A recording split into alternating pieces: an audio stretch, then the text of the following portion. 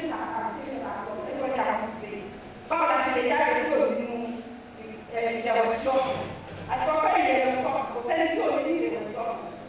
Kò sì sí ìgbà tí yóò sì ní ìrẹ̀wẹ̀sì ọkàn. Nígbà tí wọ́n bá rí ọkọ̀ tó wá ìlú jẹ, ìyẹn lè ní ìrẹ̀wẹ̀sì ọkàn. Báwo la ṣe lè kúrò nínú ìrẹ̀wẹ̀sì ọkàn? Báwo la ṣe jáde kúrò nínú ìrẹ̀wẹ̀sì ọkàn? Àwọn kan tá a sọ nígbà yẹn, ẹ̀ka ọ̀pọ̀ ẹ̀ náà lọ́dọ̀ máa sọ síta. Àwọn kan tá a sọ nígbà yẹn, a ní káwọn pé káwa ẹni tó súnmọ́ wa mọ̀lẹ́bí wa àbí alábàágbé wa ọ̀rẹ́ wa tí ó súnmọ́ wa tí ó jẹ́ ní tá a kọ̀ọ̀kan somebody a family or your friend that cares about you those that you want to talk to when you have no news you don't talk to anyone you talk to people you trust àwọn tá a kọ̀ọ̀kan àwọn ní ká bá sọ̀rọ̀ láti tó ga yẹn wọ́n ní ká lọ sí àgbẹ̀gẹ́ bí a ṣe wà ní wọ́n ní kó ní ẹ̀rọ sọ̀rọ̀ kó wá ní kò sí ilé ọmọ bá ń jẹ́ fara lọ sí ìpàdé kó sì pé wọ́n náà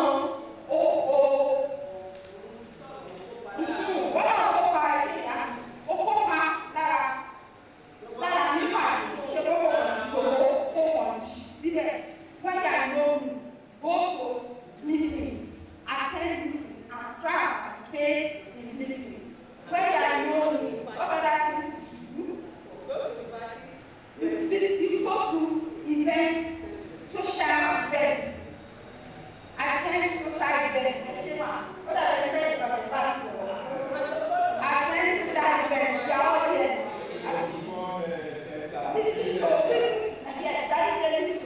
Listen to what you enjoy doing most at that time. When you pass out here on the song, here are the people. Casting our whole Pàṣẹ àwọn ọ̀tá fẹ́ràn láti máa ṣe bàbá ní music àwọn láì wọ́n máa kọ́ music nìyẹn bóyá music àwọn òṣìṣẹ́ fíìmù àwọn ọ̀gá tó sọ̀rọ̀ nípa bá rí yóò mú wa yóò tù wá lára ká lọ ṣe ká ní ká bá àwọn ẹbí àgbára tí a ní ìrọ̀rùn pẹ̀lú wọn ká bá wọn sọ̀rọ̀ a ní ká lọ sí ìnáwó òde social event wọ́n ní ṣé wà ẹni ká gbọ́ ọ̀rọ̀ káàbáyé àti káàkùrá àti ìgbàgbà àti kẹ́kọ̀ọ́ ọ̀gá fún orí tó ṣe nípa máa bá ara àwọn ìtọ́jú ẹgbẹ́ láti máa ṣe oníbọ́ọ̀lù ẹni tó fẹ́ràn tó jẹ́ pé àwọn ọ̀gá tó ṣe pé kí ló lè fún òun yẹn ká do social things like love me then wọ́n tàbí àti ìtàkùn sọ pé ìyẹn lè ṣe tó wà lóhùn. When you are known as for people, society that yes, exercise or simple walking around. You can do exercise or walk around. Yes, as you go, but you can walk around. You do exercise. Carry faz àti káfíńsì ìdárayá láti kó padà sí abáyé òun kábáyé rẹ̀ sọ̀rọ̀ gbogbo àwọn ọmọ tó ní ká ṣe láti kó padà náà tó bá wáyé pé àwọn nǹkan wọ̀nyí tí a fi rẹ̀ sọ̀rọ̀ yìí tó bá yẹ kó wá sí pé kí ọ̀sẹ̀ méjì àti jù bẹ́ẹ̀ lọ níbo ni ká lọ ẹsẹ̀ ìṣàkóso mọ́ wa ilé ìwòsàn aláwọ̀ ilé kó àdúgbò wa wọn ní ká lọ mọ́ bẹ́ẹ̀. Àwọn ọ̀rọ̀ lórí ojú ọjọ́ tó jáfáfá ìgbésẹ̀ tí a lè ṣe ìgbésẹ̀ tó jáfáfá fún ojú ọjọ́. Mo àwọn àjọ ìlú sí yàrá yìí nílẹ̀ mo sọ fún wa pé ká lo local app wa lọ́dọ̀ tòun. Ó ń sọ fún wa àsìkò gbà tí ó lò rọ̀. Ọ̀dọ̀ mi ò tí ì ṣe ìdáwọ́ ẹ̀ṣẹ̀ ṣíṣú. Bàtí mo ṣí láàárọ̀ ìdè orí ọ̀dọ̀ òwe wa lórí ọ̀dọ̀ wa. Tí mo ṣí orí ìdòdó wà tẹ́lẹ̀ ìdòdó kọ́kọ́ pé fún mi lè tó ní ìdòdó òdòdó ọ̀dọ̀. Òun sàfihàn pé pété ìgbésẹ̀ sí i. Ó sàfihàn pé òun ti mú gbígbóná ara wa bọ̀ nísìnyí ó ti wọ 38. So tó bá jẹ́ pé báwo lè lè ṣe kàn wá gẹ́gẹ́ dájú ó kàn wá ẹ tó fẹ́ gbé adìẹ lọ sí aṣù kò dáa nígbà yìí láti gbé adìẹ lọ sí aṣù nígbà tí lọ́wọ́ àárọ̀ tí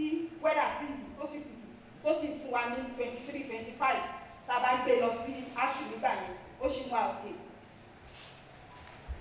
So ó sọ fún wa pé humidity tó bá máa fi di ọwọ́ aago méjì ó máa high, tó túmọ̀ sí pé ó ṣeé ṣe bóyá kójò rọ̀ nígbà tí ó bá fi di aago méjì sí aago mẹ́rin.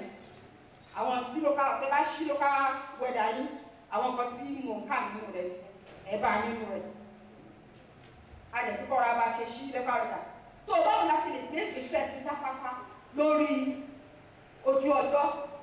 Wọ́n ní nǹkan ọ̀gbìn, ohun èlò nǹkan ọ̀gbìn àbí ẹran ọ̀sìn, oríṣiríṣi ẹran ọ̀sìn tí ìgbàlódé, èyí tó yára pa, èyí tó lára láti gba ẹ̀rùn, èyí tó láti gba ẹ̀rùn àbí ọ̀gbẹlẹ̀, èyí tó lára láti gba àrùn, èyí tó ní ara, èyí tó jẹ́ pé ó lè dàgbà ní ìwọ̀n ọjọ́ péréte. How do we make use of the, as a smart farming system, how do we make use of the weather? So we can use hybrid seed or improve livestock. Then what are the varieties, what are those qualities that we need in those seeds or livestock? We want the ones that have the access, the resistance to absorb drought, the resistance for diseases, then early maturing seed or animals. They are the ones to choose. Àwọn ẹ̀rọ ẹ̀ka ń lò láti fi bẹ̀rẹ̀ iṣẹ́ oko wa àbí nǹkan ọ̀sìn wa. Èyí tó jẹ́ pé àti nígbà tá a bá gbìn kí ó tó di pé ọ̀dà òjò ó ti àgbàdo ó ti tó ká àti kórè àgbàdo wa àbí ata àbí ẹ̀fọ́ wa. Ló lè jẹ́ ẹran náà ni tó bá ti sin ẹran tó bá wá sí pé oṣù méjì àbọ̀ mẹ́ta ó ti gbó ó ti tó pàjẹ́. Tó bá lè jẹ́ ẹ̀jẹ̀ láàrin ọ̀sẹ̀ márùn-ún ó ti tó pàjẹ́ sí ọ̀sẹ̀ mẹ́fà ó ti tó pàjẹ́.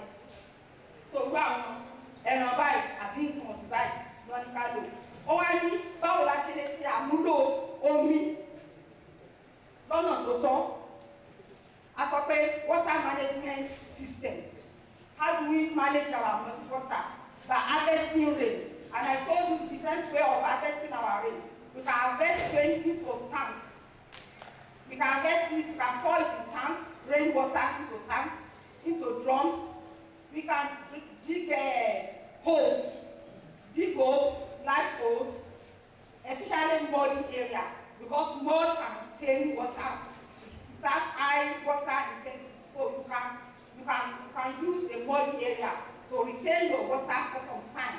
Then, if you dug a large holes, you can use thick nylon or tarpaulin to spread it inside that hole, so that you now collect your water directly to the hose and you make use of it after the rain has stopped, or when at the time when there is dry season rain, when there is no, like the one we call the gusty rain, when there is no rain, then make use of this rain. A sọ pé bá a ṣe lè lo omi wa ní ọ̀nà tó tọ́ ní tìgbàlódé, ká gbé omi òjò, ká gbé ike, drum, tank, ká gbé sẹ́nu ọ̀sọ̀rọ̀, ká bá fún ara wa lè ṣọ̀sọ̀rọ̀, ká sọ fún kápẹ́tà ó ṣe ẹnu ọ̀sọ̀rọ̀ fún wa, drum àti táǹkì wa ó jò yìí kó máa dà sílẹ̀. Nígbà tí a bá ní ọ̀dá, omi òjò láti délẹ̀, a máa bomi rin ẹ̀fọ́ wa, a máa bomi rin oko wa, a ní a lè gbẹ́lẹ̀ pápá ilẹ̀ tó jẹ́ pé ilẹ̀ alámọ̀, torí pé àmọ̀ kìí jẹ́ kí omi ó lọlẹ̀ nínú rẹ̀, òun ní agbára láti mú omi dúró.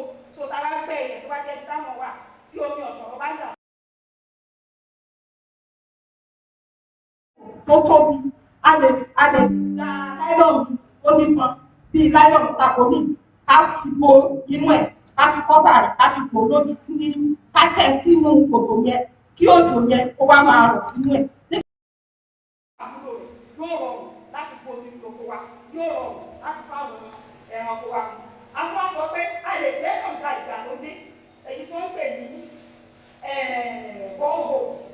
Even kànga tá à ń gbẹ́, a lè gbé ẹ̀rọ ìgbàlódé sínú ẹ̀ pẹ̀lú agbára ìfọ̀sọ́rùn àmọ́ ní omi lọ títí yíwo ọdún ká lè mú páìpù àbí ìgbòmí wọn sínú oko ká fi gbòmí wọn sínú oko ká fi gbé omi sí ilé adé àti ilé ẹran àmọ́ máa ṣí lórí ní ti ìgbàlódé ọwọ́ kan là máa lo omi tó ti tọ́ àti tó ti yẹ.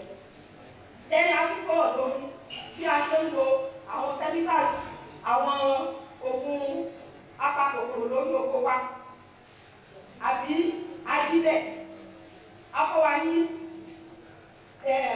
ọ̀nà tó tọ́ láti lo ajílẹ̀ ká má lò nílòkulò tí wọ́n bá fún wa ní òdiwọ̀n ká tẹ̀lé àṣẹ àbí òfin tó wà lára báyìí tí wọ́n fi gbé nǹkan yẹn wá àbí tí àwọn tó ń ṣe àwọn aláṣẹ kan pa wá láti pé dédé òdiwọ̀n báyìí ni kó lọ sórí sáré báyìí dédé òdiwọ̀n báyìí oníkádà sínú táǹkì tí a fi ń fi oko wa ká má ṣe aláwọ̀ jùlọ torí pé oríṣiríṣi nǹkan ní àṣìlò àwọn ọkọ̀ yìí pakopako ni èyí tá a fi ń pa kòkòrò lóko ni àbí ajílẹ̀ oríṣiríṣi nǹkan ló bí àṣìlò rẹ̀ oríṣiríṣi nǹkan míì ló máa ń bí gbogbo oríṣiríṣi àdáhùn ọkọ̀ wà tàbí bí káńsà ní oríṣiríṣi tó ń dárúkọ nígbà tí a bá lò tí tó ti gbà sí ara nínú oko àwa náà láti lọ jẹ pẹ̀lú àbí lára ẹran tí ó padà wá di nǹkan míì ó fi mú abẹ́rẹ́ kà fún àwọn adìẹ àbí ẹran ó fi mú àwọn yẹn náà ká lò ó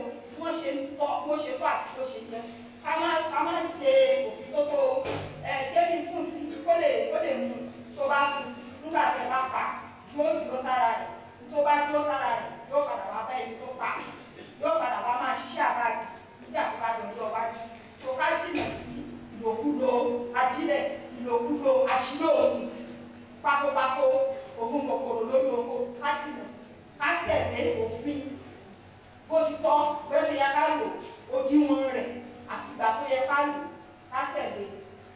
Nínú nǹkan tó jọ ọjọ́ sọ fún wa ó ní pé nígbà tí a bá fẹ́ fi oko inú àwọn oore tó wà nínú ojú ọjọ́ tí àwọn òyìn pé tá a bá fẹ́ fi oko ṣẹ́ mọ̀ lọ́sàn-án la máa fi oko tá a bá ti ojú ọjọ́ tá a bá rí òòrùn fẹ́ràn nígbà yìí àti lọ sí oko nígbà táwọn kó tó fẹ́ràn lónìí kó má bàa bí pé wàhálà àjà sásán a rí pé nígbà tí òòrùn wà níta la fi oko wa tó fi lè dẹ̀nu lára òòrùn tó yọ tó fi lè ta pé òòrùn ó máa yọ lónìí o ló fi ẹni bí kò lè fi dúró tó kò ní jẹ́ pé òjò ó fọ̀dá tó sì jẹ́ pé òjò ní pẹ́ dé sásìkò ìgbà náà tí onísúnjẹ tó ti padà jóná mọ́ olóko.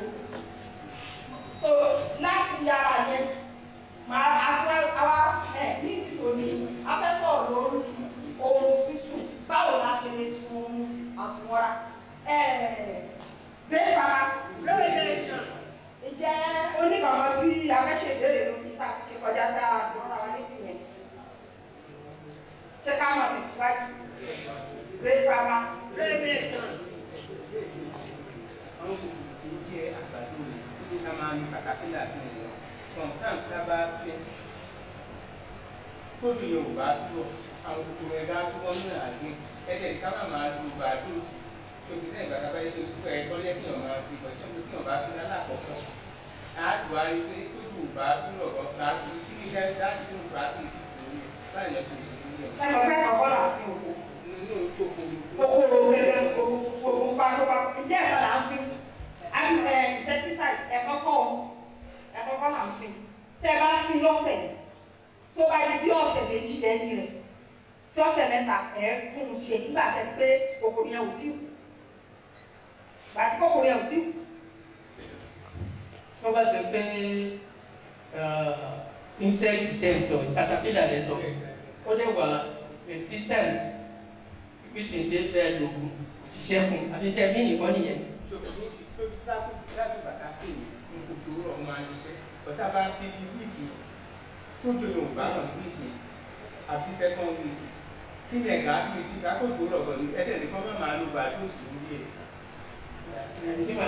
Unfortunately, great farmers are not very great doctors. Sórí ibi iṣẹ́ ilé iṣẹ́ ìwádìí ìjìnlẹ̀ ìdẹ̀láwárí ní gbogbo àgbáyé one of the big and most advanced technology wà tó jókòó sí ọdún ògbọ́n Yorùbá dada ṣọ́ọ̀dù àti listening to him very well. This is Nihort, especially when the vegetable crops bí o tẹ̀ jẹ́ pẹ̀sẹ̀ a ní oríṣiríṣi expert scientist tí wọ́n ti ṣiṣẹ́ tó bá ṣe tán ọ̀tọ̀ ní dáhùn sọ níbi àlọ́ kúlẹ̀kúlẹ̀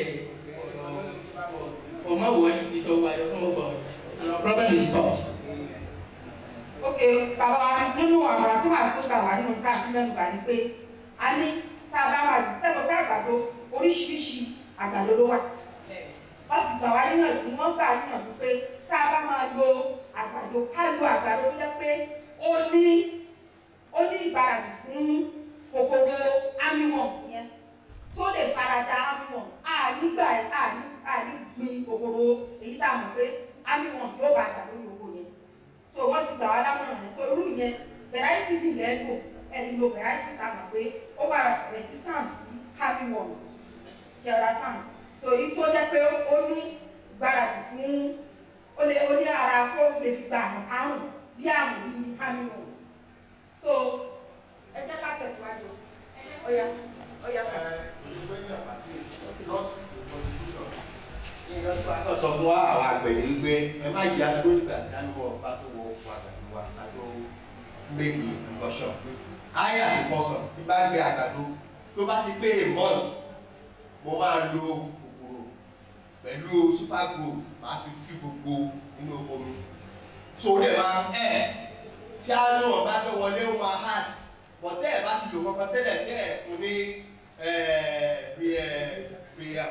ó máa wọlé ìbọn gbogbo àwọn ọmọ yẹn ẹ ti fún ápá ìmọ̀ áìdá ló wọ̀n wọ́n àbẹ́ òkú síbẹ̀ ẹ fi sí tí wàá lè kíkẹ́ ọlọ́run àárọ̀ wọn lọ.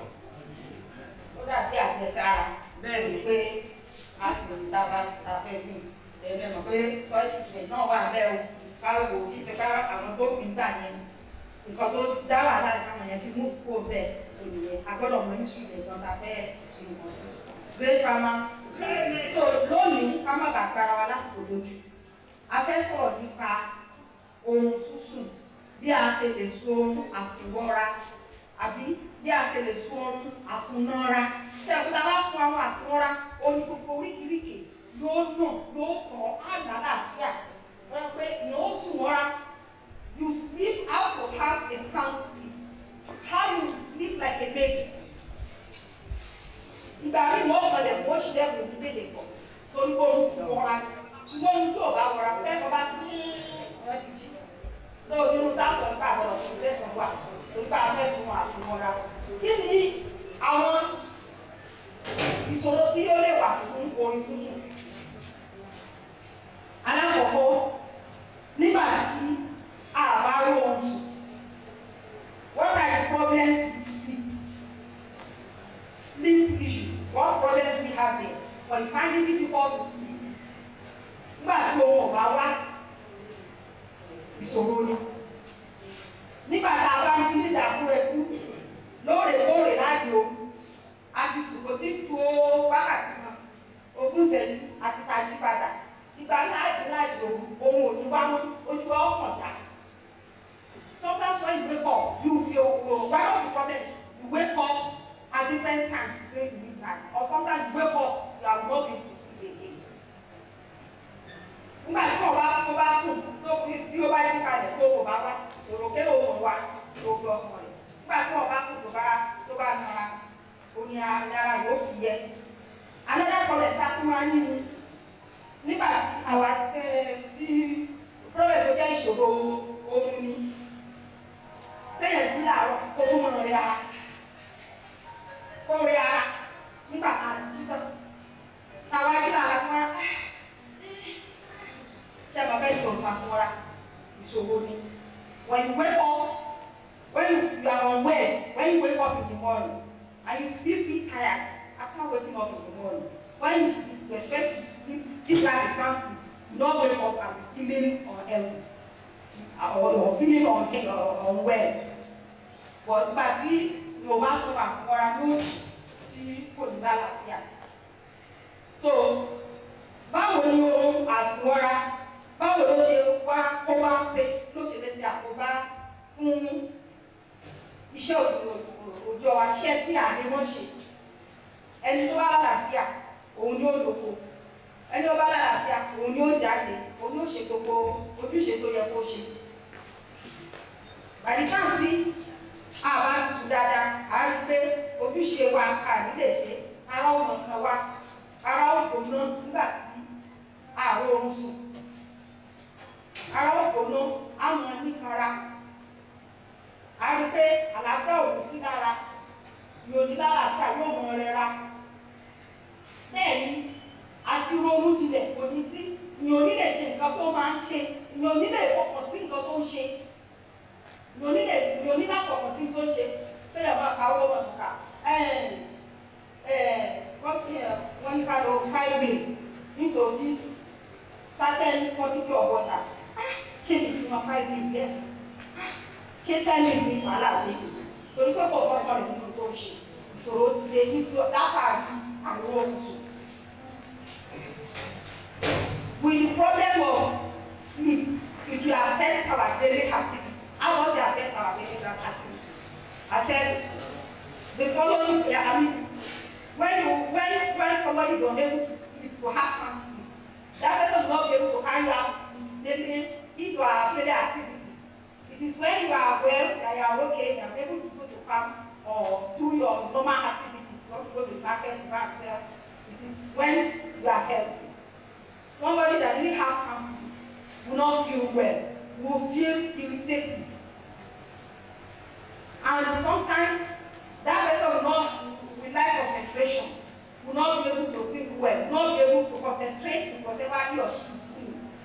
I made an example of you want to mention certain quantity of the chemicals. After mentioning 5 mil, you are still thinking, have you mentioned 5 or 10? So in addition, there can be mistake, and that mistake can lead to so many other things.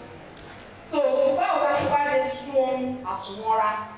Báwo la lè ṣe sún àsùnwọ̀nra? Wọ́n sọ fún wa pé bá a ṣe lè sún àsùnwọ̀nra nígbà tí a gbọ́dọ̀ ní àsìkò àti sùn àti àsìkò àti jí. Àsìkò àbọ̀ àti wà fún ara rẹ̀ wá ti wò pé tó bá sì dáàbò mẹ́sàn-án lálẹ́ ó jí dáàbò márùn-ún fún ara rẹ̀ ló yàn ló ṣètò gbà tó fẹ́ sùn àti gbà tó fẹ́ jí yóò wá dé nǹkan tó wọ́n ṣe lójoojúmọ́ kì í ṣe pé oṣù dáàbò mẹ́sàn-án lónìí oṣù dáàbò méje lọ́la oṣù nígbà míì oṣù dáàbò méje ó mú àsìkò kan fún àti sùn wàá lè mú àsìkò kan fún àti jí. How do you have a sound sleep? I said you have a schedule of when to sleep and when to wake up in the morning every day. You pick a time, the time to sleep at night and the time to wake up in the morning, and make it a regular routine every day like that. You don't change your time. Don't make it irregular. Make a regular time of the sleeping and the waking up. Then another advice is when you get to your bedroom. Nígbà tí a bá dé ìṣòwò àjàrà ọ̀hún wa. Tí a bá gbé ohun òwá láàrin ogún ìṣẹ́jú láti wà lórí ìbùsùn wọ́n ní ká fi bẹ̀rẹ̀ wọ́n ní ká jáde kúrò lórí yàrá yìí. When you are in your bedroom and you are unable to sleep within 20 minutes, you are advised to leave your bedroom. Leave that bedroom if you are unable to sleep within 20 minutes. Then another advice is you do not nap more than 20 minutes every day. Ká má mọ̀ tó gbé tó ogún ìṣẹ́jú lọ lójú ọjọ́ tó dà ká lè wọ́n sùn. No, another advice that we're giving is make a conducive environment for your sleeping by making it a quiet, a dark place, and a cool environment. You make a conducive environment for your sleeping area such that the place will be cool, quiet, and dark. Yàrá àdúgbò afẹ́sùn ó gbọ́dọ̀ jẹ́ agbọ́dọ̀ ṣe yàrá tó jẹ́ pé yóò fa ìgbà ohun àsùnmọ́ra tó jẹ́ pé yàrá náà yóò jẹ́ ibi tí ò sí aago ibi tí tó tutù ibi tí ó dára dákẹ́ tó dúdú ibi tó dúdú nígbà àwọn kan máa ń lo bedroom light wọ́n máa ń lo iná inú yàrá wọ́n á lo blue red kọ́lọ̀ oríṣiríṣi àlejò ogún yẹn àti ká má lò lọ ibi báyìí ní ọ̀nà sùn mọ́lẹ̀ so ó gbọ́dọ̀ jẹ́ pé iná náà yóò máa fẹ́ tàbí kò ní jẹ́ ká lè sùn dáadáa. sun àsùnwọra nígbà tí a bá rí pé wọ́n ní lásìkò tó bá ti sùn ká jìnnà sí kankan tó bá jọ mọ́ àfin gbogbo nǹkan mú àbí jíjẹ tó bá jẹ mọ́ kàfíìn nínú tó bá ti ní kàfíìn nínú ká jìnnà sí ní ìgbà tó bá sún lásìkò oorun. Kí ni mo rí bá àwọn kan tó bá ní kàfíìn nínú àwọn kan olórí kàfíìn nínú tí gbogbo àwọn ọ̀tá máa ń mú dáadáa kó Pepsi kọ́lá ilé kan Amẹ́ríkà kọ́lá Fearless Commando coffee all those energy boosters tí a máa ń lò yẹn coffee lifting tí olókùn gbogbo tí gbogbo àwọn yẹn ká sọ pé ológbó omi àti bẹ́ẹ̀ bẹ́ẹ̀ lọ àwọn tí ò ní jẹ́ káwọn oṣù tó bá ti di lálẹ́ ká jìnà sí gbogbo àwọn kan tó bá yẹ kẹ́lẹ́ Nescafe ká jìnà sí gbogbo àwọn kan tó bá ti jẹ́ báyìí ká mọ̀ mú that we should stay away avoid cola nuts bitter cola coffee lipstick and the likes that will not make you have some sleep at night. You should try and avoid it. Try and avoid those ones. Then, àwọn ọ̀gá tó tún lè jẹ́ ká sun àsùnwọra. Wọ́n ní tabari bẹ́ẹ̀ tabari ibùsùn wa tí a bá fún aṣọ tó mọ́ aṣọ tó rẹwà tá a bá tẹ̀ sórí ibùsùn ká tẹ̀ dáadáa á rí pé yóò mọ̀ ní ara láti wá sùn. Ọkàn kan ó fẹ́ sùn when you have a neat, clean, beautiful bed linen. When you lay your bed beautifully, you will be attracted to your bed. And once you get to that bed, you are likely to have a fancy. Then, actually,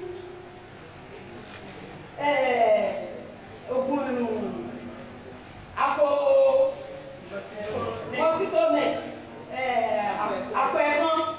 àpò ẹ̀fọn ní fún wa ní ọ̀pọ̀lọpọ̀ alágbà nílé ìwòsàn. Ọ̀pọ̀ ẹ̀fọn tó jẹ́ pé wọ́n ti kòkòrò ti wà lára rẹ̀, kòkòrò ẹ̀fọn ti wà lára rẹ̀, ẹ̀fọn kò nífẹ̀ẹ́ sí. So irú àpò ẹ̀fọn yìí ká sunmú ẹ̀, kárí báwọn sùn sínú àpò ẹ̀fọn. We should sleep inside treated mosquito nets. Most of us will have it. Majority of us have used it. See people using it to pack bolas and the rest of it. If it gets here, you can mend it using thread and needle. Tó bá yá ká mú abẹ́ àti òògùn ká fi rárá gbọ́n káwọn. If it's dirty, you wash it. Tó bá sì dọ̀tí ká fọ̀. Kàkà tí a fi máa ń fi kó ìdọ̀tí tí wọ́n fi kó yìí, ó ní ká fi kàn sí nínú ilé mi láti so wọn àfihànra. Then inú yàrá tí a fẹ́ sùn, ó gbọ́dọ̀ jẹ́ ti atẹ́gùn fẹ́ tẹ́gùn tó gbọ́dọ̀ jẹ́ tó tutù. Ó gbọ́dọ̀ jẹ́ ti atẹ́gùn fẹ́. That we should have cross ventilation, cross ventilated area. A tún sọ pé a tún lè lo ìtọ̀sọ́ọ̀mù ìgbàlódé láti fi lo afẹ́fẹ́ ìgbàlódé. Òun ni wọ́n tọ̀ fún wa. Òun náà lè wà ní yàrá wa. Tábà ti ní ìtọ̀sọ́ọ̀mù, a ní block nepa. Títọ̀sọ́ọ̀mù bá ní yàrá wa wọ̀n tutù ni. So ká try láti ká gbìyànjú ká ní afẹ́fẹ́ ìgbàlódé tí ó jẹ́ ti ìtọ̀sọ́ọ̀mù. Ṣùgbọ́n o tí àwọn ìṣòro tó wà fún omi tútù tí ò bá wá lọ láàrin ọ̀sẹ̀ méjì àbí jù bẹ́ẹ̀ lọ. Níbo ni ká lọ? Ilé ìwòsàn láwọn ìwòsàn yóò ti wà. If you are unable to sleep within 2 or more than 2 weeks, where are we going to visit? The primary health center beside our house or nearest to our house. Great farmer, great nation, Kafaci.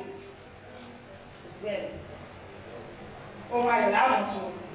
Ó sì mọ̀ pé tó bá láwọn pé ohun lòkùn lòrùn.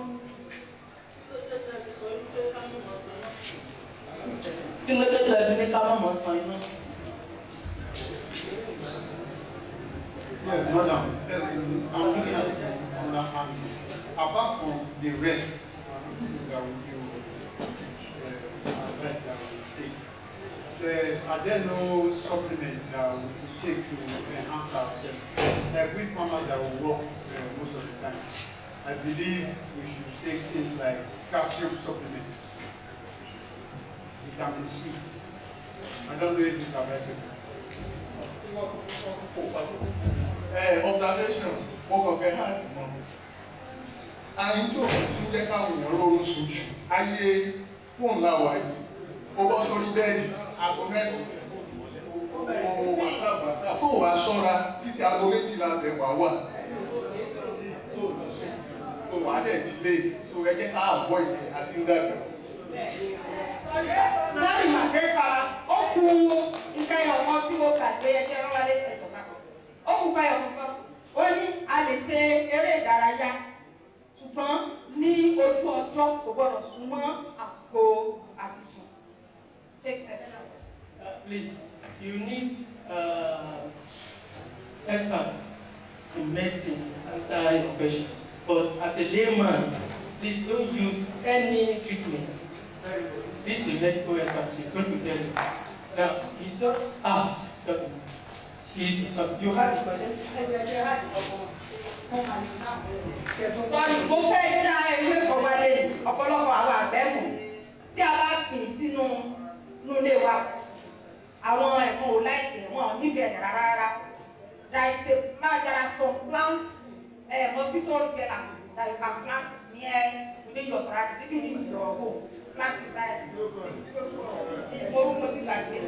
Bọ̀dọ̀ ó mọ̀ gan, mo fẹ́ dá wá. Láti sọ ìwà fọ̀rọ̀ wá, àti wá.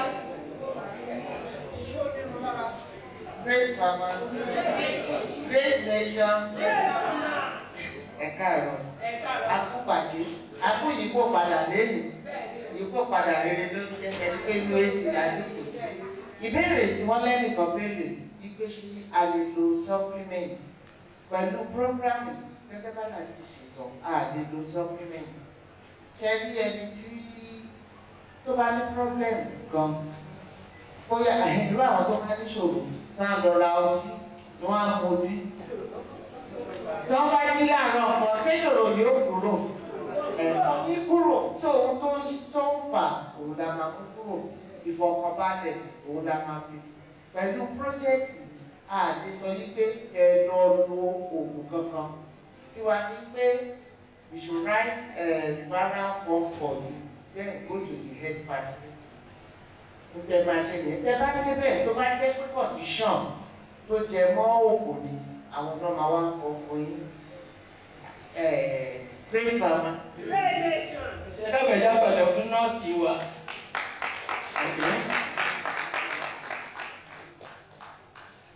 Great farmer. Great nation. Sorry, I'm not supposed to intersect. You know, she's our supervisor and she's supposed to teach us what to do. But I just want to correct something. Now, if we have problem with sleep, there is a rule to follow so that our sleep can be restored. You know, if you follow the rules, then your sleep will be restored. So she's going to tell us what to follow, what to do. If you follow it consistently, your sleep will be restored. If you avoid stress, you avoid low mood, and if you have problem with sleep, if you follow this particular guide, then your sleep will be restored. Great farmer. Mrs. Onyeka is the head of the program. I mean, she's one of our collaborators. Before your question, the step to follow to achieve to sleep, sound sleep. Okay, number one, every day, aago mẹ́jọ ni mo máa ń sùn, ẹ jẹ́ kó regular. Make sure you go to your bed at that time. Get up and leave the bed. If you cannot sleep within 20 minutes of going to bed. Ṣé bá wá gbé èrò oorun yẹn sùn? A lè gbé bíbélì, a lè gbé Quran, a máa kà, a lè máa gbàdúrà, a lè rọra sí rédíò kékeré, oorun máa wá. Do not nap more than 20 minutes during the day. Ká máa tògbé tó owó bá ti pọ̀ ní day, ó lè affect alẹ́ because of the nature. Avoid craving containing beverages in the evening.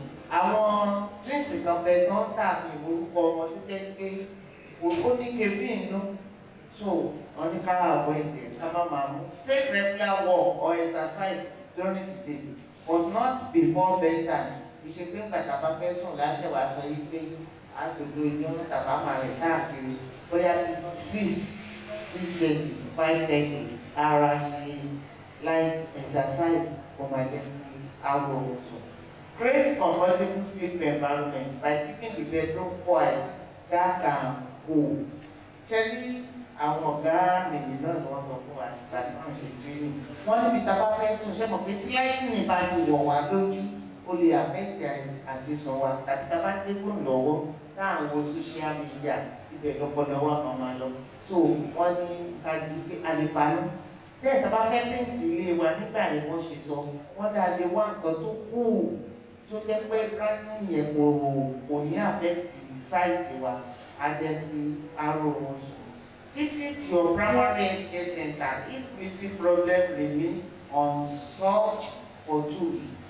Tó bá ti wá tó 2 weeks kíní yìí ṣì ń ṣe léraléraléra tí ò sí changes ẹ jẹ́ ká lọ rí àwọn òṣìṣẹ́ ilé ìlera great farmer. ẹ jẹ́ gbàgbọ́ fún wa. Please can we clap for the lost amongst us?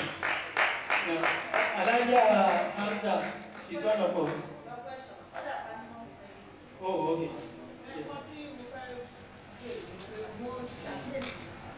Àwọn ọ̀dọ́ ẹ̀kọ́ bí àwọn ọ̀rẹ́ mi kan bá ti lọ sọ̀rọ̀ nǹkan tí mo rí mú nínú nǹkan tí àjọ máa ń sọ àwọn fẹ́ pé bóyá gẹ́gẹ́ ọ̀gá náà ti dá abẹ́gbẹ́ nǹkan tó ń ṣe lè ló ṣe lè ló ṣe lè òun náà ni pé ní òru yẹn lálẹ́ mọ̀ kò ní sí òun bá wà wá gbígbé aago mẹ́ta tí àwa máa sùn síbi bẹ́ẹ̀. Ẹ sọ pé ẹ ti rìtáyà àtàwọn ẹgbẹ́ yíyẹn náà ok iṣẹ́ yìí náà ṣe ṣe wọ́n níṣẹ́ mi ìtàn ṣe pásùkà jẹ enterprise báyìí ń ṣe wàhálà. Torí wọ́n sọ̀rọ̀ àìmọ́ ní ló ti lè ṣe wàhálà yìí ló ti lè ṣe wàhálà yìí so tó bá wá di alẹ́ àwọn wọ́n máa ń èmi ilé wà lọ́dọ̀ wọn èmi ilé ọ̀mà jókòó sí ilé ṣá ló dàgbà pẹ̀lú tó bá wá di alẹ́ tó bá lórí bẹ́ẹ̀ bí sí kí ló ṣe àníbí báyìí máa rò mí pọ́sẹ̀ kí ló ṣẹlẹ̀ àníbí náà ló ṣe mí àṣẹ kìíní kí ló lè kó ìwòsàn ìwòsàn sọ pé ó ṣe ìfẹ́ ló ṣe ń ṣe mí náà tí bá ti lórí bẹ́ẹ̀dì ní alẹ́ báyìí ní ìdúró òun sùn sí ti dàgbò méjì tó bá wá di bí 2-3 o'clock màá wá máa sùn màá wá máa dìde láti ṣé wọn bẹ́ẹ̀ ti sọ fún wa pé same age lẹ́jọ́ wà then aṣọ tá a bá rà aṣọ tuntun irú aṣọ tó wà lọ́rùn yìnyẹn tẹ bá wò gbàdẹ ti rà ṣé bó ṣe rí nígbà tẹ rà nìyẹn ẹ ṣáà ń fọ yóò máa fẹ́ díẹ̀díẹ̀ so lórí sísẹ̀mù wa bá ṣe ń gbó sí bẹ́ẹ̀ ni gbogbo àwọn sísẹ̀mù ara wa ló ń decline ìyẹn ó lè ṣẹlẹ̀ ṣé wá ní lórí yìí pé òun ó ti sọ fún wa nínú ìwé ìwọ̀n sọ fún wa yìí ká má tó gbé ju bí 20 minutes lọ ní ọjọ́ kan nígbà tẹ́ bá ṣe iṣẹ́ kankan tẹ́ wà nílé ẹ lè sùn ní dé tó bá ti ní òru abẹ́ ẹ̀gbọ́n ọ̀gbìn sùn ẹ máa ń tojọ́ ní tẹ́ bá tó wá lórí bẹ́ẹ̀dì náà ṣé mọ̀ yìí pé ẹ ronú àwọn ọmọ tó wọ́n tẹ lọ dúró ti tẹ̀ lọ ṣe ọmọ wọn àwa obìnrin recycling á ronú ọmọ àrònú ara wa ìṣòro láti sisi láti fúrí díẹ̀ táàmù ogun tó ń jayé tó bá ti fi pa bẹ̀rẹ̀ sí lọ́kọ tán wàhálà ti di púpọ̀ ẹ ronú ọkọ ẹni tí ó bá tètè rọ́mọ bí ẹ ronú báwo ni yóò ṣe tètè rọ́mọ bí ẹ tó bá tètè rọ́mọ bí bóun ni lágbájá ṣe ń ṣe àwọn ọmọ rẹ̀ tó ń fi sí kiri ìrònú oríṣiríṣi ó lè affect mental health wa ó lè má jẹ́ ká sùn ọ̀rọ̀ àwa láwà gbé kúrò lọ́kàn torí ẹ̀ láti sọ fún wa yìí pé tẹ́ bá ti ń ronú ju ọ̀sẹ̀ méjì lọ tẹ́ẹ̀rọ oorun sùn ìbẹ̀rẹ̀ èrògbèrò ti lè máa wáyé ṣùgbọ́n mo gbà yí pé tá a bá ń ka ìwé kan bó ṣe literature book bó ṣe bible bó ṣe Quran gbogbo àwa o praise the praise the mama. ẹlẹ́gbẹ̀já gbàdé fún ìyá ọ̀sẹ̀ àdúpẹ́lẹ́ ọlọ́run. We welcome one of our directors. You are welcome. Great farmers, mo rò pé especially àwọn tá a bá ti bá wa bọ̀ lórí program ìsílẹ̀ program a sì rí ẹ̀kọ́ kan àbí méjì. Kí n kàn ṣe ìgbà inú mi dùn pé expert ti sọ̀rọ̀ lórí some of the things àti Mrs. Samsa lórí àwọn àgbẹ̀mọ̀ fẹ́ sọ̀rọ̀. Ọ̀sẹ̀ ní ti kókó ni pé kò ń ṣe báwa àgbẹ̀ nìkan ni o, but àwọn tí wọ́n gbé program wá fún wa psychiatric department of UCH àwa àgbẹ̀ ni wọ́n target.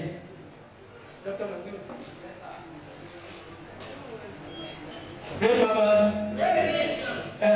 So àwa àgbẹ̀ ni wọ́n target torí àwa la ní Nàìjíríà, àwa là ń gbọ́ everybody látòrí president ṣe wọ́n àrùn tó ń rìn lẹ̀ wọ́n ní bá ṣe ṣe ìlera ara wa.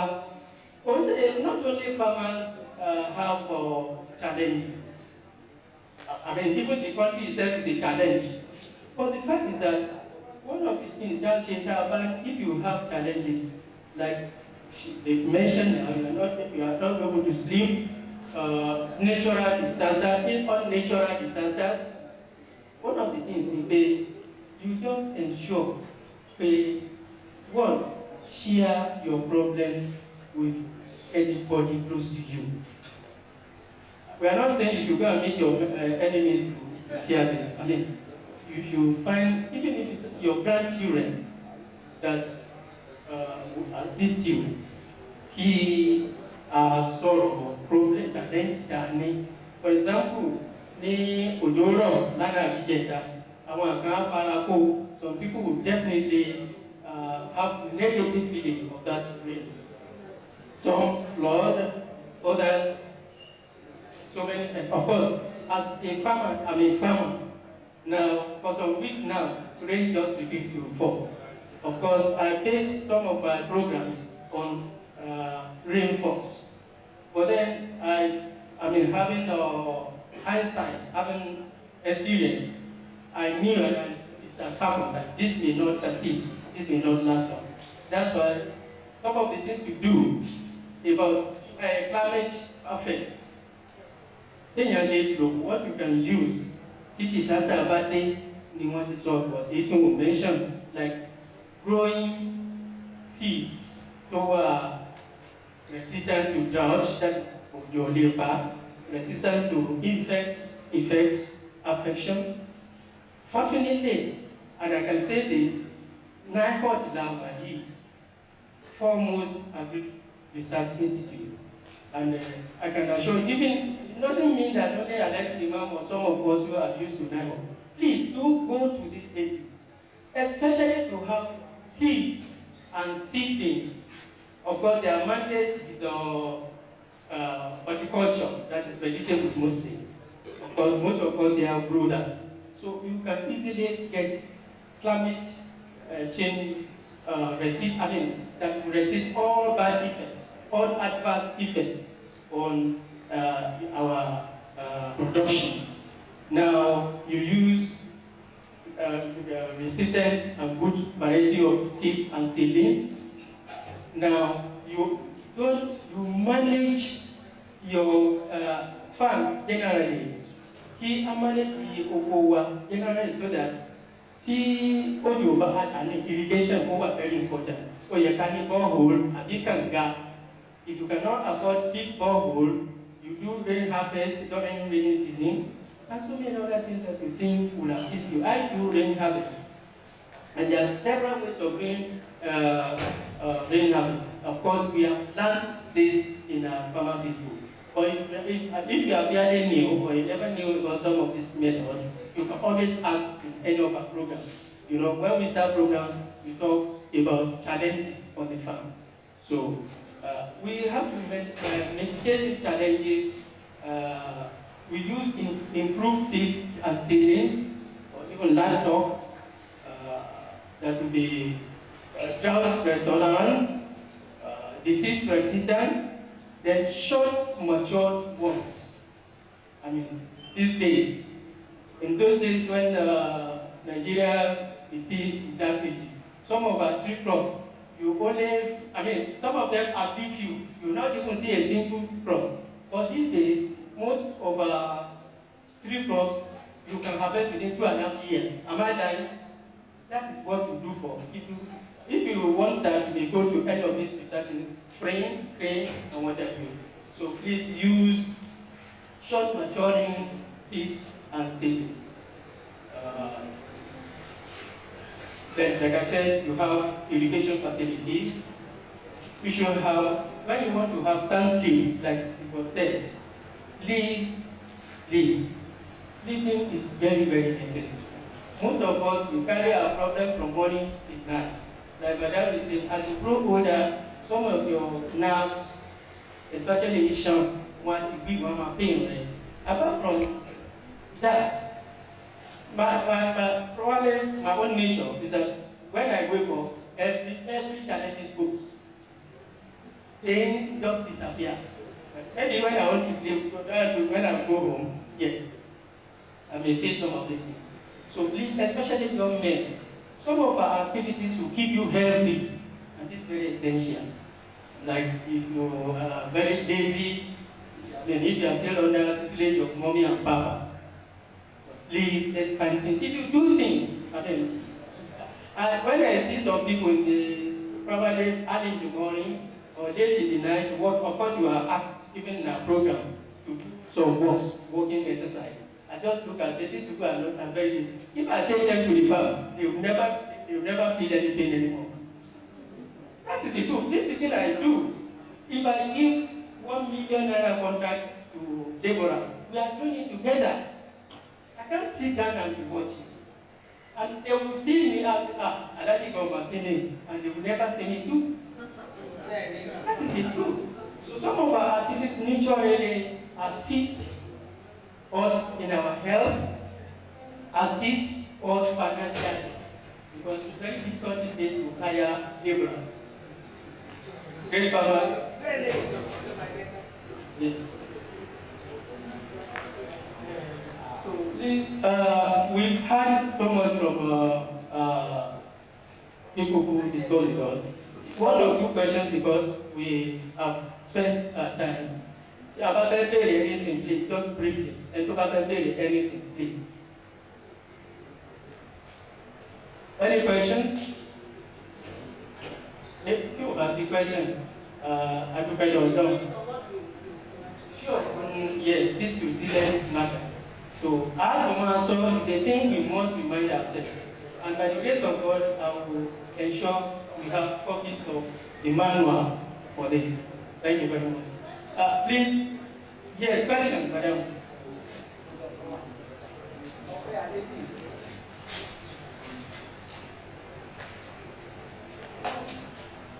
Thank you very much, sir.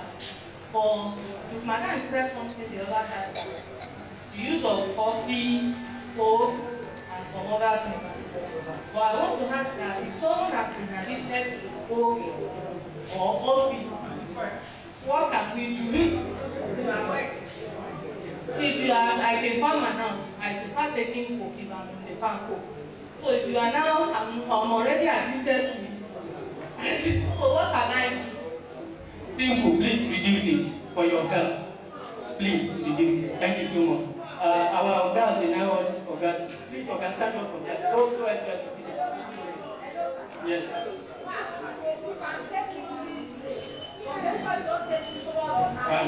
But as you grow older, you are advised to please support these things. I'm addict too, but I'm trying to control myself. Thank you. So please, great farmers, we are happy to be in the hall of greatest research institutes. I can say this boldly because I know all research institutes, not only in Ibadan. There are about 16 or 17 research institutes. I know practically everyone, and I'm proud to say Nihort is one of the best. So, I'm not saying, look, this show has just called me now. I'm always on television, I'm always on radio, and I say this everywhere I go because I should know. So we thank Nihort for inviting us here, and we are going to learn more about what we do best. Thank you. You're welcome.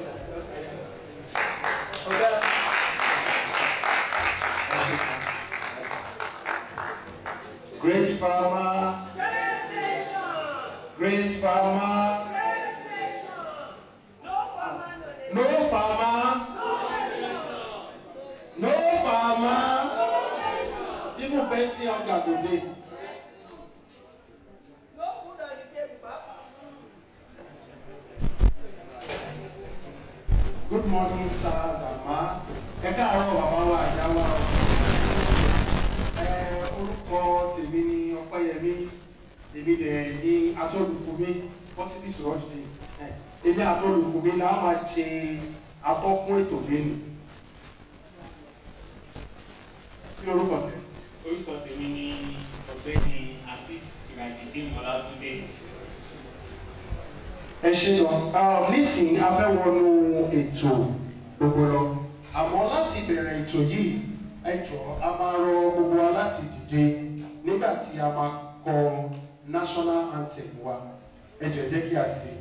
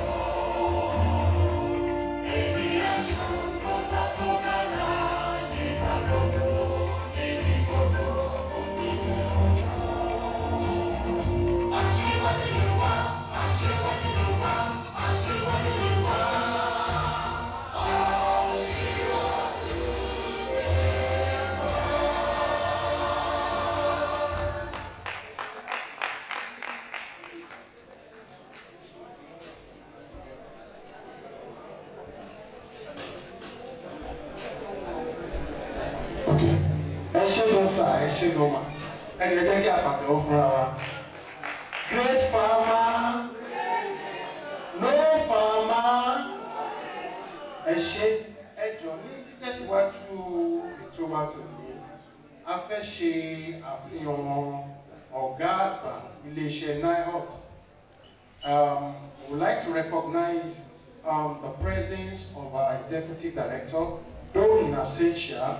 Want to acknowledge him, want to appreciate him, and we want to reference him as well in the person of Professor Onímọ̀jìnlẹ̀ ọ̀kàwé ọ̀mọ̀wé ọ̀gá tí a gangan ọ̀gá wa pátápátá ní ìlú Nihort ọ̀jọ̀gbọ́n ṣẹ́gàlì ọ̀jọ̀gbọ́n MA Àtàndá ẹ jẹ́ kí a pàtẹ́wọ́ fún wọn. Ọ̀rọ̀ ìfẹ́ ṣe gan ọ̀gá náà ń bọ̀ bóyá wọ́n bá wa lérò ètò. Lẹ́yìn tí a ti ṣe àfihàn ọ̀gá wa bákan náà ọ̀gá wa tí ó wà lórí ìjókòó tí wọ́n máa ṣe representative ED wa lónìí. Aṣojú ẹ ṣé gan ẹ má bínú a máa ṣe àdàlú rẹ̀ lọ́tùn lósì ẹ jọ̀ọ́ ẹ gbà mí bó bá ṣe ń lọ. I want to recognize the presence of our directors here, and one of them will be representing the AD in the anchoring of the program today, in person of Dr. Ogami Akitoye, H.A. Please delight me to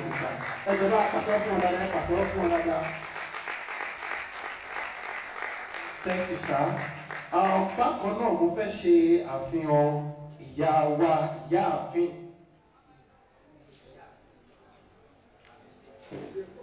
Alright, ẹ ṣe máa wọ́n ní abilékọ ọ̀mọ̀wé our in person of Dr. Mrs. Davis, àwọn ní HR wa ní bíbá Director of Human Resources. Please ma to the high table. Ẹ bá pàtẹ́wọ́ fún ẹ bá pàtẹ́wọ́ fún ẹ wá sórí high table. Ẹ ṣe gan-an. Thank you. Bákan náà, ó jẹ́ àǹfààní àti ìwúrí ńlá fún mi láti ṣe àfihàn ìkan nínú àwọn ọ̀gá wa nígbà yìí, ẹni tí ó jẹ́ principal investigator kí ni Yorùbá?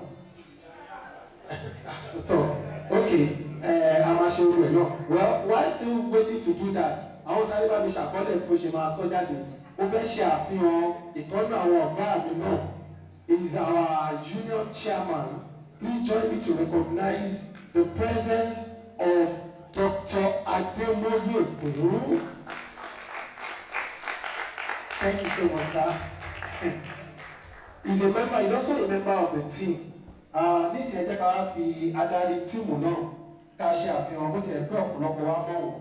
Àmọ́ fún àǹfààní àwọn tí wọ́n mọ̀ wọ́n. Please join me to clap.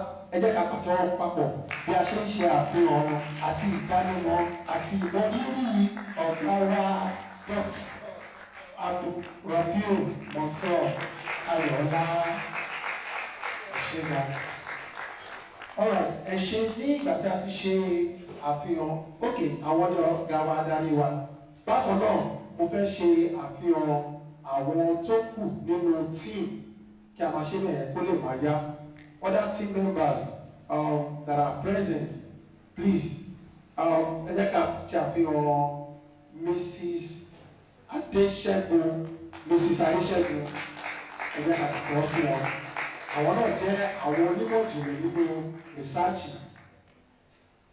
Bákan náà, ọ̀mọ̀wé arákùnrin dókítà Láyàdé ẹjọ́ ìdẹ́kẹ́ àti ìdẹ́kẹ́ àṣàfihàn wọn.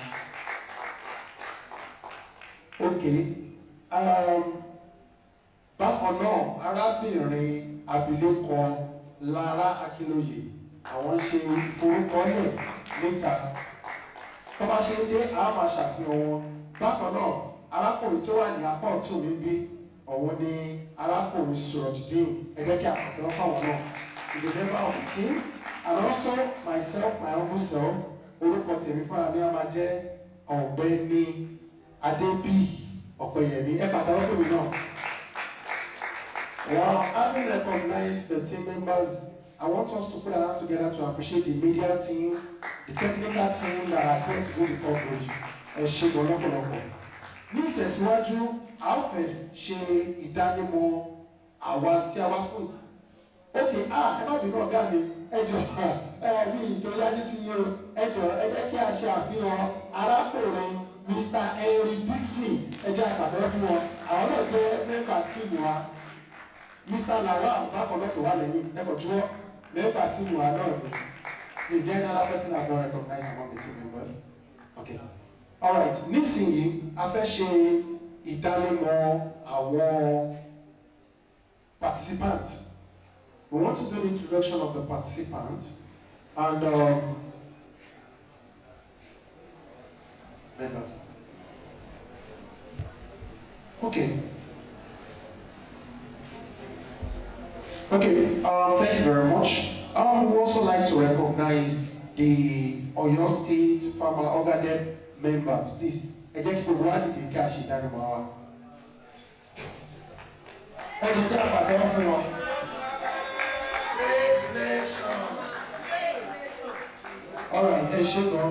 Ẹ káàbọ̀, a kí yín káàbọ̀ lẹ́ẹ̀kan sí ètò ìdánilẹ́kọ̀ọ́ ti èyí. Listen, we are going to the. Is there any other team member here that has not been recognized? Any farmer team member that has not been recognized? Okay, àti ṣe ìdánimọ̀ gbogbo wa.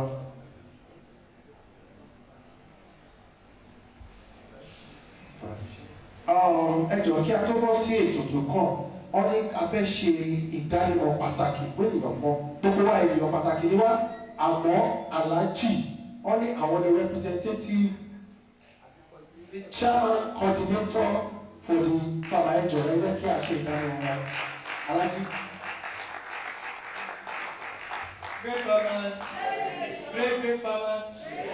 You cannot recognize me alone because we are with the whole gamut of farmer peaceful, that's representative of ADB, Agri Development Farmers Association, and so many organizations that are in. But among us, we do have very, very important people. In fact, all my farmers, please can we clap on it for time? You may not have this kind of association, especially in agriculture, and as you know, because that is the only people you have to record anywhere by time, and there won't be a second late. Please, can we clap for ourselves? In fact, some of the programs we are involved in, the organizers used to wonder, they think they will come and sit and wait for us, but the people normally sit and wait for people. Now, among us, our leaders is our barrister, so that's what we remember. She's a volunteer, she came all the way from Lagos for this program.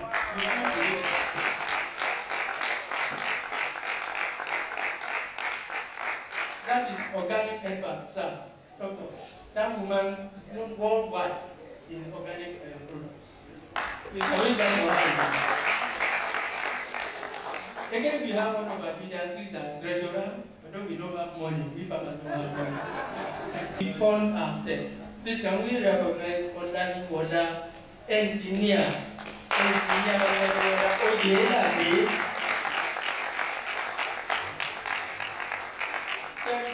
Very cute. He's a retired deputy general manager labor. Please, can we start from him? Please, all farmers are very, very important, and I get irritated. You go to programs and farmers are nowhere recognized. Don't call Alhaji Imam. Alhaji Imam just be a little, but I have people who are wonderful farmers. We have people here. Can we clap for them? Led by my son, Daniel. Daniel. Thank you very much. All the farmers are great people. Thank you so much. Great farmer, you are highly and always highly recognized. Amoriri ni o, ẹ ṣe jẹ́ keke bí ó pa wá o. Ẹ ṣe gan. All right, proceeding into this program, ẹ jọ̀ọ́ pẹ̀lú àtẹ́wọ́ wa, we want to invite the Dr. Akitoye for the ED speech. Ẹ jẹ́ ká àtẹ́wọ́.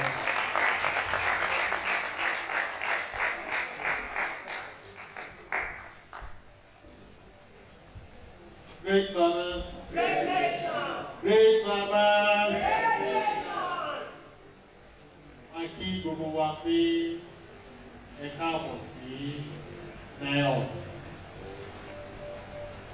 A mọ rírì àwọn farmers. Níbí a máa ń ṣe ìwádìí lórí èso ewébẹ̀, citrus, mango, and ornamentals. Yes, we research. If we don't see farmers to take up that form of our research, that means we are doing nothing. So we cannot underestimate our farmers. So whatever we do, we take our farmers into consideration. And today, we are having a capacity training program to educate our farmers in tomato production. Couple of years ago, we had a tomato Ebola in Nigeria that makes the prices of tomato to go skyrocketing. And Nihort has developed a total trap for insects that affect our tomatoes. And also we have developed a bio-friendly chemical, Lipton, that you can use to control tomato pests. Having said that, I hope all of us know that controlling pests and diseases are not the only thing we're supposed to know as a tomato farmer. We have to know the type of variety to use. We also have to know the cultural methods that will give us great yield. And we also have to know how do we market our produce, because that is the major problems that our farmers do experience. It's one thing to have a proper harvest, and it's another thing to sell it as a giveaway. Now we are happy that our farmers are going into cooperatives, so we can exchange ideas on what to do whenever we have our harvest. And I hope that what our tutors will teach us today will assist us in knowing better about tomato production. Don't forget, knowledge you give, we take. We give, we tell you what we know, and we expect you to tell us your problems. And by telling us your problems, we inform us on the next step of battle to take in terms of research. On behalf of the Executive Director, Professor Mohammed, I wish you a successful training, and you are all welcome to Nihort. Thank you very much.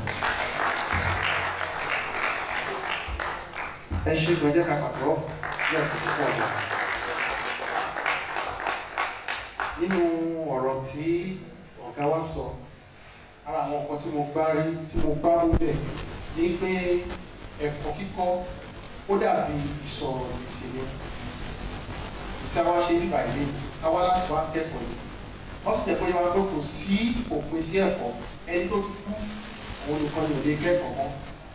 Nínú ẹ̀kọ́ ta lè fẹ́ kọ́ lẹ́yìn, ẹ̀yin tá a bá ti ṣe kọ́ wa, ẹ̀yin náà ó sọ fún wa àwọn ìdojúkọ àti àwọn ìlàkọjá ẹ̀ṣẹ́ gan. Ìlàkọjá tí ẹ̀ ń rí làwọn náà máa tuntun sọ pé àwọn àbáyọ àti ọ̀nà sí ìlàkọjá yìí. So òun ló ṣe jẹ́ pé ìsọ̀rọ̀ ìgbèsì. So kò jẹ́ pé ìsọ̀rọ̀ nìkan, so ìsọ̀rọ̀ àti ìgbèsì wà. Ẹ jọ̀ọ́ ẹ jẹ́ ká pàtẹ́wọ́ fún ọ lẹ́ẹ̀kan sí. Ẹ ṣé gan sir. Right now we want to call for the goodwill message. Ọ̀rọ̀ kíní. And we want to call on our one and only mama in the house, Dr. Mrs. Davis. Ẹ jẹ́ ká pàtẹ́wọ́ fún wọn.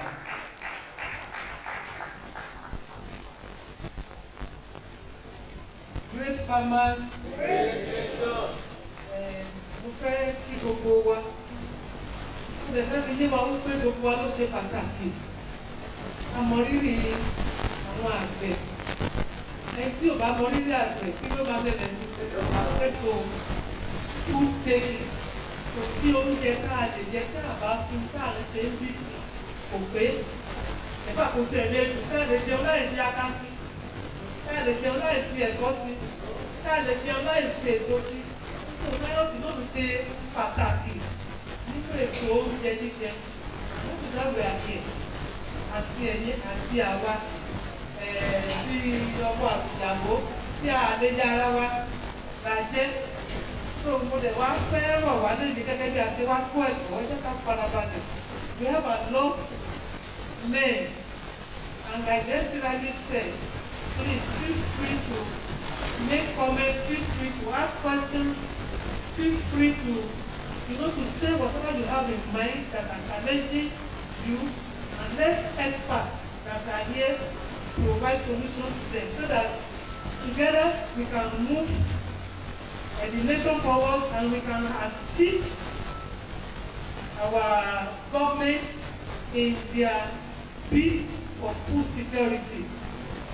So lẹ́ẹ̀kan sí mo kí wa káàbọ̀ mo dẹ̀ gbàdúrà wípé nígbà tá a wá lẹ́nìí a ó rí èrè tó pé a ó rí jáde nínú ẹ̀ lórúkọ Jésù ẹ̀ṣẹ̀.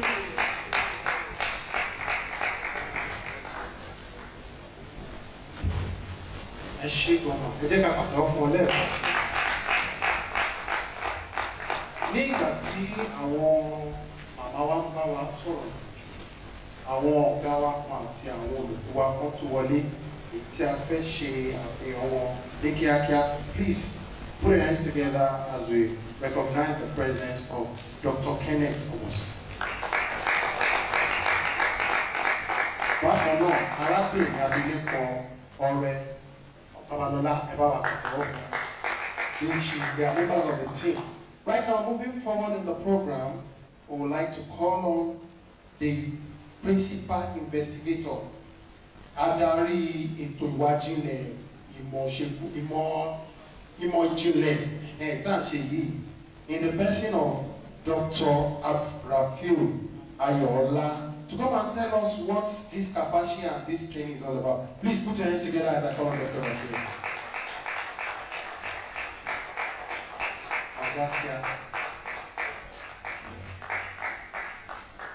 Great farmers, no farmer, no but to see how they go. We will not go. Yeah, thank you very much. I use this medium to recognize one of our consultants in the project who is also chairing the program today and also doubling as our ED here, the person of Dr. H.A. Akitoye. And I've been wondering why I call him consultant, because this Kafaci project, when we started, God was there for us as an advisor. Àwọn náà ẹ ṣe báyìí, ẹ̀yin ilé ìkó bẹ̀, ẹ̀fìn ilé ìsìn, ẹ lọ bí, ẹ gbà báyìí, ilé ìjọba ṣe ilé ìwé máa dá o, ọ̀gá òun rẹ̀ máa ń bọ̀ sí wa, èmi kàn sọ tèmi ní o, ẹ bá wò kó máa dá, ẹ jẹ́ ká ṣe, and we really enjoyed it. We thank you for coming. I also welcome my dearest sister, the head of admin, Dr. David, for the support and for coming and not looking down on us and say, I want you again, not she's always there for us too. Because it's not that we don't know, on our duty, but Jackie, it was value power, and really helped me applaud her. So I use this medium to also recognize all the team members of the Kafaci project. You have all been recognized, you have shown yourself, and I want to thank you for all the support and for always being there for me when it matters most especially. And finally, the great people that hold the nation, the farmers, I welcome you to Nihort. I also thank you for coming. Going to be back up. At least go back in the city. At least be a bit Jimala, see FFS, Lordum, and the Levich. So, at the general okay, no, you know, we do it. We are not to join in our Bible, for a long period of time, I've not been able to come to your side. It's because of the challenges and some other assignments go along the way. So, we keep going, Mama, Baba, àti àwọn tó wá lọ́nà jíjìn àtàwọn tó wá láti mọ́ òkè yìí pé ẹ ṣe ẹ̀kú àdúró tì wá torí tí ẹ bá ń dá wa lóhùn lábá wá sọ́dọ̀ yìí tó rẹ̀ pé ẹ̀yin náà fún wa ní àwọn ọ̀mọ̀ràn kan tó ràn wá lọ́wọ́ pàápàá jùlọ gbogbo iṣẹ́ tẹ máa rán aláàjì sí aláàjì ò wọ́n dìbà aláàjì mọ́ ìsọ́ní ìsìyà ẹ bá lè ràn wọ́n iṣẹ́ ní tì aláàjì ti gbìn kódà àwọn ọ́fíìsì executive director àbí pàṣẹ ní lọ́dọ̀ wọn á ti lè kí nǹkan báyìí tó ti ṣẹlẹ̀ bí báyìí nǹkan báyìí tó a lè dúpẹ́ pé ọlọ́run kó ràn wá lọ́wọ́ ní tí à ń lè lọ síwájú. Mo kí yín káàbọ̀. For the purpose of those who don't know, the group of farmers standing bí wọ́n jẹ́ ADB Farmers Association. Wọ́n máa ń ṣe farmers field school ní odò ọ̀nà níbi engineering bẹ́ẹ̀ yẹn. A tún wá ní àwọn èèyàn míì náà from different places tí wọ́n jọ wá. Pàápàá jùlọ àwọn tó yẹ pé àti ẹ̀kọ́ bóyá wọ́n máa gbọ́. Wọ́n pè wá irọ́ àbáwá o ìdílé kan lálẹ́ àná wọ́n pè pé àwọn kan náà wọ́n bọ̀ látọ̀yọ̀ ẹnìkan ló ń bọ̀ láti mọ̀ ní àwọn ADP gangan la fẹ́ ṣe program fún òṣùgbọ́n wẹ́ ẹ̀pẹ̀kan náà gbogbo wa tó ká accommodate ara wa kọ́nà kó ràn wá lọ́wọ́. Just a brief about the Kafaci project. Kafaci project adúgbò fún ọlọ́run pé Nihort ó gbà wá láàyè ó fún wa ní opportunity láti lè mú project yẹn wá sí Nihort. Ó bá mi pàtẹ́wọ́ ìgbàgbà. Torí pé tí a bá wà ní tí a bá ń rìn káàkiri, a rí i pé láti fund agriculture kò rọrùn púpọ̀ fún ìjọba. Owó research ó lè máa wà déédéé, a lè máa rí gbà míì, àwọn nǹkan oríṣiríṣi wàhálà dé pọ̀. Àwọn àgbẹ̀ bá gbé wàhálà dé lé láti sọ ókè kọ́bá ìlà máa ṣe kọ́bá ìlà máa ṣe tí ó bá sówó ta fẹ́ fi ṣe àlè ṣe gangan náà ni. Àwọn èèyàn lè máa yọ àwọn ṣe gangan ẹ̀ ṣe gangan àlè ṣe gangan lóòótọ́ tó túmọ̀ sí. Torí tí àbá méje fan lára àwọn èèyàn tí wọ́n náà gbé àṣẹ kankan. Ọ̀tá dúpẹ́ fún Ọlọ́run wípé ohun ìbò díẹ̀díẹ̀. Ṣùgbọ́n látara rí pé àwa náà ò gbọdọ̀ jókòó pé kájọ ti ìjọba nìkan káwọ àwọn ọ̀nà pé láti lè rí support pé a lè rí àwọn tó máa fún wa ní equipment nìkan sínú laboratory pé a máa náà wọn máa fún wa lówó díẹ̀ pé ṣé ta fẹ́ ṣe léléyìí o àti rí support owó bẹ́ẹ̀ tó ara àwọn nǹkan yẹn ló mú wa ojú káàkiri. Àwọn scientists wọ́n máa kọ̀wé àpèrè fún grant yára nìyẹn ẹlòmíì lè rí ẹlòmíì lè kọ bí 100 tó jẹ́ ẹ̀kan ló máa successful náà. So kò rọrùn you always want the night candle láti ẹ̀ṣọ́ pé àti ẹ̀ lè attract kankan tó máa fi jẹ́ wípé a rí kankan ṣe tó máa ní impact lára àwọn farmers wa. So project yìí àwọn Korean government ni wọ́n sponsor ẹ̀ àti bẹ̀rẹ̀ bí ọdún márùn sẹ́yìn. A dẹ̀ ti lọ káàkiri àwọn situation wà pé ká pín síìdì fáwọn èèyàn a tún oríṣiríṣi nǹkan níwọ̀nba tí agbára wa mọ nínú project yẹn. Nihort dẹ̀ dúró ti wà ní gbogbo ìgbà láti make sure pé a ní impact lára society pàápàá jùlọ látọ̀dọ̀ àwọn farmers. So àti wá round up program yẹn àwọn nǹkan díẹ̀ ta ò pé a lè tún fi enlighten àwọn farmers náà pé nínú research yẹn àwọn nǹkan tá a mú jáde níbẹ̀ àwọn farmers mọ̀ pa ẹ̀. Àwọn míì wà náà àwọn nǹkan yẹn tó jẹ́ pé àwọn farmers gangan láàyè. Ẹ̀ka sídì ẹgbẹ̀ ẹ ṣe lè ẹ jẹ́ ká wo bó ṣe rí láti máa lọ bẹ̀ lọ́wọ́. So nǹkan tí project yẹn tó bá wá nìyẹn. Nihort náà wá tún wá lójú àgbé tẹ bá tún ní èdè kan sí asọ́pọ̀tì níwọ̀nba bí ọwọ́ ìkú ṣe mọ́ tó fi ń bọ́jú. Program yìí tá a ṣe mo fẹ́ dúpẹ́ lọ́wọ́ institute because mo ta plan tẹ́lẹ̀ ni pé a máa wá sí FFS. Nígbà tí mo wá sọ lójú rẹ̀ secretary director wọn ní máa tó dààmú lọ́bẹ̀ yẹn. Ìjẹ́ káwọn farmers kan tiẹ̀ wá ń pa jẹ́ ká tiẹ̀ rí wọn ká fíìmù wọn díẹ̀ orí kódà but ẹnu mi ò ká òkú èrè lọ bá wọn pé ẹ̀yìn máa bọ̀ bí o mo bá ti sí alájì máa kọjá mi lọ́sàn-án náà alájì máa afẹ́ṣe nǹkan báyìí wọ́n ní ṣe tí wọ́n ní mo máa wá máa káwọn tíìmù wa wá máa ṣe báyìí ní bẹ́ẹ̀ ni nípa màá wò pé káwọ́ sí inú Nihort ń lè máa dá o màá bá àwọn ìwé sọ màá pe 1 or 2 or 3 people láti bá wọn sọ pé kí náà fèrè tó bá fẹ́lẹ̀ máa darí alájì máa mi ẹgbẹ́ ahead so mo fẹ́ dúpẹ́ lọ́wọ́ òkú àkójọ adarí rẹ̀ àti gbogbo wa náà máa wá orí kò rọrùn púpọ̀ so we appreciate you very well. Kafaci project ó wá láti wá enhance láti wá ṣe ìgbésókè bá a ṣe lè máa ṣe ìpèsè tomato láti enhance tomato production. That is what the project is all about.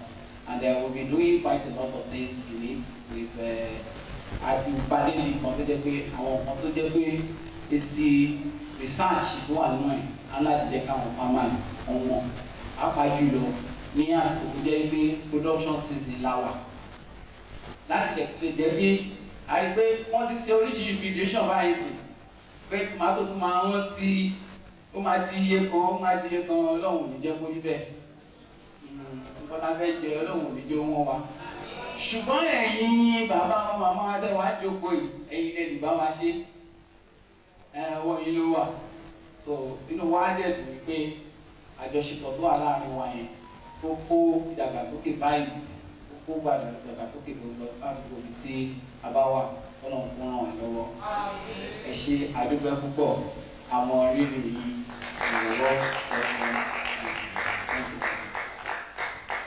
ẹjọ́ jẹ́ àpàtẹ́wọ́ fún wa jẹ́ àpàtẹ́wọ́ fún wa. Dr. Abdulrafi wọ́n jẹ́ principal investigator and àwọn nípasẹ̀ wọn náà ní òkè ṣe wọ́n ní olùwádìí àgbà àti pé nípasẹ̀ wọn ní Kafaci project yìí ṣe wọ ìlú Nàìjíríà ní ṣe Nàìjíríà nìkan ló tún wá wọ ìlú Ìbàdàn tí ó sì wọ ilé-iṣẹ́ Nihort èyí tí gbogbo wa níbí tí a sì wá ń jẹ àǹfààní rẹ̀ ẹ jọ̀ọ́ ẹ bá àpàtẹ́wọ́ fún ọ lẹ́ẹ̀kan sí.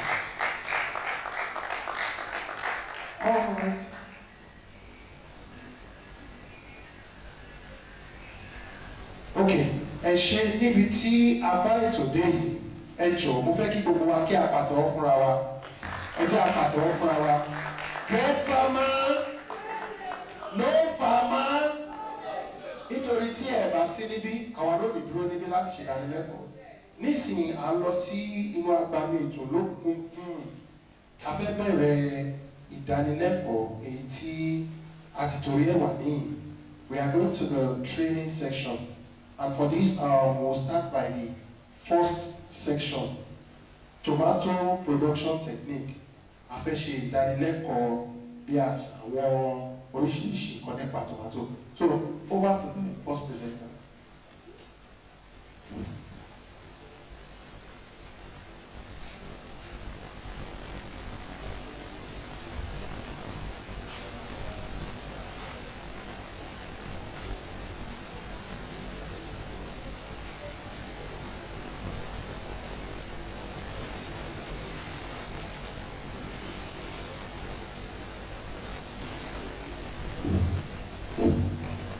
Thank you very much.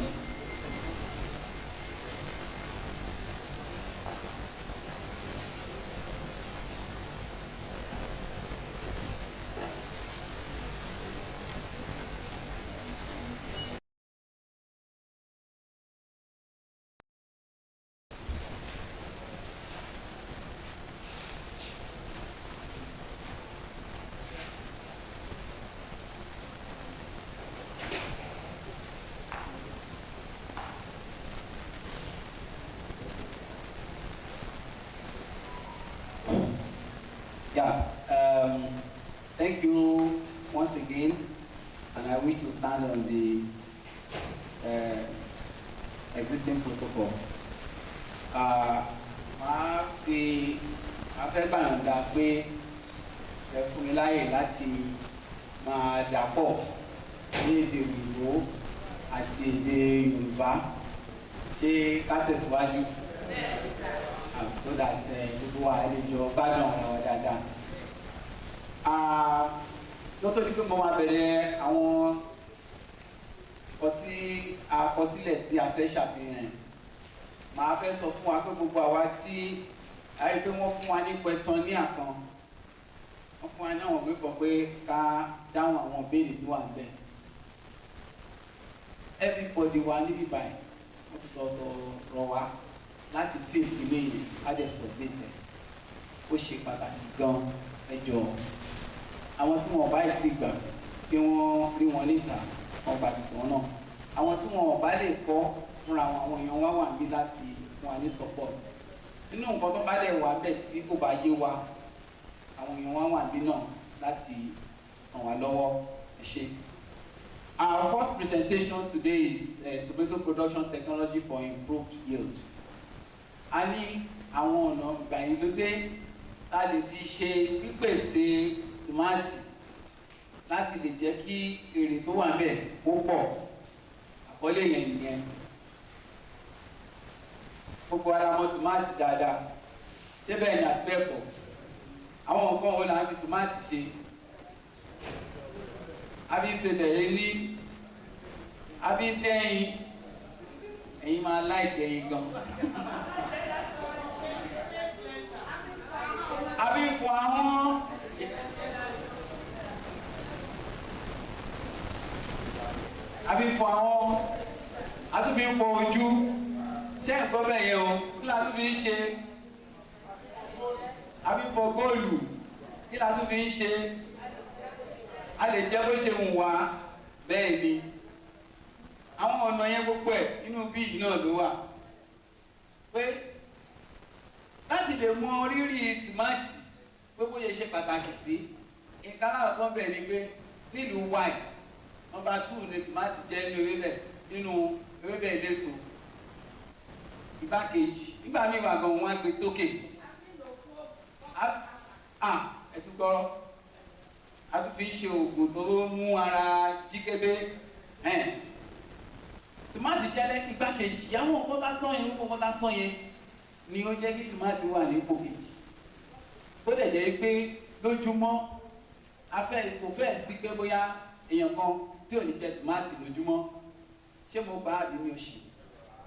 Lójúmọ́ bàbá fi ṣe bẹ̀. Wọ́n bá wa rẹ sórí nǹkan kan tí a máa jẹ. Bákan náà ni pé tòmátì tún jẹ́ ọ̀nà kan tí ó yẹ pé tá a bá fẹ́ sọ wípé àlító àti àlíṣẹ́kù oúnjẹ ó jẹ́ ọ̀nà kan. Ṣíṣe ọ̀gbìn ẹ̀ tí a bá pè ìtumọ̀ ẹ̀ ni pé a ní rí jẹ. Ó ṣeé ṣe kó jẹ́ pé a máa lọ kó wá láti òkè òkun. Ẹlẹ́ẹ̀kẹta òun ni economic benefit wípé okòwò tòmátì ni mo fẹ́ máa ṣe. Iṣẹ́ òòjọ́ mi gangan nìyẹn tí mo fẹ́ dojú kọ. Àwọn èèyàn jẹ́ ìrówó ń bẹ̀. Ó jẹ́ pé ọ̀nà jíjẹ mímu wọ́n ti rí owó tó fi ń tọ́mọ wọ́n fi ń ṣe. Àwọn èèyàn ti fowó tòmátì ṣe nǹkan ńláńlá tó pọ̀. Nínú ẹ̀ ni pé tòmátì jẹ́ ó pèsè àwọn nǹkan tó ṣara lóore. A rí vitamin, potassium, lycopene, gbogbo àwọn nǹkan tí a sọ nípa jíjẹ yẹn ó wà níbẹ̀. Ní last one ni pé ó pèsè iṣẹ́. Téèyàn bá bí Nàìjíríà ṣe gbogbo náà la rí bó ṣe rí iṣẹ́ yẹn náà bí kan. Tí wọ́n bá kẹ́kọ̀ọ́ ẹ̀ tó mọ̀ tó dẹ̀ ní àǹfààní sí àwọn resources tó lè fi ṣe tó bá bẹ̀rẹ̀ díẹ̀ láàrin ọdún díẹ̀ àbí láàrin oṣù díẹ̀ òun náà lọ sókè. Bí tòmátì ṣe wá ṣe pàtàkì tó yìí, ó yẹ ṣe pàtàkì tó ní Nàìjíríà yìí, ohun tó wàhálà tó wà lọ́rùn wa ni pé àbáwọn ìlú òkèèrè tó kù, ibù ní Áfíríkà àbáwọn kẹgbẹ́ nínú tí wọ́n mú jáde lórí sáré ilẹ̀ kan. Ẹ wò ní Egypt lórí hectare kan, ṣé gbogbo àwọn nǹkan tó jẹ́ hectare kan, éka mélòó ló wà bẹ́ẹ̀?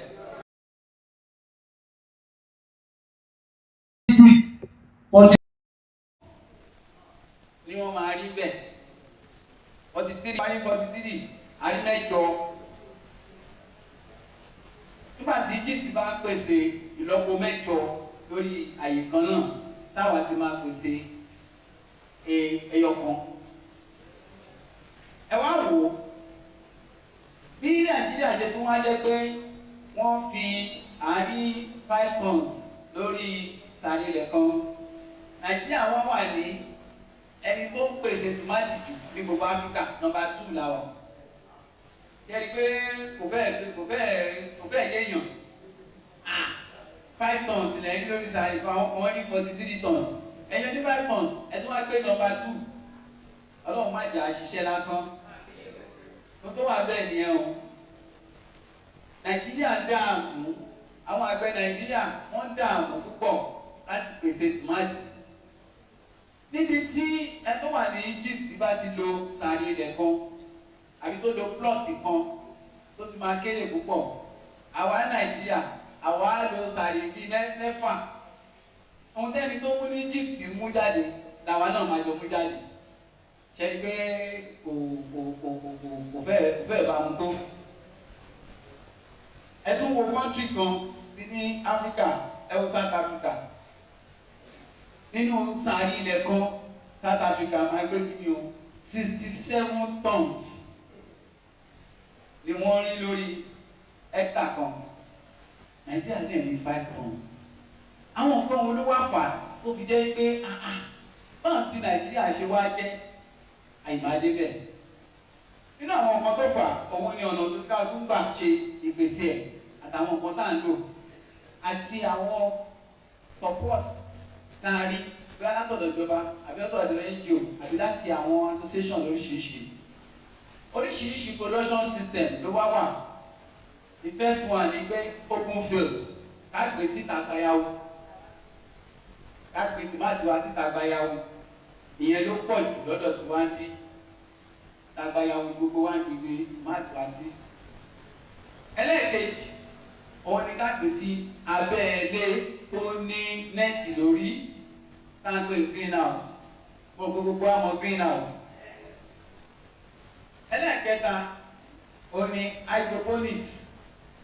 Hydroponics yẹn wọ́n lè ṣe ní abẹ́ ilé wọ́n lè ṣe níta gbangba ṣùgbọ́n ọ̀nà tí wọ́n gbà ṣe kì í ṣe yẹ̀pẹ̀ wọ́n ní gbé sínú yẹ̀pẹ̀ wọ́n á lo àwọn nǹkan míì bíi coco pit pit moss nǹkan kan lóríṣiríṣi á kó sínú báàgì kékeré àbí sínú bọ́kẹ̀tì kékeré wọ́n bá ti kó sínú ẹ̀ gbogbo nǹkan tí tìmáàtì yẹn ní wọ́n á tó fẹ́ láti fi ṣe dáadáa wọ́n á kó sínú ẹ̀ á lè máa ga á máa dàgbà á sì máa so á máa so tá máa so débi pé èèyàn ká wò pé ìtòsó ti tó.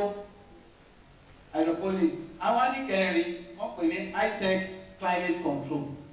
High-tech yìí àwọn òyìnbó ti bá dé ní pé nísìn èèyàn kan ó lè fi gbogbo náírọ̀tì yìí kó fi gbé tòmátì ọmọọṣẹ́ tó dẹ̀ máa ní wọ́n lè má ju mẹ́wàá lọ àbí mẹ́fà. Àwọn tó fẹ́ ṣiṣẹ́ tó kù máṣíìnì àti robot àwọn máṣíìnì àti robot àwọn fẹ́ ṣiṣẹ́ yẹn débi pé tí tòmátì yẹn bá pọ́n nígbà tó bá pọ́n tó bá di wọ́n fẹ́ ya kíní kan wà lára àwọn rọ́bọ̀tì yẹn sẹ́ńsọ̀ yẹn ó máa recognize colour tí colour yẹn bá ti change á lè máa já báyìí àmàdàmú ní fídíò yẹn tó fẹ́ pọ̀ títorí àsìkò á lè má lè wò á kàn máa wò báyìí tó bá kàn sí débẹ̀ báyìí tó bá ti tanná yẹn sí báyìí ó ti pọ́n ajá á ti síbi kan tó bá ti débẹ̀ mí á ti já ṣẹ́ni gbogbo àwọn tó ń ṣe lórí eléyìí a lè fi wọ́n wé irú títí wa tó jẹ́ ìtàgbàyàwó wa ta tó ṣe gan tán lọ́tàn a lágbára púpọ̀ láti ṣe gbogbo nǹkan tó yẹ ká ṣe síbẹ̀ àwọn kan oríṣiríṣi ìpèníjà ó pọ̀ fún wa gan ṣùgbọ́n àwọn ìpèníjà yẹn tá a bá wà wòran ó túmọ̀ sí pé a lè má kọjẹ́ a ní wòran àjọpẹ́ tako ẹ̀ ní gẹ́gẹ́ bí ọmọ Nàìjíríà. Open field lélẹ̀ tá a ṣe síta máàtì nìyẹn greenhouse no greenhouse ẹ wo tòmátì ẹ wọ́n yìí so high-tech production lélẹ̀ high-tech yẹn nígbà tó bá fẹ́ ja báyìí machine rọ́bọ̀tì yẹn á kàn wá á lè ja kò sínú àpẹẹrẹ òun náà ló máa tún gbé lọ ṣe é rí pé wọ́n dára wọn láàmú. Ẹ wá wo àwọn àgbẹ̀ méjèèjì yìí ẹ wò wọ́n tìmáàtì náà ló gbìn ó inú ẹnìkan dùn ẹnìkan ilé ayé ti sú ṣẹ́rí sinérì ọ̀wá ní ilẹ̀ adúláwọ̀ apàdé Nàìjíríà nìyẹn ẹwẹ́ nìyí ẹwọ́ ṣe dààmú tó àwọn ẹ̀mọ̀ máa rí pé ó mú dààmú ẹwọ́ yẹn náà dààmú díẹ̀ o àmọ́ ẹni tí máa tẹ̀ inú ẹ̀ ń dùn pé owó ti dé a lọ ọjà tàbá lọ sọ́jà a máa mú wálé ẹ̀rí kí ló fà táwọn méjì ṣe rí bẹ́ẹ̀ ẹ̀já o àwọn nǹkan tó ṣẹlẹ̀ yìí ló kó bá wọn àbí ló hẹ̀pù kan náà méjèèjì. Àwọn kan wo ló jẹ́ kí ló ń fà tó jẹ́ pé ọ̀gbìn tìmáàtì tí ó fi lọlẹ̀ àbí tó fi jẹ́ pé àárí èrè àbí àárí láǹpẹ̀ harvest ìkórè àárí èrè kò púpọ̀ bẹ̀. Alákọ̀ọ́kọ́ òní climate. Wọ́n ní pé nísìnyí nígbà tí mo dé ẹnìkan bá mi sọ̀rọ̀ bẹ́ẹ̀ lẹ́ẹ̀kan ó ní dọ́kítọ̀ ọ̀rọ̀ gbogbo climate tó dẹ̀ ti súyàn gàdarí àtẹ̀mọ̀ bóyá òjò yìí tó rọ̀ lánàá sí bóyá yìí máa continue gbogbo kí n ta gbè ló ti jóná. Ó ti pé ọ̀sẹ̀ méjì àti ọjọ́ díẹ̀ tójò ti rọ̀ gbẹ̀yìn. Àwọn tó ń gbin tìmáàtì tí ò bá ní support pé ó ṣe irrigation tìmáàtì yìí tó ti máa jóná ló máa pọ̀ bẹ́ẹ̀. Tó bá wá jẹ́ pé kò jóná tó bá yẹ kó ti wà ní stage kó máa flower á kàn rí pé gbogbo flower yẹn ajábọ̀dà láyé dànù.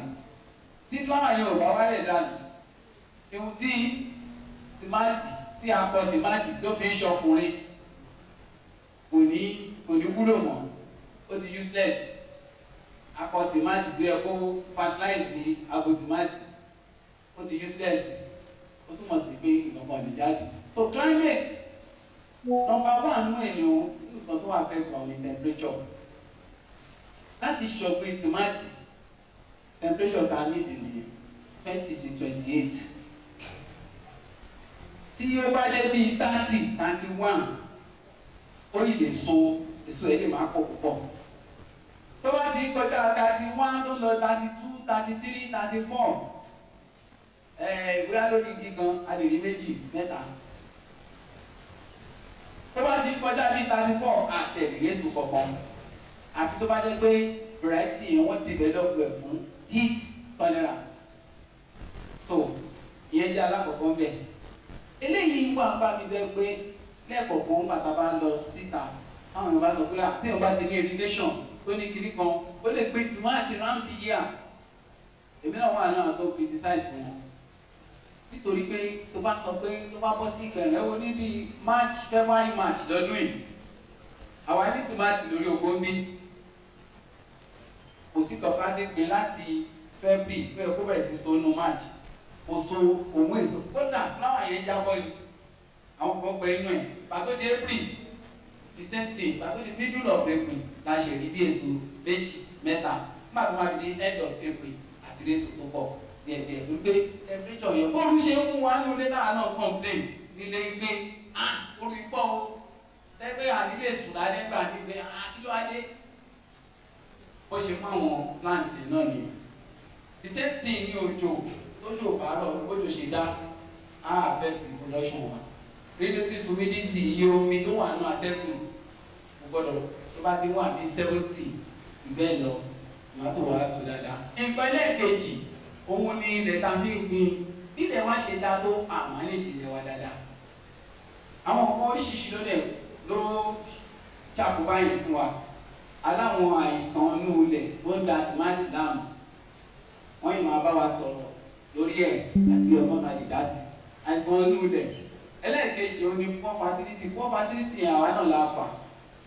Àbá gbin lẹ́yìn àti bẹ́ẹ̀ gbin pa akọ̀ bẹ́ẹ̀ ní òjò àwọn àgbọ̀ tó wà lọ́wọ́ wa náà nìyẹn. Àbí ìkọ̀ tó bá wà lọ́wọ́ èèyàn náà ṣàlèyàn á lò. So ó wá yẹ ká ṣe àwọn ọmọ bíi màmá organic ṣe máa ń sọ fún wa. Màmá organic wọ́n ṣe máa ń sọ fún wa. Ó ní ọ̀nà tá a máa fi máa jẹ́ kí ṣe àjíǹde ilé wa. Mo rò pé mo kà bẹ́ẹ̀ yìí. So òun ni fertility management kí la lè ṣe sí. Ó dà àwọn plant kan wà kan tá a lè gbìn sórí ilé wa láwọn àsìkò kan tá a kàn gbé fún oṣù mẹ́ta oṣù mẹ́rin ká plow ẹ̀ mọ́lẹ̀. So nínú ẹ̀ ni ká gbin àwọn nǹkan míì lẹ́yìn tá a bá gbin tomato. If you plant tomato over and over again in the same land, you are likely to build up microbes and disease sínú ilẹ̀ yẹn. Àti gbìn ní ọdún yìí lẹ́ẹ̀mẹ́ta. The following year again, you planted tomato again. After one cycle, you planted it again. You will build up disease. wọ́n yìí máa bá a sọ yẹn àwọn tó mọ̀ pa ẹ̀ dáadáa. So those are the things ẹlẹ́ẹ̀kejì. Ẹlẹ́ẹ̀kẹta òun ni farming practices, how the methods and ways ta ṣe ń gbin tomato wa, the methods and the ways by which we have been that we have adopted in practice in production of our tomato. The first thing there is what kind of seed are we using? And to the glory of God, here in Nihort, we have developed, our tomatoes are now 5. We have 3 that are resistant to Fusarium wilt. Fusarium wilt wà náà àwọn àìsàn inú ilẹ̀. See, thank you, ma'am. Thank you very much, ma'am. The institute has developed 3 varieties that are resistant and are tolerant to Fusarium wilt. And my colleague will still tell us about different types of wilt. So, if you are not getting your seed from the right source, you may not get the kind of results that you like. So the second thing is poor nursery management. We are still going to talk about that one. Poor nursery management, the way we manage our nursery sometimes. Sometimes we are not really very meticulous about it. Sometimes we are I just think we máa ṣe. So tá a bá ní àmójútó tó pọ̀ fún nursery wa. Torí pé tí àwọn tọ́ta gbèsè nursery tó bá ti ní àìsàn àbí àbùkù lára láti nursery, it's going to take it to the field and we continue with it. To cure it on the field will be difficult. So that is why in the nursery we ensure that we take adequate care of those seedlings when they are still very young, so that they have good immunity. Then we will talk about the issue of irrigation. Pest management, fertilization. Fertilization is another thing I want to tell us about. Most times, it's either we are very mean with our fertilizer. We visited some farmers maybe about 3 weeks ago. When we told them that, when we asked them that, what quantity of fertilizer are you using for tomato production? Because they complained too. When they mentioned, we said, this is outrageous. This quantity is too highly, extremely insufficient for the tomato to survive and produce well. The next thing they said, doctor, fertilizer is very costly now. You want us to be putting fertilizer 3 times to tomato? No, we put it only once. It's like human being too. Somebody who is eating 3 daily square meal and another person that will take meal for just once in a day. One will look malnourished and will not be able to deliver his daily routine activity. So, fertilization is very important, and there are simple ways we can do that. Taking, that's where many farmers lose their yield. There's a lot of losses. We are still going to talk about it. And last one, we talk about pruning and some other. These are just farming practices, techniques, methodologies that we are supposed to adopt. The fourth one among the factors that contribute to the low yield is low mechanization. We don't have access to machines that can assist us. It's not that we don't want to use it now, and you felt control, but to get it, the kind of money, the capital to acquire that equipment, the maintenance is also there. So those things are there, and today one of the problems, one of the things farmers complain most about is issue of labor. Am I correct? So we talk about labor. Myself, I'm complaining about labor. I can't go to my personal farm for now because I don't have labor. You still have some other things that are peculiar to the people we call labor too. Some will collect your money and run away. Am I correct? See that we are together in the business. You employ them, they stay with you for 2 months or 3 months. They will carry your material away. Some will even steal your produce and something what you have on the farm. So that problem is there. In the developed world, they don't have issue because they have machines like that. Sometimes for us, we even get tractors to plow our land. We will sweat. When are you coming to do the land? You are still going to pay your money. The tractor man will say, I have plenty job. I have plenty. So these are issues. And we are using this medium to also appeal to government to come to our midst, to our aid. Then the last one that we have seen is the issue of insecurity. That one has even contributed most to the production of tomato in Nigeria. Let's look at these two farmers again. This one, despite the fact that he doesn't even have machine to do the farm, he's still making something out of it.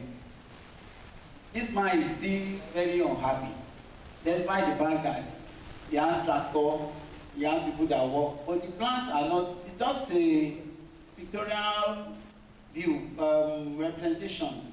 And sometimes when you even have access to this equipment, it does not mean that the results will be outstanding. If you, as a farmer, you are not really alert, you are not sound enough, you are not learning, you are not improving yourself, just be like this, just be wasting money. The plant will not come up, it will remain down there, they will not, despite the huge investment that they have put in there. Let's look at how to go about this. The first stage is nursery. We can still manage the resources we have, what we have around, to get good results. The first stage in tomato production is nursery. You know, báwo àbí ká máa pe nursery? Aba mi ìgbà àbà wọlé bíbá tomato. Kí ló ń pè ní dáhùn ìgbà sí yẹn? Ibà mi ìgbà. Àwọn kan pè ní báwo. Ní bàbá lọ sí Oríire local government ní Afagomosho. Wọ́n pè lórúkọ fún Okiti. When we got there, we were talking about this. Okiti là ń pè bí oníkàkú lórúkọ oríṣiríṣi tó jẹ́ Yorùbá. So Okiti yẹn, let me adopt Okiti for today. Ṣé gbogbo ṣe ìgbà wọlé? Okiti yẹn ní ká ń bá tomato sí. Òun ni first stage iṣẹ́ ta kọ́kọ́ bẹ́ ṣe. Lẹ́yìn tá a ti sọ pé seed báyìí ni mo fẹ́ gbìn. Okiti yẹn, nǹkan tá a fi ń ṣe ni pé a fi ń dáàbò bo ọmọ tomato tá a gbìn. Ó lè lókun nú, ó wà dáadáa. Ó jẹ́ pé bàbá bá gbé dé ibi tá a fẹ́ gbé sí gangan. Ó lè ní okun láti challenge anything tó lè affect ẹ̀. Ẹ wá wò, oríṣi méjìlá ṣó gbẹ̀yìn. Ìkànnì yẹn lọ́wọ́ yẹn, ìkànnì bíbà. Ní àwọn tray ìgbàlódé, òun lélẹ̀. Àwọn ètò ẹgbẹ́ èèyàn lè tún lò, òun lè rú tọ̀hún yẹn. Kódà èèyàn lè fi bọ́kẹ́tì tí ò lò mọ́lé, ó lè fi ṣe é. Kò túmọ̀ sí pé ó gbogbo gbọ́dọ̀ jẹ́ nǹkan tuntun àbí nǹkan tí àwọn nǹkan tá à ń dànù nílé ńgbà mí wà ó wúlò fún wa lóko. So and that's why they are promoting a lot of things like recycling some of what we generate as waste. May not necessarily mean not by destroying those things or changing their form. In the form one way or another, we can still use them. Àwọn nǹkan tó wà ní nursery operation lélẹ̀. Nursery wa ọ̀nà méjì ni. Ó la fẹ́ ṣe sí. Báwo la ṣe túbẹ̀ ṣe sí? Àwọn nǹkan wo la fẹ́ fi sí? La fẹ́ fi gbìn? Ọ̀nà wo la fẹ́ fi gbìn? Kí ni nǹkan tó yẹ ká máa ṣe sí? Ibo ló yẹ ọmọ ọdún mélòó ló yẹ kó dà ká tó lọ gbìn sórí ibi tó yẹ ká gbìn sí? Nígbà tá a bá fẹ́ gbìn, báwo ló ṣe ká yọ ọ́? Ẹ wo méjèèjì. Ọ̀nà ìgbàlódé kan lélẹ̀, ọ̀nà tiwantiwa lélẹ̀. Ṣùgbọ́n ọ̀nà tiwantiwa yìí náà, ọ̀pọ̀lọpọ̀ àgbẹ̀ wọn ò mójútó dáadáa mọ́ torí nínú tá a rí nìyẹn. Ní àwọn ibi tá a lọ lágbègbè láwọn ọgbọ̀mí wọn ti bọ́dà. Ó wá jẹ́ kó jẹ́ pé ní nọ́ọ̀sì yìí àwọn èèyàn wá ń da owó nù. Ẹ bẹ̀rẹ̀ lọ́mìí pé ọ̀nà wo? Ọ̀nà tó ń fi ń da owó nù ni pé ṣe rí síìdì tó yẹ kán fi gbin gbogbo bẹ́ẹ̀dì eléyìí sí tó yẹ kó da agolo mílíkì kan lọ wọ́n á la agolo mílíkì 6 kódà odidi kóńgò wọ́n máa dà síbẹ̀ ẹ wòye tí ó bá yẹn lọ níbi tó jẹ́ pé agolo mílíkì ẹ̀gbọ́n péré ló yẹ ká lò when you are supposed to use just a small quantity of seed we will have wasted a lot of resources on seed by planting it anyhow so níbi ìbàdàn kò yẹ ká ṣe é ká má kàn máa da seed wa we should not just broadcast the seed anyhow. We create something you call drill lines. When you make the beds, you make the drill lines. Palabai. So ojú bẹ yẹn, ra tó seed yẹn sí. Nígbà yà. Nínú ọ̀pọ̀lọpọ̀ nǹkan tá à ń ṣe pé a máa ń dà sí, we pour the seed there, not planting it singly. Táwa tẹ̀lé gbé singly bẹ́ẹ̀ yẹn, we make sure that we put small quantity of seed there. And we make sure that we have spaces because if it's tó bá ti jam pack jù tó pọ̀ jù lójú kan tí àìsàn kékeré kan bá pọ̀jù ẹ̀kan náà gbogbo wọn náà lọ eléyìí àgbè àjùfẹ́lẹ̀ eléyìí náà àjùfẹ́lẹ̀ gẹ́gẹ́ bó ṣe jẹ́ pé nínú ilé if you have too many people living in a room once one person is infected it transmits the infection to anybody. Everybody picks it immediately. So this is, and you look at that side, that farmer has removed some plant residues that he used to cover the plant, that he used to cover the bed. Sorry.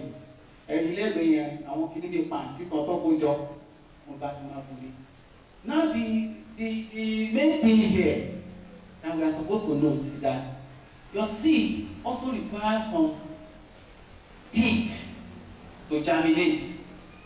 If that heat is not provided, they won't germinate fast, they will not germinate well. So you have to provide heat up to certain level, maybe about 27 degrees or 28 or 29 for the first 3 or 4 days. When the seed germinates, then you start removing the plant, the debris that you have used to cover it.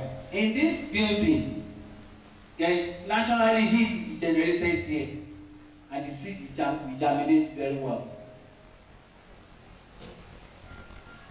When you want to select open nursery, these are what you are supposed to take note of. The place must be where the land must be rich and must be well drained. That is, and we also have to consider access to water or watering needs. Then we make sure that all of where we can have threats of animals or insects, we take care of it. Sometimes you even need to spray the surrounding of where you are using as nursery with insecticide. Look at this. That's the selection, that's the beds. And see, this is one of the ways by our traditional fathers and mothers used to do their soil sterilization. There's something we call soil sterilization. Tí wọ́n bá ti pọ̀ ọbẹ̀ yẹn, ibi tó fẹ́ ṣe sí yẹn, wọ́n máa ń pe kíní kan ní ká sterilize iyẹ̀ yẹn. Ọ̀nà tó fi sterilize lélẹ̀ ni wọ́n kó pàǹtí sórí ẹ̀, wọ́n wá dáná sí i. Ǹjẹ́ nìkan wọ́n lè sọ fún wa ìdí tá a fi ń ṣe bẹ́ẹ̀? Ǹjẹ́ ara ẹni tó lè sọ? Yes, ẹ ṣeun màámi. Àwọn kòkòrò kan wà nínú ilẹ̀ yẹn tí wọn ò ní ṣe àǹfààní fún nǹkan tàbí ẹgbìn. Tá bá ti dáná ta kó lọ sí kókó pàdé síta dáná sí bẹ́ẹ̀ yẹn tó jó rúrú bá dijọ́ kejì á ti tutù á lọ gbin máàtì wá síbẹ̀. Tẹ̀sírí òun nìyẹn. Mo sọ̀rọ̀ lẹ́ẹ̀kan pé àwọn èèyàn máa ń da síìdì yẹn yàwùyàwù. Ẹ wo picture eléyìí tó tóbi síìdì yẹn náà ló ń gbìn yẹn. Àwọn tó wà ń bẹ yẹn ló yà pé nu wọ́n wà níbà. Ẹ mọ̀ra yín. This is one of our classes ní Nihort. Our group yẹn they are called HAY, Horticultural Academy for Youth. ara wọn ọ̀nà ìgbà tí àjọ fi kọ́ra wa nìyẹn téèyàn ò bá wá ṣe yẹn kó lo tray tó wà lọ́rùn yẹn ẹ wo ló tray yẹn sì síìdì ni òun nìyẹn a fi sí ní ẹyọ kọ̀ọ̀kan mo tún padà síbẹ̀ àti sàlàyé ilé iná sí wa ṣe rí ẹ wá wò ẹ wo ké òróró àbí ké ta fi ń rin po òun nìyẹn tá a lè lò ní láti fi ṣe nọ́ọ̀sì ẹ wo tòmátì tó wà nínú ṣé à ń jẹ tó kò ṣe túmọ̀ sí pé gbogbo nǹkan náà ló gbọdọ̀ jẹ́ láti ṣe dáadáa ni iyẹ̀pẹ̀ tó wà nínú kinní yẹn ká kó sínú àwọn kinní yẹn iyẹ̀pẹ̀ tá ti sè tá ti sterilize tá ti sè pẹ̀lú heat ni ọ̀nà ìgbàlódé òun ni wọ́n ṣe ń ṣe nílùú òyìnbó náà lélẹ̀ náà so ṣùgbọ́n eléyìí gba ẹ̀kọ́ eléyìí a máa sọ́jọ́ mi ó gba kéèyàn lẹ́kọ̀ọ́ ẹ̀ torí tí èèyàn bá lẹ́kọ̀ọ́ ẹ̀ èèyàn máa da owó nù kíní yẹn wọ́n pè ní gbogbo pit tó dàgbọ́ mo gbé pé wá síbẹ̀ yẹn lẹ́kọ̀ọ́ owó ni wọ́n pe wá kíní ta fi sínú tray yẹn gbogbo pit náà ń pè bó ṣe wà yẹn blọọkì ẹyọ kan ó yá ti tó 15,000 sí owó ni gbogbo pit eléyìí ò ní di pé a ṣẹ̀ṣẹ̀ ń lọ dáná sun iyẹ̀pẹ̀ abẹ́ ara tàbá ti ju eléyìí sínú omi báyìí àtúká awú àwakò sínú tray yẹn ṣùgbọ́n ó ní ẹ̀kọ́ yẹn a máa sọ yẹn létà bóyá tí àyíká gbọ́ àwọn bàtà bá ń ṣe question section bóyá mo lè sọ díẹ̀ bẹ́ẹ̀ torí pé ọ̀pọ̀lọpọ̀ èèyàn ló ti sọ fún ìlú òbí báyìí ó dẹ̀ lómi lọ́ra hybrid seed ó ní 150,000 ó pè sí bíi owó èsì ẹ̀dá ló ní òun ó kúkú ya pé kéèyàn ya lọ lóòótọ́ òun yẹn tó mọ̀ pé òun mọ̀ pa ẹ̀ dáadáa ẹtì bó ṣe máa rí nìyẹn àwọn nǹkan tí ẹ ká ṣe ní nọ́ọ̀sì òun ni fífomi sí i lójoojúmọ́ tàbádébẹ̀ ìgbà míì wà tàbádébẹ̀ tari kóyì tútù a ní láti tún ya omi lù ẹlòmíràn ní ojoojúmọ́ ló ní a máa wẹ̀ tiẹ̀ bómi sí tábà ti ya omi sí wọ́n pe àwọn àìsàn kan wọ́n máa sọ fún wa àwọn àìsàn kan wà ibi tó bá dáàbò jù náà máa ń bá rìn nínú tòmátì tó bá ti wà ń bẹ̀ akọ̀ máa dákú ni wọ́n máa kú lọ ní hand weeding tábà ti rí pé àwọn ọmọ tó jẹ́ wheat nǹkan tá a gbìn láàrin bẹ̀ kárọ̀ra túkò bẹ̀ tá a bá túkò bẹ̀ wọ́n tó máa fàrí o wọ́n bá pàtẹ ẹ̀yìn nutrient díẹ̀ tó wà ní òkìní yẹn wọ́n jọ fẹ́ jọ máa pín ní application of nutrients foliar fertilizer tí wọ́n bá ti lè lo ọ̀nà ìgbàlódé yìí ó fẹ́ẹ̀ di dandan láti ṣe kí ni o ó lo foliar fertilizer torí pé kókó pìtì yẹn kò sí nutrient kankan nú ẹ̀ kò sí tẹ́ bá ti tún wá treat ẹ̀ tẹ́ ẹ̀ bá ti fi nutrient kan treat ẹ̀ tí seed yẹn bá jáde á kàn máa ṣe rán ni ẹ tó gbin tiẹ̀ lọ́sẹ̀ méje ẹ̀yin tẹ́ ti gbin tí lọ́sẹ̀ márùn-ún ọlọ́sẹ̀ méjì akọjá lẹ́gbẹ̀ẹ́ ẹ wò kí ló ṣẹlẹ̀ kí la rí tó ṣẹlẹ̀ níbà ẹni yẹn kò kọ́ bí ara tó kó yẹn dáadáa gbàgbé ẹ kó bomi sí kò bomi sí ó wá rí i pé àwọn kìnìún yẹn fẹ́ kó wá sáyé lọ ya mílù ṣé ẹni wọ́n yẹn ṣe we can see it so what we have done here we have succeeded to do to achieve here is that you have already stressed this seedling energy that the seedlings are supposed to carry to use to live their life on the field you have already wasted it here because wọ́n ké kó tó di pé wọ́n dé level yìí wọ́n ti ké ní ti ké kú so when you put water here some of them will come back but not all of them that's how your seedling is supposed to look after when it's ready to transplant so mi lọ́dọ̀ ẹlòmíì ló lè jọ́sẹ̀ mẹ́ta lọ́dọ̀ tí wọ́n á bí ọ̀sẹ̀ mẹ́ta ni tó bá ti jọ́sẹ̀ mẹ́ta fún àwọn tí mo fi hàn yín tó ti ga gan yín ọ̀sẹ̀ mẹ́ta ni wọ́n kò dẹ̀ sáì bíríìjì ń bẹ̀ ó ṣe ká transplant tomato wa rè a máa bù pẹ̀lú iyẹ̀pẹ̀ ni we not just uproot it there ká fà ẹlòmíì àti ẹ̀fà bí ẹni fà já tó bá ti fà tí gbogbo root ẹ̀ ti já sínú yẹ̀pẹ̀ àwa ni ó ti kú lórí oko. That's part of the management practices. That's all. You realize that the person was actually responsible for that damage, maybe deliberately or not. Now, when your tomato is going to the field, I'm sorry, when it goes to the field, the time for tomato is a warm season crop. It's a warm season crop. It's not for the people who plant it in the temperate countries. They do it in the greenhouse where they provide heat for it. So the temperature that we need for tomato to do well is between 24 and 29. Alẹ́ ó dẹ̀ gbọ́dọ̀ jẹ́ 10 to 16. Fruit sets, that's very important to us. Kó bẹ̀rẹ̀ sí yọ fruit. Tí temperature bá ti fẹ́ ju bẹ́ẹ̀ yẹn lọ, tó bá ti kọjá 29, it's not going to set fruit very well. We see different types of tomato that we all plant. How do we now manage all those factors that we mentioned earlier on? Some we know very well. We are just going to remind them. Land preparation, we know we have to prepare our land very well.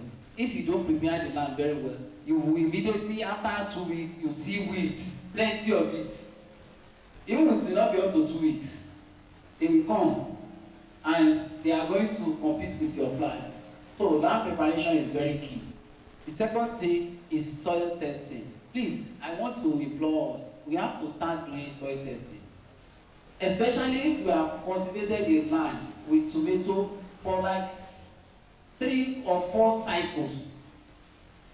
We have to start doing it because that is where we can know what is in that soil. In terms of nutrients, in terms of microbial or pathogens. Spacing, I think we are familiar with that one. We can use what we have there. What type of irrigation? Now we should also try to imbibe putting something behind for irrigation. So that if you have, the situation arises that you have a dry spell, you can always use. Ìgbà míì wà tá bá rọra fi ọwọ́ fi omi sí, á fi omi sínú kíní ká rọra fi sí nígbà míì wà. Torí pé gbogbo àwọn táwọn wà mí báyìí, a máa gbéra wa ní kíní kan low holding and small older farmers. If we are small older farmers, we can always augment our plant. Nígbà míì láti rescue ẹ̀. Bàtà lọ sí odò ọ̀nà, wọ́n gbogbo tomato àwọn láti mash gbogbo ẹ̀ lójóná. Àdẹ̀ bá àwọn ọmọ lórí feed wọn náà lóòótọ́. So it's very important. We think of different methods that will only help one. You can adopt furrow. If you have access to pumping machine, create the furrow. Plant the tomato. That also has its own technology. Maybe someday we'll be talking about irrigation and planting method. How we can overcome certain situations. Fertilizer is very, very key. I mentioned it earlier on. For tomato, you need to apply fertilizer 3 times.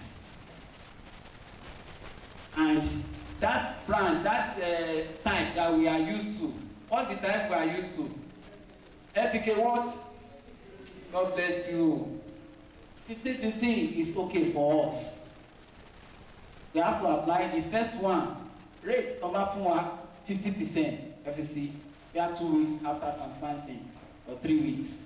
So after another 2 weeks or 3 weeks, put 40% or 30% again. Then maybe when it's flowering or it's already fruiting, put another 20%. With that, the fruit size, ayato. Then disease, I'm going to manage that. Then they talk about foliar fertilizer. We mentioned Can and Calma. These ones we also give us another advantage. Advantage to my friend is pé àwọn ọmọ máa ń ṣe tòmátì wa. Cherry méjèèjì yẹn NPK ló wà nínú ẹ̀, NPK wà nínú ẹ̀ o. Calma jẹ́ NPK wà nínú ẹ̀. Calcium wà ńbẹ̀, magnesium wà ńbẹ̀. Can yẹn calcium ammonium nitrate ló wà ńbẹ̀ àti some micronutrients tí tòmátì ní láti fi lókun lára only agbára kó wà healthy láti lè withstand the disease. Another thing is that by applying or by using this, we will also be able to get over the issue of blossom end growth. Àwọn ìmọ̀ bá a sọ yẹn. Weeding, ẹ jẹ́ ká bẹ̀rẹ̀ sí adopt the modern weeding method díẹ̀díẹ̀, especially if it is tomato. We can do plastic mulch. You can do it, yes. Especially our ADP farmers.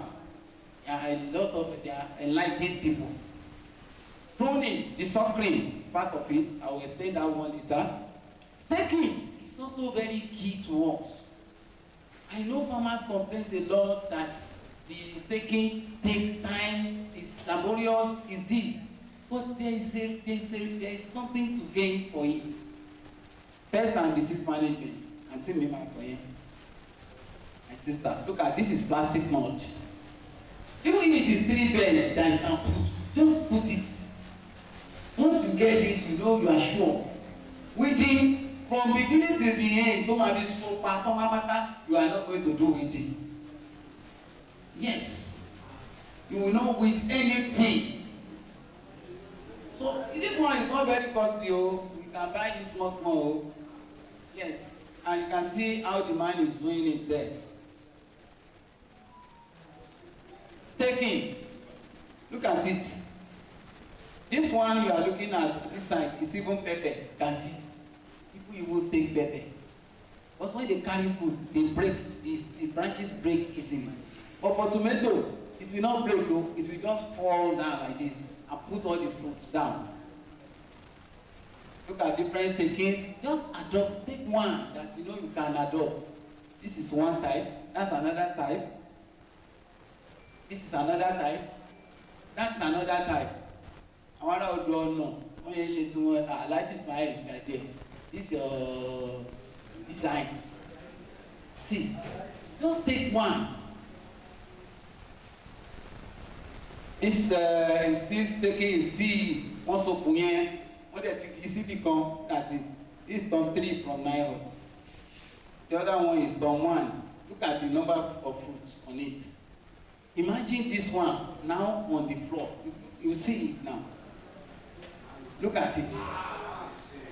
So, can you quantify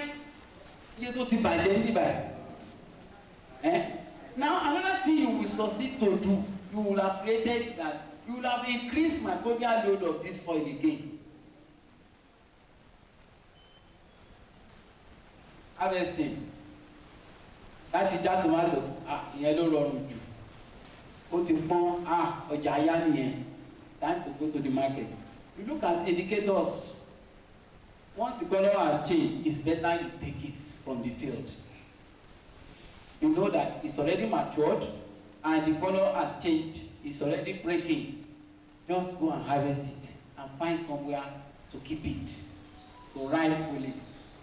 Then there are some other things that may be need for you to sort. Those ones that are really very ripe, you sort them separately. Those ones go to market. Those ones that are not yet ripe, you keep those ones for a while. Disease insect infested. Sometimes you will notice that one is already evaporated, is having hole. And it's good to harvest in the morning. Thank you. It's good to harvest in the morning. When you harvest in the morning, the respiratory process, àwọn ọmọ tó wà ní plant yẹn tó fi ń ṣe ó leaf ó máa wálẹ̀. Just like us, we human beings too. We rested over the night. So very early in the morning, we are just about to pick our activities again. So that time, all the things that accompany respiration will not be there much. So when you harvest in the morning or very later in the day, you are sure that the plants, the fruits will not rot fast on the body. Now, lastly, out of some of the things that we observed and we found out during our survey and our interaction with farmers, these are things that the first one there is waiting for us to blow, to cascade a big number. The bomb to first explode. overuse of chemical pesticide on ready to market fruits. You see some farmers, they will spray insecticide tomorrow and they harvest today and they take it to market. Some of these chemicals have heavy metals that can cause cancer to our body. If you know the volume of pesticide that some farmers put on tomato now, you say you will not eat again. Because some of them have planted hybrids and they want to make their return, they want to get their money back. So they will spray it today, spray it tomorrow. In fact, sometimes they spray different chemicals in 3 days. Heavy chemicals. So, and it will remain in the fruit. The worst one is to spray when you are about to harvest. You are going to harvest in 3 days and you are spraying. Look at the bottom here. Number 2, non-use of protective coveralls. You look at that man there. Sometimes some of us will say, we cover for ajari, we just want to spray, but you will not wear anything. So it's good. We are just giving ourselves gradually. So it is good for us to protect ourselves before I only health in the number of leg and I'm can't get the last one is that we are also with the overuse of chemicals, we are also causing environmental degradation. Where you have not seen erosion, you see erosion. You have not seen gullies, you see. Where you have so many places that you have not seen any kind of environmental disaster. Yes, you see pollution, you see the water we drink. Some of these chemicals will be washed to the stream that we are going to use to wash ourselves or even drink. So we have to really be very, very mindful of this. Atibara so Wele, another smiling tomato farmer. I wish all of us we are either this or that by special grace of God. So it's when you have plenty of it in the basket, you will laugh to the market, smile to the market, from the market to the bank. Sometimes even immediately in the market, you are already smiling because of alert. Oh, bang, bang, bang, bang. Oh, Wale. Well, thank you very much.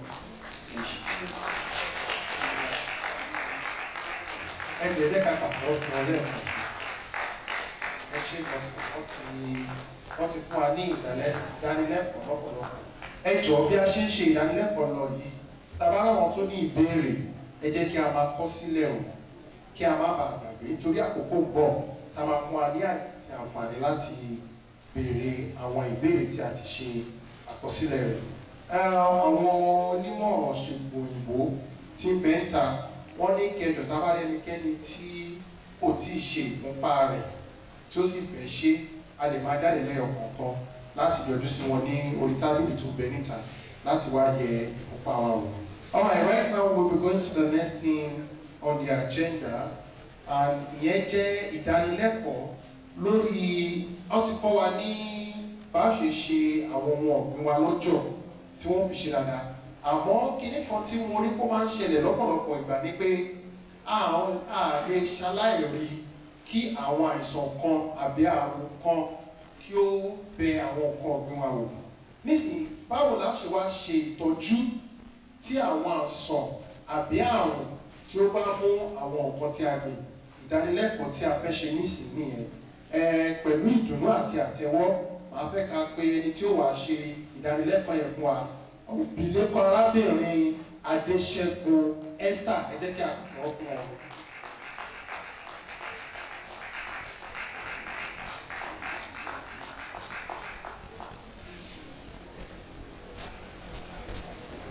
Gonzague.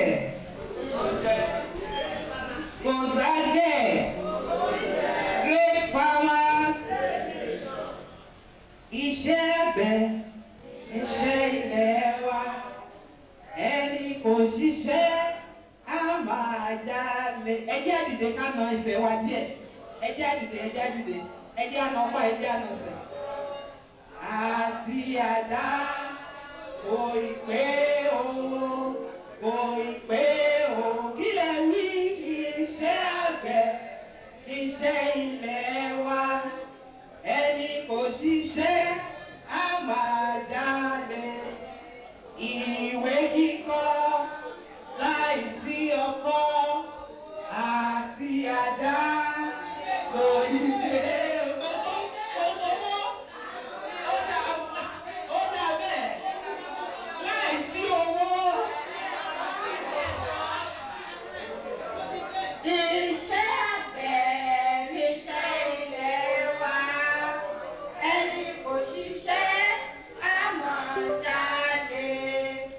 Oko dídá láìsí owó àti ẹ̀kọ́ pẹ̀lú ẹ̀rọ ìgbàlódé kò ì pé o, kò ì pé o.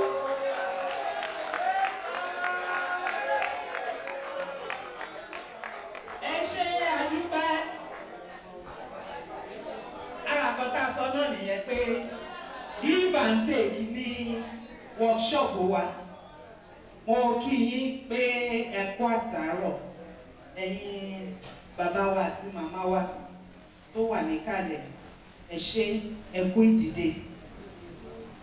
Èmi á máa bá wa sọ̀rọ̀ lórí bí a ṣe lè ṣe ìtọ́jú àwọn àrùn tó ń bá tìmájà. Orúkọ tèmi ni Esther Aya Adéṣẹ́gun. Mo jẹ́ onímọ̀ nípa kòkòrò àrùn tó máa bá àwọn ohun ọ̀gbìn wa jà. Ní sísẹ̀ntẹ̀lé àwọn nǹkan tá a máa sọ̀rọ̀ lé lórí nìyí. Kí ni à ń pè ní àrùn? Àrùn yàtọ̀ sí kòkòrò. Kòkòrò a lè fojú rí. Àwọn kòkòrò bíi aphid, bíi whitefly, tá a bá gbọn ewé tòmátò pẹ́pẹ́pẹ́ báyìí, àwọn kan á fò jáde, wọ́n á fò sókè, a lè fojú rí àwọn yẹn. Ṣùgbọ́n àrùn a lè fojú rí. A kàn lè fojú rí àwọn symptoms ẹ̀ lára plant wa. So kí ni à ń pè ní àrùn? Ẹ̀yin bàbá àti màmá wa, kí là ń pè lárùn? Ìgbà wo ni àrùn dé sára tòmátò?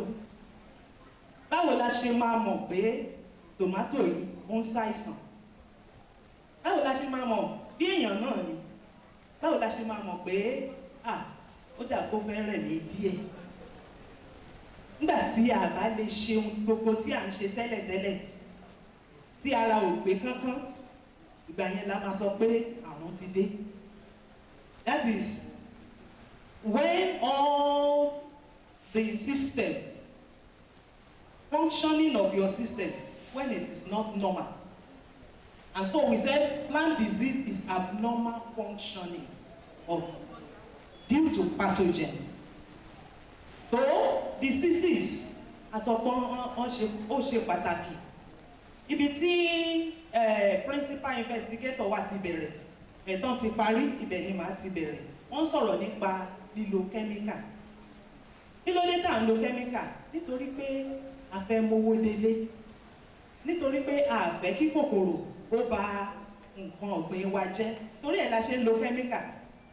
Ṣùgbọ́n àwọn kòkòrò yẹn àti àrùn yẹn, àwọn náà ti wá gbọ́n.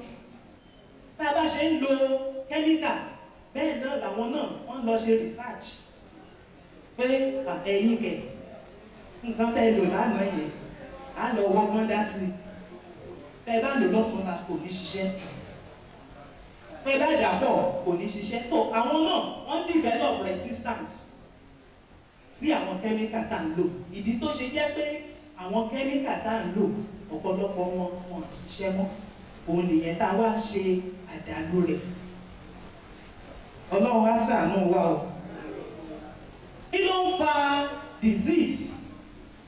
Ó lè jẹ́ bacteria, ó lè jẹ́ fungi, ó lè jẹ́ nematode, ó lè jẹ́ virus. Bacteria, àwọn nǹkan kan ṣẹlẹ̀ tó jẹ́ pé tí disease bá mú plant wa, tó bá mú tòmátì wa, a máa rò pé fungi ni ó dẹ̀ lè má jẹ́ fungi. Wọ́n á wá polówó oríṣiríṣi oògùn fún wa, kẹ́míkà fún wa, àwa lọ rà.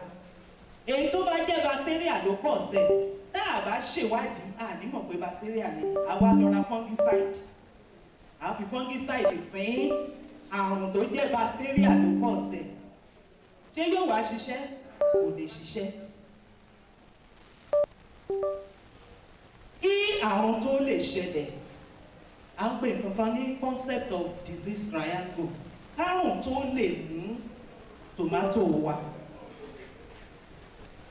a gbọ́dọ̀ ní pathogen, that is pé nǹkan tó máa gbé àrùn yẹn a gbọ́dọ̀ ní.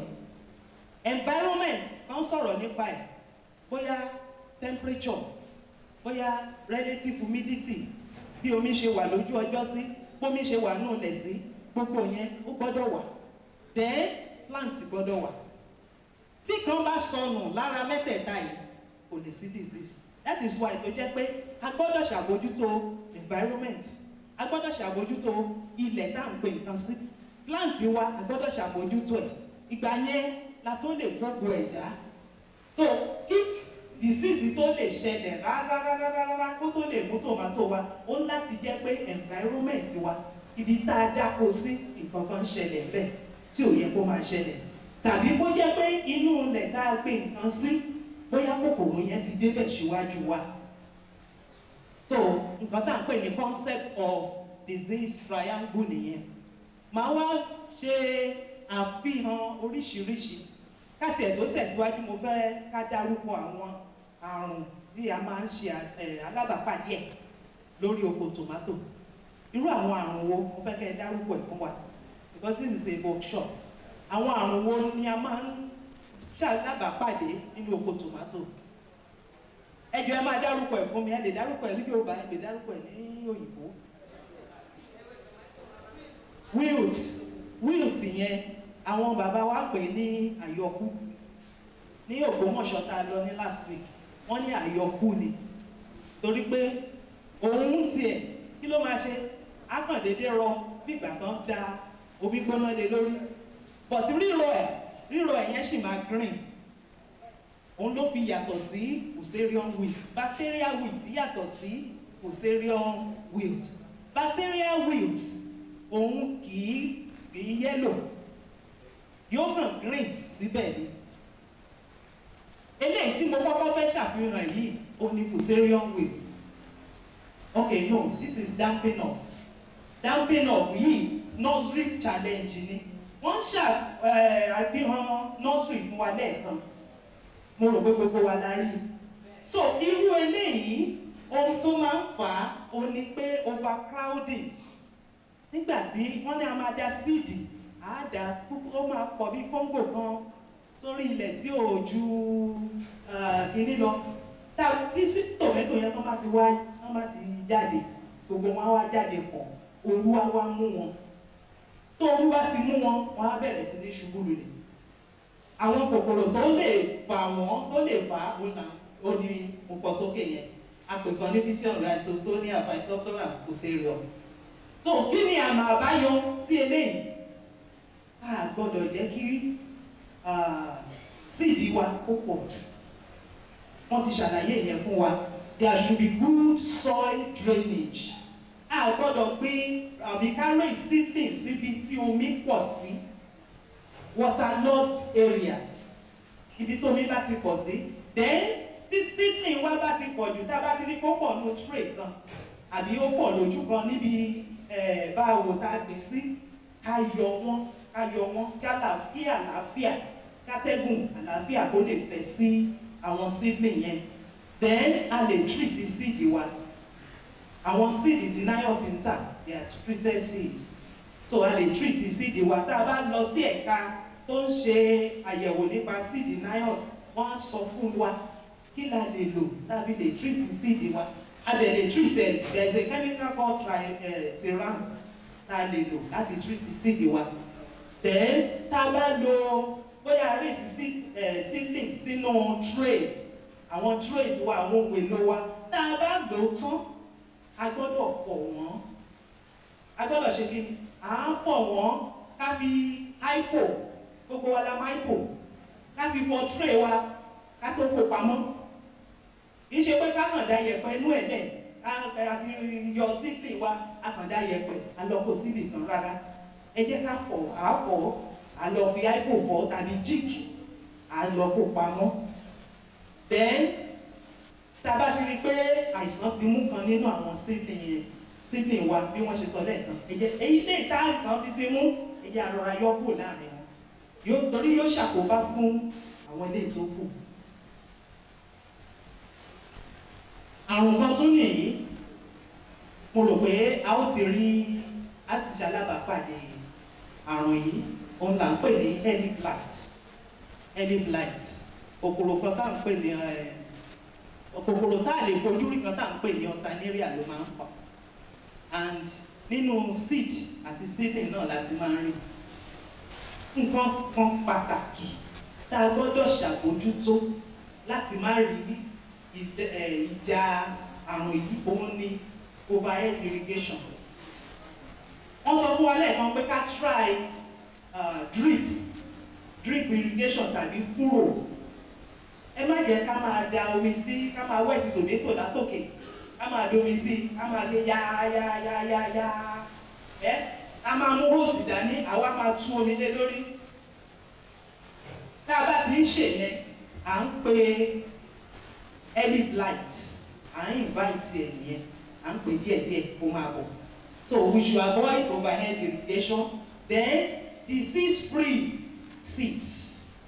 Ẹ má jẹ́ ká mọ ibi tí a ti ń gẹ̀ẹ́tì síìdì wa kó la ti ń rí àwọn ihò tá à ń lò síìdì tá à ń gbè kó la ti ń rà wọ́n. We should use disease-free seed.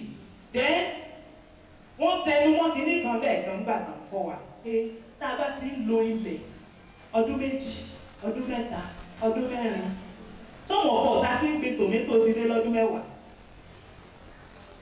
bẹ́ẹ̀ ni àbí bẹ́ẹ̀ kọ́ some of us ilẹ̀ yẹn á ti ṣá then apart from that disease yẹn á ti pọ̀ sí disease tá a rí lọ́dún kan tó bá dọdún kejì tá a bá tún gbin tòmátò yóò ṣe kí ni yóò pọ̀ sí ni tó bá tún dọdún kẹta yóò multiply by 3 tó bá tún dọdún kẹrin yóò torí oríṣi nǹkan kan náà là ń gbìn nígbà tí ó bá fi dọdún kẹta ọdún kẹrin ẹ̀ á rí pé irè tá à ń kó ó máa dínkù ni so ká try láti ṣe nǹkan tá à ń pè ní crop rotation rotate out of tomato ẹ má jẹ tẹ́ bá ti dìlé ọdún kan ọdún méjì ọdún mẹ́ta then try and break the cycle à ń pè ní breaking the seeds cycle so a lè gbin àgbàdo sórí ilẹ̀ yẹn torí àwọn àrùn tó ń ṣe tòmátò kò ń ṣe àgbàdo tàbí ká gbin ẹ̀gẹ́ a lè gbẹ̀gẹ́ a lè gbin soybean a lè gbin cowpea àwọn nǹkan tá a lè gbin tá a fi lè break the disease cycle yẹn nìyẹn then a lè protect kí a máa ń pè kíní kan ní pathology à ń pè ní disease management disease control is a whole lot of things but disease management tí disease tí àrùn ò bá ti ṣẹlẹ̀ ó ṣe control but tó bá ti ṣẹlẹ̀ á máa manage ẹ̀ bí èèyàn náà ni ṣé wọ́n pẹ̀ kéèyàn tó sick á níyà wọ́n tó ní HIV kéèyàn tó ní HIV ó ṣe prevent àbí àwọn olóyìnbó sì ní prevention is better than cure àrùn ṣe prevent with good cultural practices but kò ṣe control tó bá ti ṣẹlẹ̀ kò ṣe kékeré ni so there is nothing called disease control when it has already happened you just manage it you manage disease because it is practically theoretically it is possible but practically it may not be possible to eradicate disease so you manage it to threshold level ní títí dé ìpele tí àrùn yẹn yóò fi ní gbówó lọ lọ́wọ́ wa mọ́ tí òfin ní tó jẹ́ pé tá a bá ti rẹ̀ rí lórí oko àsọpọ̀ kò ní ipa lórí ẹkọ́nọ́mì wa eléyìí là ń pè ní fusarium wheat. Nihort ti ní seed kan tó lè dojúkọ eléyìí tó lè tolerate ẹ̀. A pè ní one of the otitum seed. So Nihort ti develop seed, we can get it in Nihort tó lè dojúkọ àrùn yìí. Àrùn yẹn ẹ̀rí apá kan tòmátò ló máa kọ́kọ́ mú, yóò yẹ́lò wá, apá yẹn á dẹ̀ rọ, rírọ yẹn á bẹ̀rẹ̀ láti sàlẹ̀. Tá a bá wá ṣí, tá a bá ya igi tòmátò yẹn, á rí i pé ẹgbẹ̀ẹ̀gbẹ́ méjèèjì tá à ń pè ní xylem conducting vessels ẹgbẹ̀ẹ̀gbẹ́ yẹn kí ló máa ṣẹlẹ̀ sí? Ẹgbẹ̀ẹ̀gbẹ́ yẹn á brown. Ó ń sọ fún wa pé omi ò lọ sókè mọ́, kò fa omi, tòmátò yẹn ò fa omi lọ sókè mọ́, á wá rọ. Kí ló fà á? Fusarium ló ń fà á. Bó ládẹ tí lè rí from infected is a soil-borne disease, inú ilẹ̀ ló wà. Táwa náà bá tún wá gbin seed, ìwádìí ti fi hàn wá nísìnyí pé a lè rí ní láti rárá seed. Some of us seed ta ti ń lò over years là ń gbìn, la ṣe ń gbìn. Àwa kan à ń lo hybrid. Ṣùgbọ́n mo sọ nǹkan kan l'Ógbómọ̀ṣọ́ last week. Mo ní torí pé a import seed yẹn ò ní kó má ní challenge. Ṣé a gbọ́ mi? Torí pé a import seed kò ní kó má ní kíni, kó má ní challenge. Ó máa ní challenge tiẹ̀. Ó ní tiẹ̀ lára tẹ́lẹ̀tẹ́lẹ̀. So ká má sọ pé ìgbà tí mo ti ra seed láti ìlú òyìnbó kò lè ní ìdojúkọ kankan. Bẹ́ẹ̀ kọ́. So a lè rotate. Eléyìí náà ó ní ìdí pé ká rotate tòmátò wa. Ẹ jọ̀ọ́ mo fẹ́ rọ̀ wá. Tí a bá ti délé bóyá tó ní ọdún ilé bá kọjá, àwa tá a ti fi tòmátò ọdún 5, ọdún 6 sórí ilẹ̀ kan, ẹ jẹ́ ká break ẹ̀, ẹ jẹ́ ká rotate ẹ̀. Then ṣe rí àrùn yìí calcium nitrate fertilizer ló dáa fún la fi lè kojú ẹ̀. Kì í kàn ṣe fertilizer lásán. Àwọn fertilizer kan wà tó máa ń encourage disease. Tó yẹ pé tá a bá fi sínú ilẹ̀, it will enhance disease outbreak. So instead of ammonium nitrate fertilizer, calcium nitrate la recommend fún àrùn yìí. Then ọ̀pọ̀lọpọ̀ àwọn àrùn tí mo ń sọ̀rọ̀ nípa èyí, wọ́n máa ń dàgbà, wọ́n máa ń increase in acidic soil. That is the reason we need to do soil test.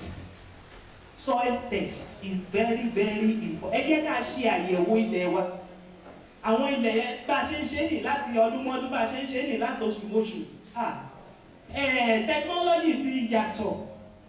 Ìmọ̀ ìjìnlẹ̀ ń tẹ̀síwájú ni. Bẹ́ẹ̀ ni, technology ti yàtọ̀. Ẹ jẹ́ ká máa ṣèwádìí ilẹ̀ tá à ń lò. The pH will keep increasing. Tá a bá tí soil wá bẹ́ẹ̀ tẹ́lẹ̀ ti di acidic soil, gbogbo oríṣiríṣi kòkòrò àrùn la máa rí. So àwọn fertilizer tá a máa wá lò, ó gbọ́dọ̀ jẹ́ fertilizer tó máa jẹ́ kí pH yẹn come down to normal. Àrùn míì eléyìí ni àyọkú, bacterial wilt. Mo mọ̀ pé kò ságbẹ̀ tòmátò tí ò ní tí fẹ́ rí àyọkú lórí field. Àgbẹ̀ tí ò bá tí rí àyọkú ẹnà ọkọ̀ sókè, bacterial wilt. Mọ́mì ló yapa. Eléyìí títí di àkókò yìí tí mò ń bá wa sọ̀rọ̀ kò tí ì sí kẹ́míkà kankan tó pọ̀. Níbi tí iṣẹ́ ìwádìí dúró, kì í ṣe Nàìjíríà nìkan ló ti ń ṣẹlẹ̀. Throughout all the tomato growing nations eléyìí wà.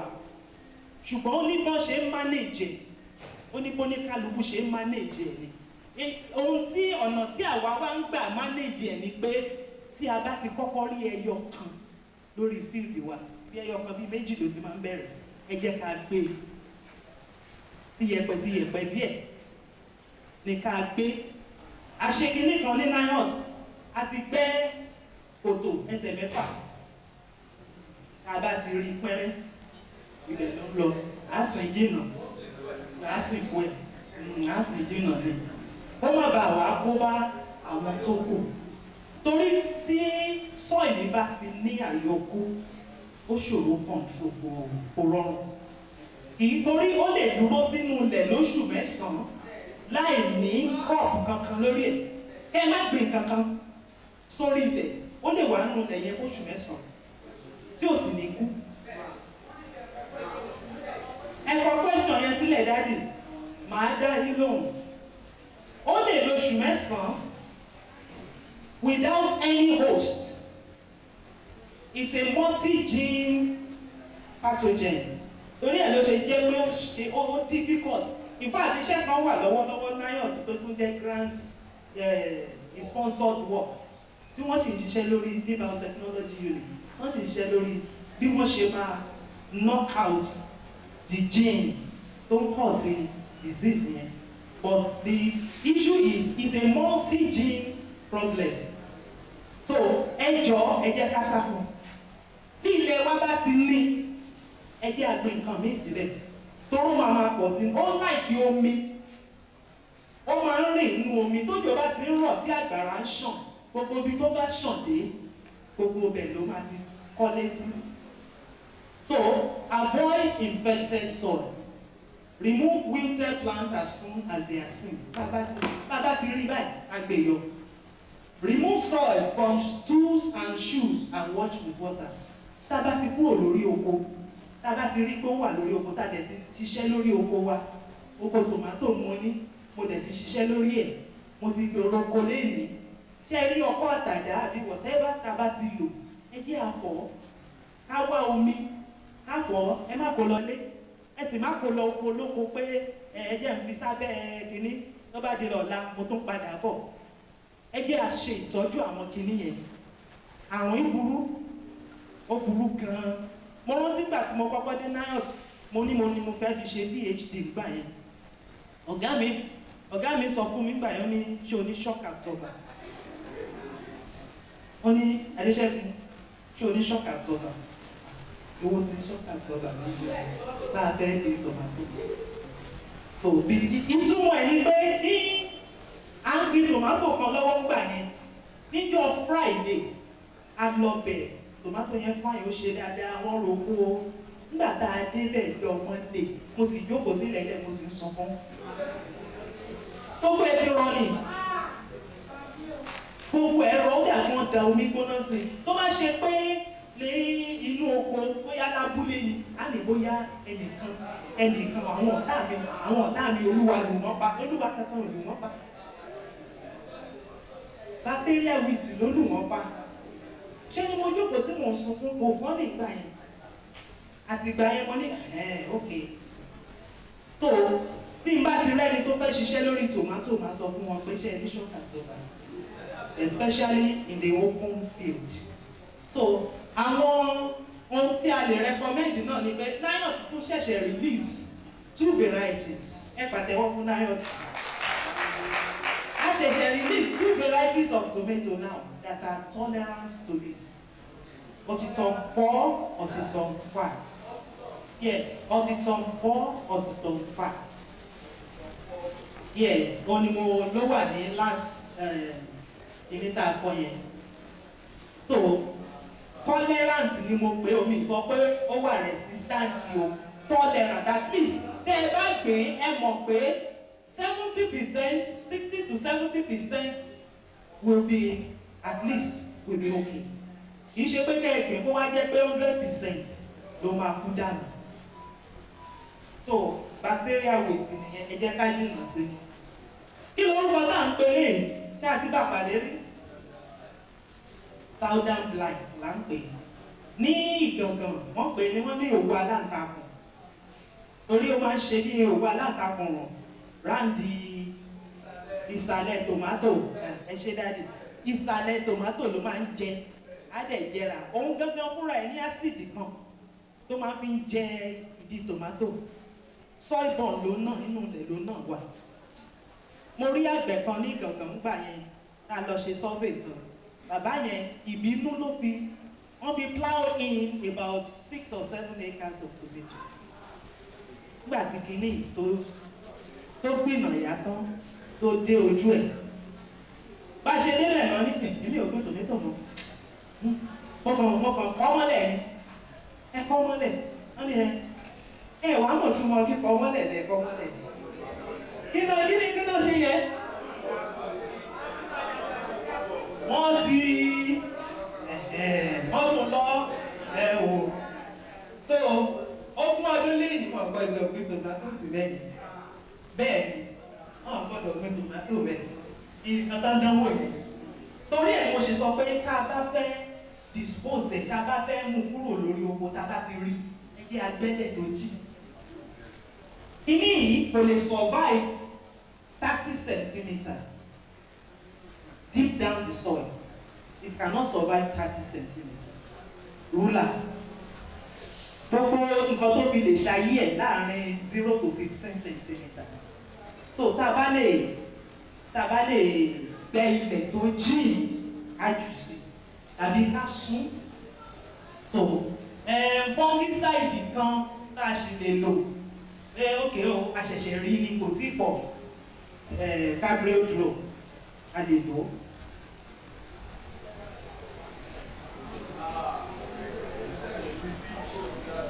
Which one's that? Cabrio drone only.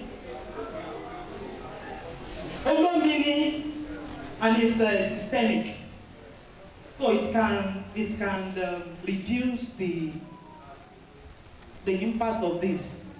Cabrio drone. Olómi báyìí ni 1 litre máa ń ṣe. Tẹ́ bá ti ró ní kíní powder ẹ̀ kíyèsára o. So, eléyìí blossom end rods. This is more of physiological. Olùwádìí àgbà wọ́n sọ lẹ́ẹ̀kan pé ká máa lo àwọn calcium fertilizer. Wọ́n dárúkọ àwọn calcium fertilizer kan. Mo mọ̀ pé gbogbo wa la mọ̀ eléyìí, we are familiar with this, especially if you are into open field production. It is calcium deficiency. Inú ilẹ̀ yẹn ló lack calcium. Ohun tá a ṣe sọ pé ká máa ṣe soil test lẹ́kọ̀ọ̀kan nìyẹn. Tàbí bí ọdún kọ̀ọ̀kan, ọdún méjì. Ẹ jẹ́ a ṣe. Ẹ jẹ́ a wò pé ó máa ná wa lówó. Owó yẹn ti pọ̀ jù. Kò pọ̀ jù tó ká bá fi compare losses that we will now incur. So, excessive ammonia, nitrogen, potassium or magnesium fertilization. When calcium is lacking and you now bombard the soil with all this. So, kí la lè ṣe? Alkaline soil náà ni. Lime it with calcium-based fertilizer. Tàbí àwa tó bá jẹ́ pé subsistence farming náà ni. Tá a bá rí bí tá a ti lè kó èpo ẹyin. Tá a kó èpo ẹyin tó pọ̀. Á lọ. Ká fi sínú ilẹ̀. Ó máa dojú kọ eléyìí tá à ń sọ yìí. Then we should avoid excessive potassium or magnesium fertilization.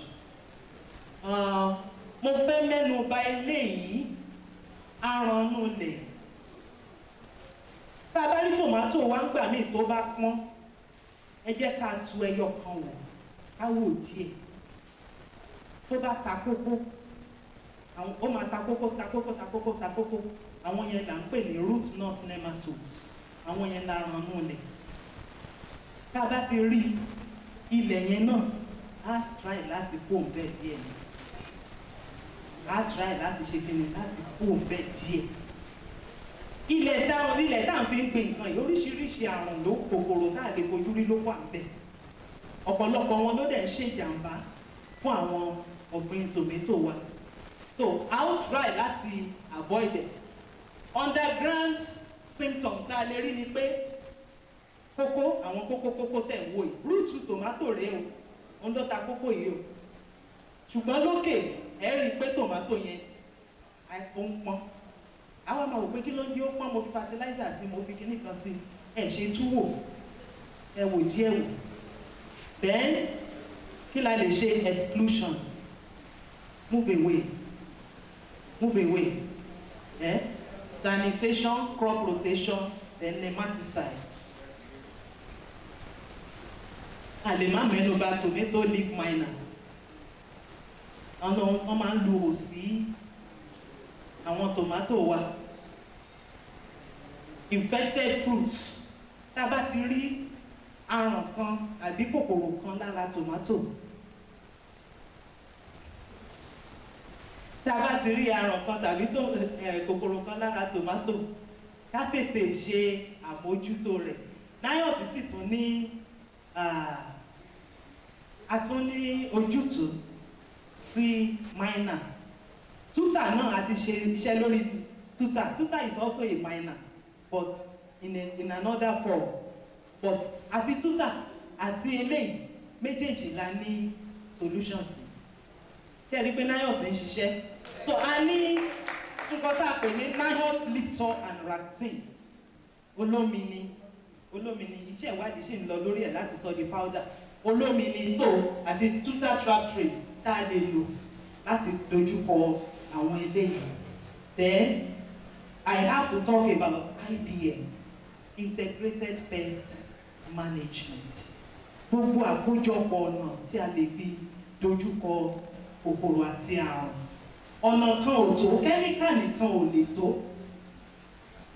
cultural practice nìkan ò lè tó biological control bóyá ká tún lo àwọn nǹkan ẹlẹ́mìí kò lè tó a gbọ́dọ̀ ṣe àkójọpọ̀ gbogbo kìíní láti dojúkọ oko wa gbọ́dọ̀ mọ́ sanitation is very very important weeding tá a bá roko tán ká má kó sẹ́gbẹ̀ẹ́ ebè tá a bá ti roko tán torí àwọn weed táwọn yẹn alternative host ni most of them tí wọn bá rí oúnjẹ tán fẹ́ jẹ wá bọ́ sórí weed yẹn wọ́n á máa gbé bẹ̀ títí tí oúnjẹ á fi dé so weed oko tá a ro tá a kó weed tá a ro tán tá a ní mo ti roko tá a wá kó sẹ́gbẹ̀ẹ́ ebè a máa ti bá kòkòrò yẹn a ti bá àrùn yẹn o so ká kó kúrò lóòótọ́ wà labour intensive capital intensive but compare with what we are going to get at the end of the day so ẹ jẹ́ ká ṣe àbójútó oko wa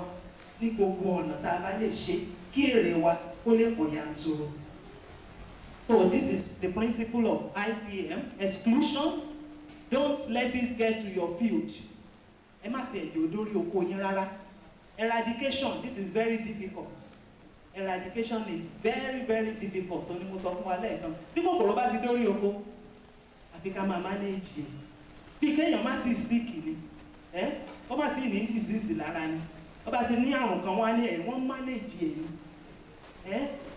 wọ́n máa manage ẹ̀ ni so protection let's protect our crop bàtà tí búùtù dáàdì ẹ wọ búùtù mo ń wò pé kí ló dé tí dáàdì wọ búùtù wá sí Nihort mo wá wò pé bóyá orí oko lẹ ti ń bọ̀ ni búùtù yìí tẹ ẹ bá ti wọ̀ lọ orí oko tì mọ́ ẹ má wọ̀ lọ dédi ata o ẹ má wọ̀ dédi kíní ìgbà ẹ má wọ̀ dédi ìgbàgbá o gbogbo wọn tí mo dárúkọ yẹn family kan ni wọn kòkòrò tó bá ti ń ṣe tòmátò yóò ṣe ata yóò ṣe gbà yóò ṣe gbàgbà tó búùtù wa ó gbọ́dọ̀ máa mọ́ oko tá a bá ti wà tá a ti ṣiṣẹ́ tá a ti lo búùtù yẹn tán yẹ pẹ́ bẹ́ẹ̀ gbọ̀n síbẹ̀ ẹ má gbé lọ bòmíì ẹ má gbé lọ kó ọ̀rẹ́ yín ẹ má ti gbogbo gbé lóko ọ̀rẹ́ yín tí kòkòrò yẹn ò bá ti ẹ̀ sí àbáwọn yẹn ò sí lóko yín ọ̀rẹ́ yín ẹ ti lọ gbé sí ẹ lọ gùn wọn lọ wọn kàn ní yọjú sí ọ ní bọ́ọ̀ ní ẹ ti gbọ́n so ọkọ àdàdà gbọ́n na wá o and then use of resistant varieties ẹ jẹ́ ká wá síìdì tó dáa gbìn ẹ jẹ́ ká wá síìdì tó dáa gbìn then ká ṣe gbogbo nǹkan tá a ti sọ ẹ ṣé.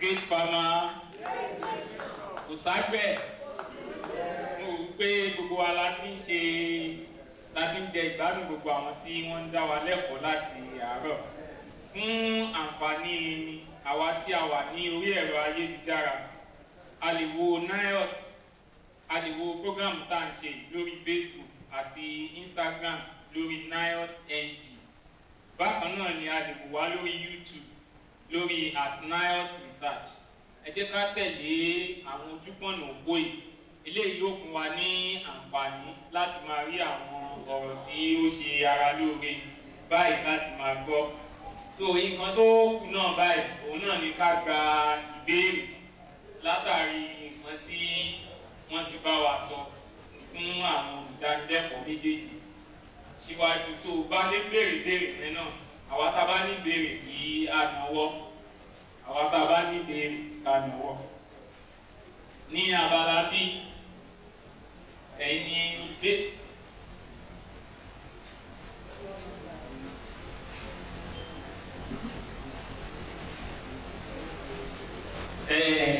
Ìbéèrè alákọ̀ọ́kọ́ ẹ̀yin ní olùbéèrè àkọ́kọ́ ẹlẹ́ẹ̀kejì nọ́mbà 3 ẹ jẹ́ kí ká náwó lẹ́ẹ̀kan náà so that a lè fún wa papọ̀ nọ́mbà 1 nọ́mbà 2 nọ́mbà 3 nọ́mbà 4 nọ́mbà 5 nọ́mbà 6 ma nọ́mbà 7 ní apá bí nǹkan nọ́mbà 8 nọ́mbà 9 nọ́mbà 10 a ní ìbéèrè mẹ́wàá síwájú kí a tó máa béèrè àwọn béèrè wa ẹ jẹ́ kí a pe àwọn olùdánilẹ́kọ̀ọ́ so wọ́n lè máa tẹ́tí gbọ́ ìbéèrè wọn so that a lè jẹ́ kíkọ kalẹ̀.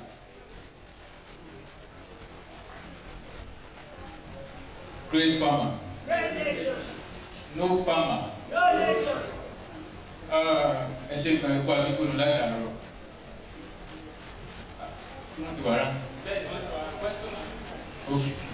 Ìbéèrè mi ò pọ̀ ní mẹ́ta kékeré. Ìbéèrè àkọ́kọ́ ni pé irú weed control wo la lè ṣe fún tomato?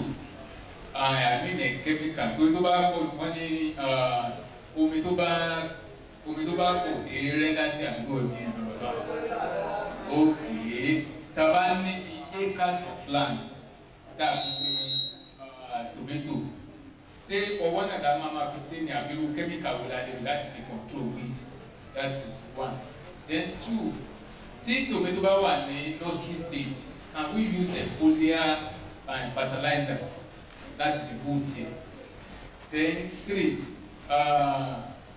mixed cropping tá a lè combine pepper àti tomato sórí same land tàbí tí o bá lè rí bẹ́ẹ̀ náà what other crops can be mixed with tomato cultivation those are my questions sir.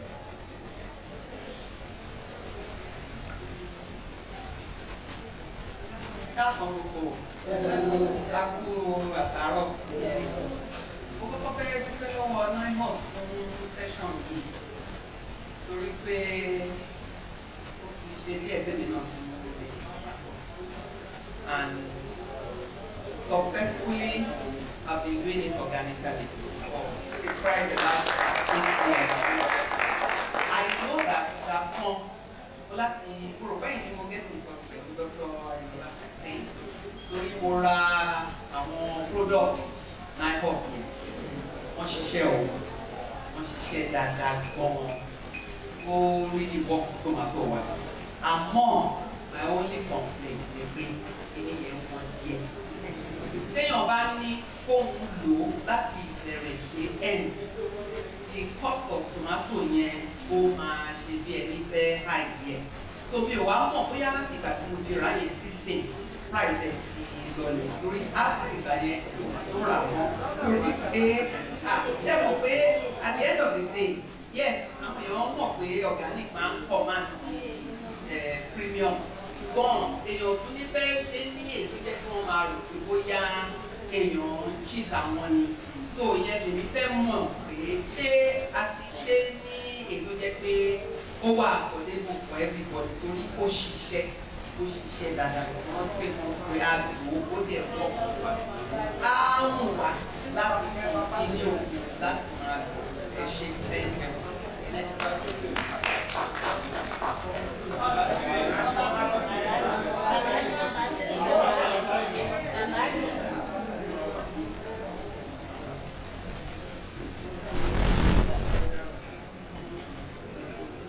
Great farmer. Great nation.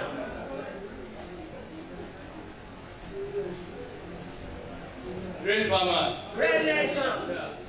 Cocoa pit, the doctor sọ̀rọ̀ ń pa ẹ̀.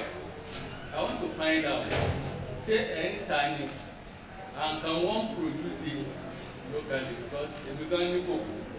So maybe after removing the coconut, is it coconut? Coconut, not cocoa. Okay, the husk. So I can use the husk for coconut. And you see, did you sell? Eh?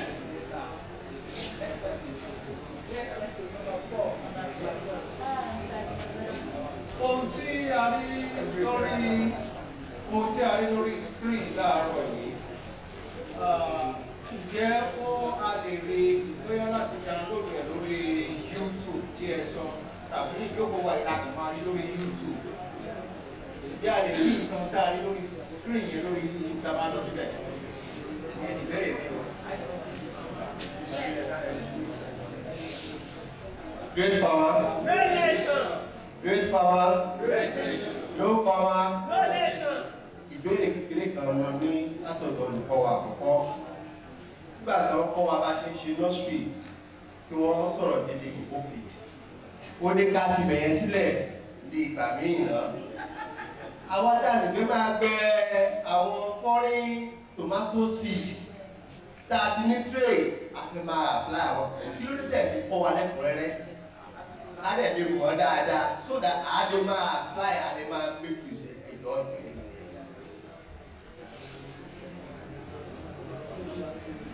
Great farmer. Great nation.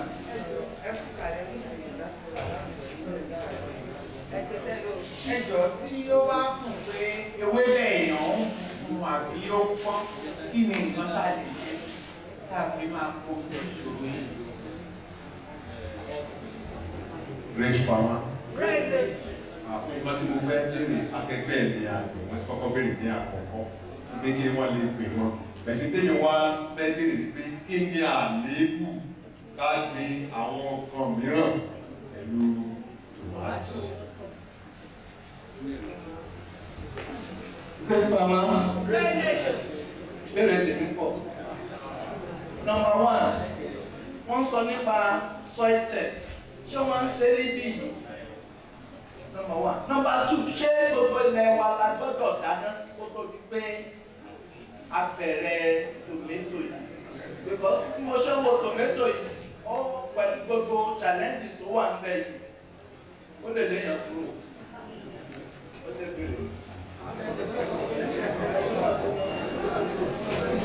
Great farmer, no farmer, adúpẹ́ pọ̀ fún sẹ́mínà in fact ó jẹ́ àwọn ìpínlẹ̀ àìsí ẹ̀kọ́ àgbẹ̀ ó máa ṣe lásán ni ọlọ́run ní jẹ́ àṣẹ lásán ẹjọ́ gbogbo ìdánilẹ́kọ̀ọ́ wọ́n lè fún wa ní free PDF ẹ̀ sórí group WhatsApp wa ní ìdáwà tiwa ká lè download ẹ̀ ká dà jẹ́ ẹsẹ̀ torí lè jẹ́ ẹ̀kọ́ wa inú agbáyé ló wà kò ní pẹ́ lọ ó sì yẹ kí a máa gbẹ́wò gbogbo wa ẹjọ́ ọba adékàtà níbi ìkejì wọ́n sọ̀rọ̀ nípa àyọkú ọlọ́run ní jẹ́ aráyọkú èèyàn àti táǹpì ọlọ́run ní jẹ́ ayé o mo fẹ́ kún explain bó la ṣe lè dá mọ̀ torí ìgbà tí wọ́n sọ lẹ́ẹ̀kan ẹ̀rú bà mí o ẹ̀kẹta mo ò ṣe kọ́ wa bá a ṣe lè treat soil ìlọ́nbí káwa náà mọ̀ sí fún tẹ̀jú ẹ̀ dẹ́ kí làpẹẹrẹ tá a máa rí lórí soil wọn ti treat tàbí lè tí mo treat tá a mọ̀ sí tá a bá gbé tomato síbí yóò ṣe dáadáa. Ní ìparí wọ́n ní ká má wọ bàtà lọ sóko lọ sóko míì tá a bá ti ṣe ẹ dákun afẹ́kẹ́ ràn wá lọ́wọ́ lórí eléyìí o àní ìjọba ní ẹ ràn wá lọ́wọ́ o torí láti máa ra búùtù bí oríṣi méjì mẹ́ta ń ṣe oko rọ́ńkó ẹ ràn wá lọ́wọ́ bá a bá ti dáwọ́ léṣẹ́ ẹjọ́ gbogbo tẹ́ ẹ bá ní ẹ fi ràn wá lọ́wọ́ kápítà kan ní jẹ́ àgbẹ̀ níyà o owó a nílò ẹ̀ ọlọ́run mọ̀ ràn lọ́wọ́ ẹ ṣe.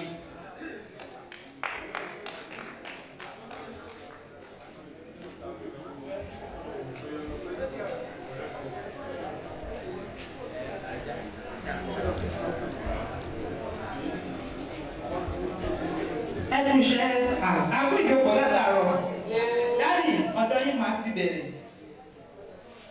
ní pé kẹra búùtù bíi mẹ́ta àbí mẹ́rin àbí márùn-ún nǹkan tá à ń sọ ni pé ká ṣe ìmọ́tótó búùtù wa a lè ṣe báyìí oko wa a lè ní bíi báàfù kékeré kan lábomi sí àwa fi ipos tá a bá ti ń dóko ẹ tẹsẹ̀ bọ́ ẹ máa ṣe oko yín lọ ẹ bá fẹ́ kú òun oko ẹ tẹsẹ̀ bọ́ ẹ fẹ́ lọ kọ́ rẹ̀ yín ká sọ it's as simple as that.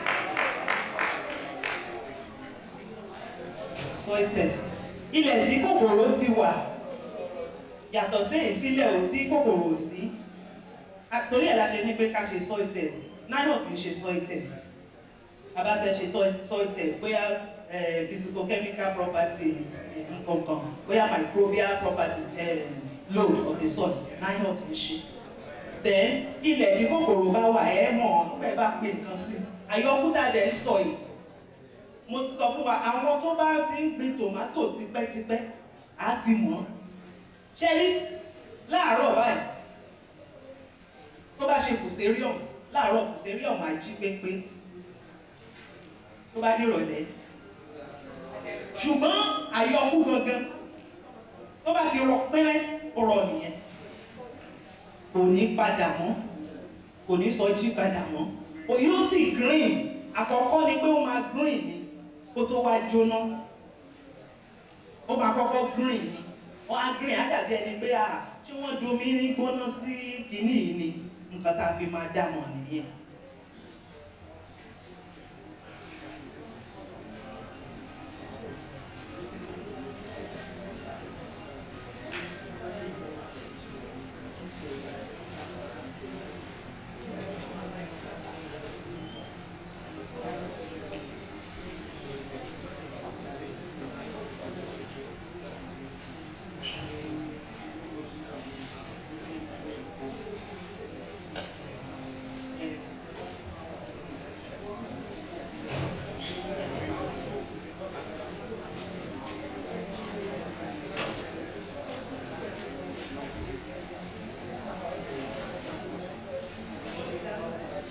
Kí gbogbo wa kú ìjókòó lẹ́ẹ̀kan sí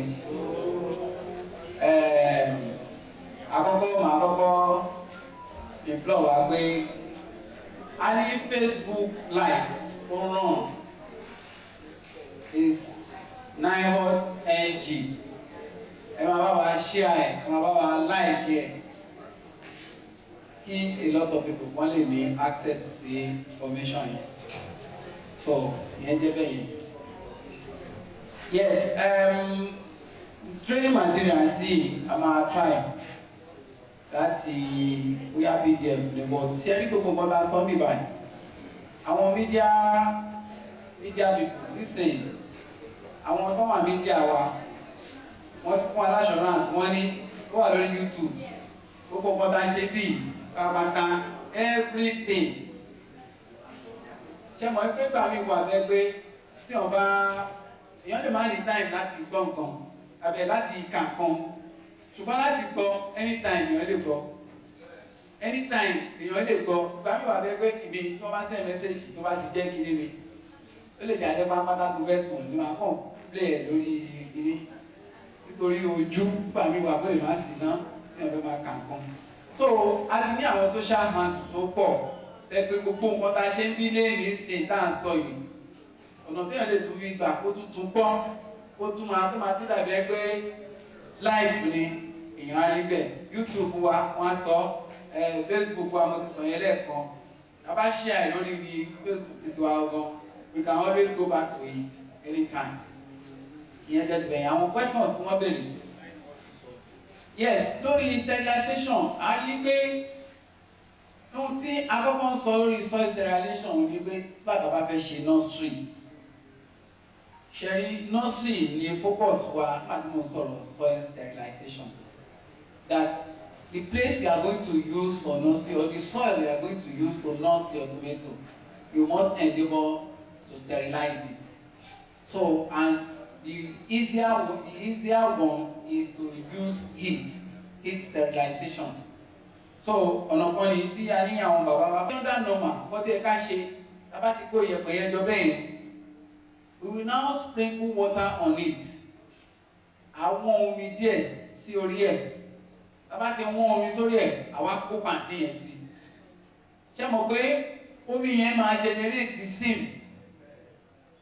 gangan èrè òun gangan la need láti wọnú ilẹ̀ yẹn.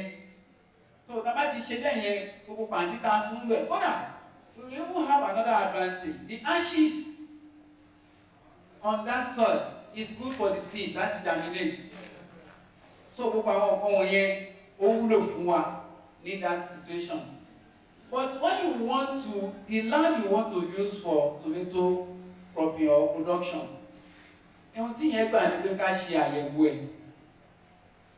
Tó bá jẹ́ pé ilẹ̀ tó jẹ́ tí wọ́n ti ló ti pẹ́ tán ti dá wọ́n ti lò, ó lè má fẹ́ necessary, ó lè má fẹ́ necessary. Tó pé àwọn pé yẹn are rich ní nutrients, ilẹ̀ tó ti jẹ́ bí ẹ̀kan are rich ní nutrients, and at the same time àwọn disease wọ̀nyẹn ò ní pọ̀ bẹ́ẹ̀. Ṣùgbọ́n bá ti jẹ́ pé ibi tá a fẹ́ ṣe nursery ni ibẹ̀ ni soil sterilization go necessary. Yes, soil test. We do soil test here. And soil test tí à ń ṣe níbí ó pé bí oríṣi mẹ́ta gbogbo wà nǹkan tí Mrs. Adéṣẹ́gun tí wọ́n sọ fún alẹ́ kan. À ń ṣe physical àti nutrient fertility.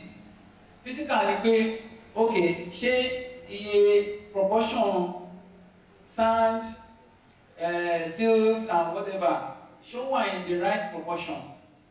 Ṣé ilẹ̀ yẹn ò ní dá mi rúgún? So physical nìyẹn pé ṣé proportion ọ̀tọ̀ yẹ kó wà nínú ilẹ̀ yẹn kó wà bẹ́ẹ̀. Ẹ̀kejì ni fertility pé the kind of nutrients tó wà bẹ́ẹ̀ ṣó máa wà enough láti sustain plant yẹn. Tí ò bá ní wà enough kí la máa ṣe sí? Kí ni quantity fertilizer téèyàn gbọ́dọ̀ rà tó máa apply? What type of fertilizer are you expected to apply? So, nǹkan tí soil fertility máa test tó máa guide wá sí òun nìyẹn. Ìyẹn ni first test. The second test is microbial pathological test. That is to assess all the pathogens that are in the soil that can cause disease. Like gbogbo àwọn Fusarium kìíní kankan tó sọ lẹ́ẹ̀kan yẹn. When you do that test, it's going to guide you. You will know what kind of disease. Sometimes, when you do it, you may need to do some form of amendments.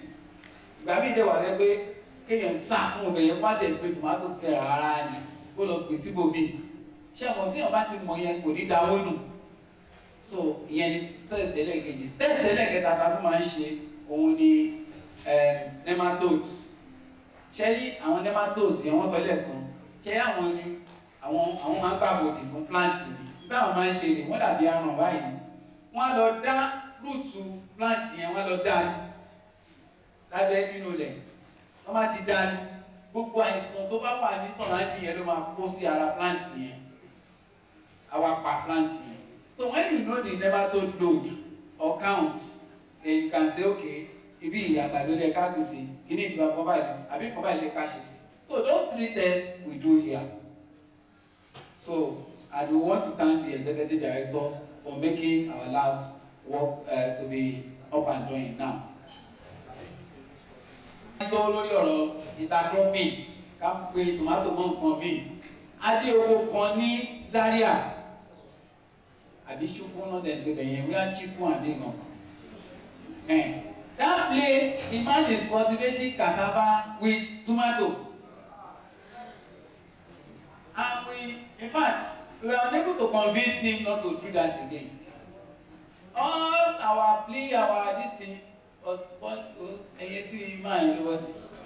he took us to the farm. We went to the farm, we saw it. We saw cassava there, we saw tomato there. So, but at the point, we just have to let him be. And yet, so we pay. So, it is possible to intercrop tomato with some crops, but intercropping ó depend lórí design la fẹ́ lò. Èèyàn lè ní line méjì ẹ̀fọ́ tẹ̀tẹ̀ báyìí, ṣẹ̀wọ̀n láti lè délẹ̀ báyìí. Ó gbin tomato line mẹ́rin, ó tún gbin ẹ̀fọ́ tẹ̀tẹ̀ line méjì mi, ó tún gbin lọ bẹ́ẹ̀ yẹn. It's a form of intercropping. The model àwa la máa wò. Model nìyẹn kì í ṣe model tẹ́ pé tomato pepper rárá. Kì í ṣe tomato àgbàdo tomato rárá. So model here we can have different models. See, ó máa work fún wa. Ní many places, I don't think the tomato àti àtàkàpọ̀. Nígbà nìyẹn ṣe ni pé ó máa gbin ata round ẹ̀ báyìí, gbogbo etí ẹ̀ báyìí, ó gbin ata round. Ó wá gbin tomato sínú ẹ̀. Ó ṣe ń gbin tiẹ̀ nìyẹn, àní adéloko yẹn ó fine.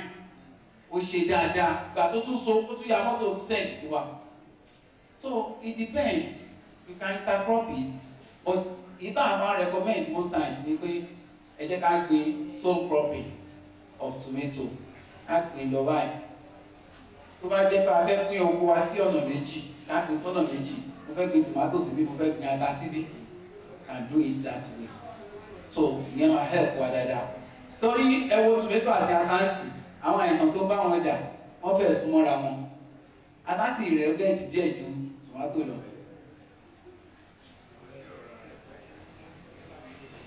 Okay, ẹ̀fọ́ tó pé ẹ̀pọ́n, well, ó ṣeé ṣe kó jẹ́ pé deficiency soil nutrients. Bóyá nitrogen inú ilẹ̀ yẹn ó kéré. Tó bá jẹ́ pé ìyẹn nìyẹn á ní láti ṣàyẹ̀wò. Gbàmí díẹ̀ kan tẹ́ pé èèyàn á wo kíní yẹn bí wọ́n bá wò díẹ̀, èèyàn lè sọ pé kíní ẹ jẹ́ ká ṣe nǹkan báyìí. Tó gbà mí wà, èèyàn sọ pé òkè pẹ̀lú nǹkan tá a rí yìí, nitrogen ẹ jẹ́ ká fún ní urea. Ẹ pé ilẹ̀ tó bá ní deficiency nitrogen, urea ni ó máa supply nitrogen. So èèyàn fún ní nitrogen fertilizer ní urea. Tó wá jẹ́ pé lẹ́yìn yẹn ṣe èèyàn gbé kò gbọ́, ẹ ti mọ̀ pé ó ti di physiological, ó ti di àìsàn. So ó túmọ̀ sí pé èèyàn máa ní láti ṣe nǹkan mìíràn. Wá gbogbo àwọn àìsàn tó ń list fún ayé tó yẹ pé pípọ́n ewé òun ló wà nínú symptoms ẹ̀. We will now attack it from that angle. That's one. The second thing about it is that there may be it's kind of foliar fertilizer sígbà mi. Ó lè recover procedure. Ṣé ká tún máa ṣàlàyé yẹn báyìí? Ok, ẹ jẹ́ kí n ṣàlàyé díẹ̀. Mo sọ lẹ́yìn tó mo ní ìtàwá fẹ́ lo kókó pit tí a bá ṣọ́ra á dá wa ń gbèsè. Èmi ṣe rí, mo jẹ rí. Now, kókó pit yẹn bá ṣe pé wá bring it. Tẹ́lí bó ṣe rí yìí, èèyàn máa jù sínú omi. Jẹ́ ká máa kà ó, a máa jù sínú omi. Tó bá ti bóyá bí alẹ́ mọ́jú, á túká sínú omi, àwa wà kó nínú omi. Ṣé nígbà míì wà kókó pit yìí, ó máa pé bí oríṣi méjì. Ṣé mọ̀ pé àtàrà àgbọn ni wọ́n ti yọ kíní husk yìí? Ṣé wá níbi tí àgbọn ti máa ń ṣe dáadáa, ibi tí ó ní salty place ni tó wà sí line. Àwọn ilẹ̀ tí iyọ̀ pọ̀ nù bẹ̀. Káàsì àdẹ́gbẹ̀rẹ̀ bá lọ sí àwọn beaches, àwọn etí òkun, ibẹ̀lẹ̀ ti máa rí ibi tí kò ẹlọ ní Badagry. Ẹ̀rí bẹ́ẹ̀ ni ibi tí kókó pit máa ń ṣiṣẹ́ tó ti máa tí àgbọn ti máa ṣe dáadáa nìyẹn. Ṣé wá ní nítorí ilẹ̀ yẹn bó ṣe wà yẹn bí plant yẹn ló ṣe wà bẹ́ẹ̀ yẹn ló ń fa omi iyọ̀ yẹn ló transmit sí gbogbo ara plant yẹn pátápátá tó fi dénú husk yẹn náà. There be collection of that salt nínú pọ́ọ̀sì ẹ̀yìn àgbọn yẹn ṣe rí àwọn lè máa fojú rí a lè má kà kún lọ títí ó ń ṣe àkóbá fún seedling ní nursery so wọ́n ṣe yìí ni wọ́n ti ṣe ó yẹ kí wọ́n ṣe ní ọ̀nà tó jẹ́ pé wọ́n á ti wọ́ọ̀ṣì sọ́ọ̀tì yẹn kúrò nínú ẹ̀ ṣùgbọ́n torí bí gbogbo nǹkan ṣe dà á pè ní pé wọ́n bọ́fà gbogbo bìtì yẹn stop buffering tó bá yẹ pé gbogbo bìtì tó ti bọ́fà níbi tẹ́ ti rà á níbi tó ti ṣe wá ní wàhálà yóò ti dínkù díẹ̀ ṣùgbọ́n tí wọn bá bọ́fà ẹ̀ wàhálà wà lẹ̀ ṣẹ́wárí ìtàn wá bọ́fà àti ìtàn bọ́fà méjì náà tà fún wa as bọ́fà gbogbo bìtì. bẹ́ẹ̀ ni ẹni tó ń ta gan ò mọ̀ ẹni tó kó wọlé ló lè mọ̀ ṣùgbọ́n tó bá dẹ̀ pọ̀ síbẹ̀ náà ni ẹ mọ̀ so tó bá ti jẹ́ èyí tí wọn ò bọ́fà ni lẹ́yìn bá dà sínú omi lẹ wà jáde lẹ fi gbé tòmátì yín mo ní píktọ̀ yẹn wà lórí system mi lẹ bá ti fi gbé tòmátì yín á jáde ò sì tìyàn á jáde tó bá ti jáde alẹ́wé méjì ewé méjì yẹn ó lè wà bẹ́ẹ̀ fún ọ̀sẹ̀ mẹ́ta ẹ̀yin náà ti tọ́ ẹ̀ ewé méjì yẹn lè wà bẹ́ẹ̀ fún ọ̀sẹ̀ mẹ́ta ọ̀sẹ̀ márùn-ún tó bá máa ga kò ní ga jù báyìí lọ àwọn wà bẹ ẹ máa wò ẹ tí wọn lọ ra fọlíà fertilizer NPK ẹ bá fi sí kí ló ṣe é yẹ kó ta jì ó yẹ kó ga kò ní ga o tẹ bá wà wọ bẹ́ẹ̀ náà tẹ mo lọ sóko òràn mọ́ yẹn ló ṣe jẹ́ wípé you have to try to buffer it first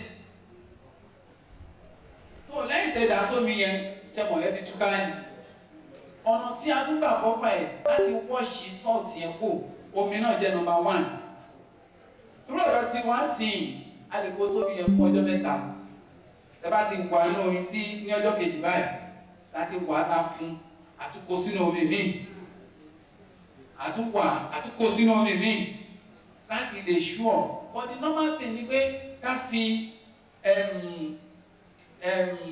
kíní bá fi ṣe pH ká fi test ẹ̀ php ká fi test ẹ̀ mọ gbogbo akọ́lá ní access sí yẹn tó tọ́ bá kó sínú omi bí ọjọ́ mẹ́ta yẹn ọkùnrin wa máa balẹ̀ jẹ́ pé a ti kọ́kọ́ wọ́ọ̀ṣì sọ́ọ̀tì yẹn kúrò lára ẹ̀ kò wá tán síbẹ̀ kò tán síbẹ̀ lẹ́yìn tá a wọ́ọ̀ṣì ẹ̀ tán yẹn tá a fọ̀ pẹ̀lú omi yẹn ṣe mọ̀ pé ó ṣe wà yìí kò sí nutrient kankan nínú ẹ̀ kò sí anything àwa lọ ra calcium ammonium nitrate can àbí kára calmat àwa mix ẹ̀ pẹ̀lú omi lẹ́yìn tá a ti ṣe sínú omi tó ti a ti ṣe bí ọjọ́ mẹ́ta ta sókè over and over yẹn ká ti wà àwa kó sínú omi calcium ammonium nitrate yẹn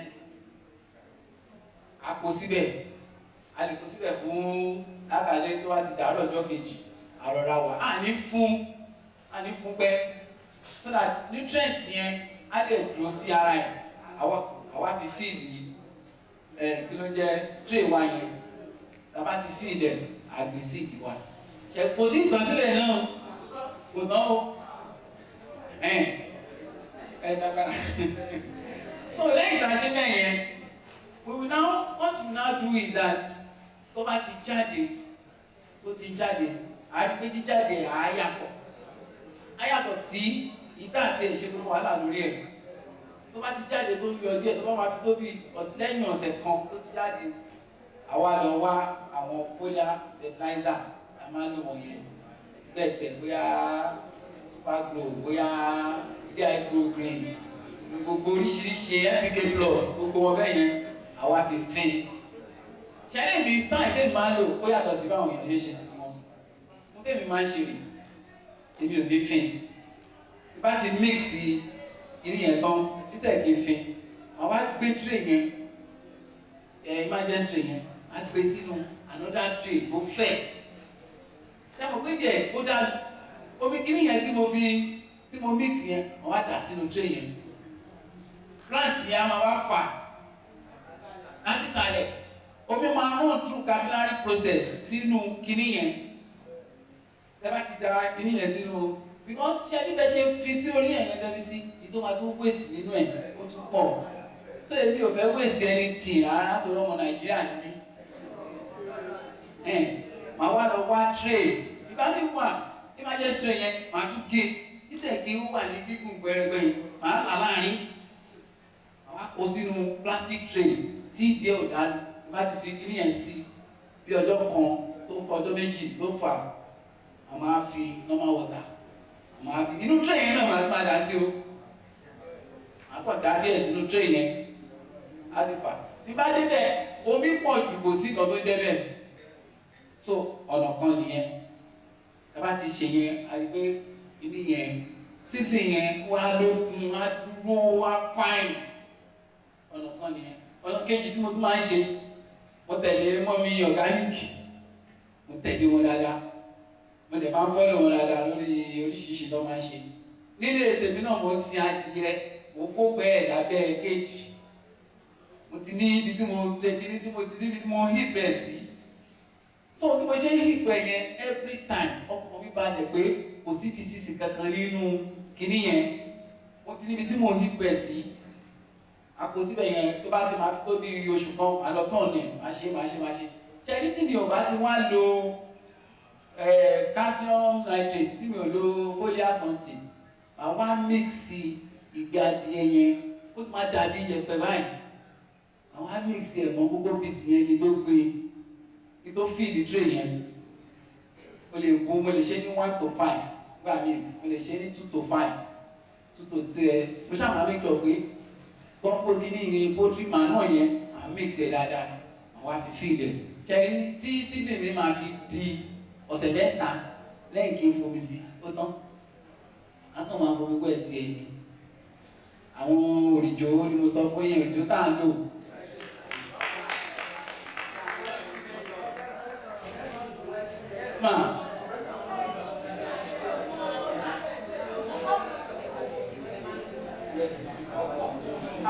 A lò kókó bìtì dáadáa ṣùgbọ́n tẹ́tẹ̀ tí mo tún wá ní èèyàn kan sí èèyàn kan tẹ̀ lóun fẹ́ ká máa bá òun mákẹ́tẹ̀ kókó bìtì yẹn we are already talking so tó bá dẹ̀ jẹ́ pé ó ṣe títí ẹ̀yìn náà wá ṣe tó ti ṣe sí block oníbàgì yẹn ni so ó lẹ̀ lóun máa fẹ́ kí Nihort jẹ́ distributor we are already talking so if we get it right and the price is reasonable then we can always tell you Alaji is here we also help us do marketing. Good farmers. Yes. Wọ́n láwọn ra kẹ́míkà lọ́wọ́ ní ìgbà kan. Wọ́n wá ní sẹ́pẹ̀ sí ti wálé àgbo. Ṣé báyìí náà? Kẹ́mi ṣé màdá ìlú ọ̀sọ̀ bẹ́ẹ̀? Bẹ́ẹ̀ni àwọn ni. Barrister, the only thing I can say for Nihort, because I'm a good player in this fight, is that there are things are the cheapest in this country. And that's a fact. Let me give an example. I produce ila on farms here. When I take ila to go and sell outside, a kg is 2,000 naira. Director, I took ila to your director, sir. I took ila to your people. They pay me 1,200. How cheap their things are. Very, very cheap. When I say, look, this one is for Talaka people, go and sell elsewhere. And from the 1,200, they still took 10%. For them to buy or sell anything here, it has to be so cheap. And I can say this for barista. So that is the fact. They don't need to, I can defend them there. Now, I have questions for Doctor.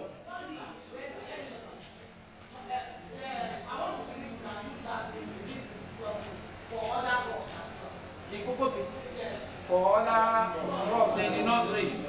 Yes, you can. Barista is going to come. Okay, right. Doctor, these are 3 varieties of the seeds. She's ready to go to Lagos and buy. She's taking them to Lagos. Are they now available at your marketing? You can make small quantity available. Okay, so Barista, they will give you some free of charge. And some of us here. Great farmers. Great farmers. Doctor, before I continue, I have some questions for you. I'm sure we have engaged each other on this nursery trades. Okay. So, but yeah, Shane. Great farmer. Ẹ jọ̀ọ́ ṣé àgbádùn ètò wa bó ṣe ń lọ. Ẹ ṣé lọ. We are still taking questions. Ẹ jọ̀ọ́. Don't worry, we'll give you all of that. All our social handles. La máa fún wa bí ká tó lọ. But ẹ jọ̀ọ́, I want to acknowledge those because bá ṣe wà bí àwọn èèyàn ń wò lórí ẹ̀rọ àgbàgbé káàkiri gbogbo àgbáyé. A lot of people are streaming us online as we're talking.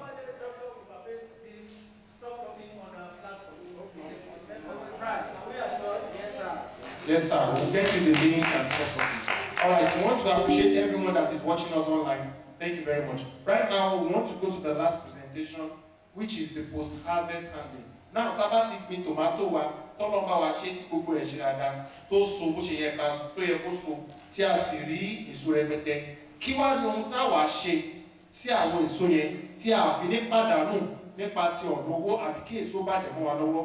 Nítorí àwọn ilé-ìwòsàn wọ́n ní the tomato fruit is a perishable fruit. Àbí bẹ́ẹ̀ ni kọ́.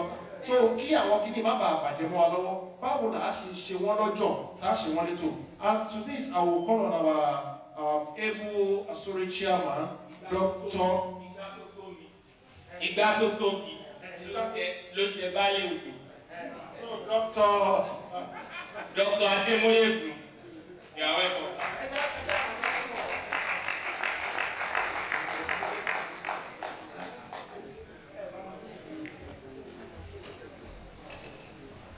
Great farmer, great nation, great farmer, great nation.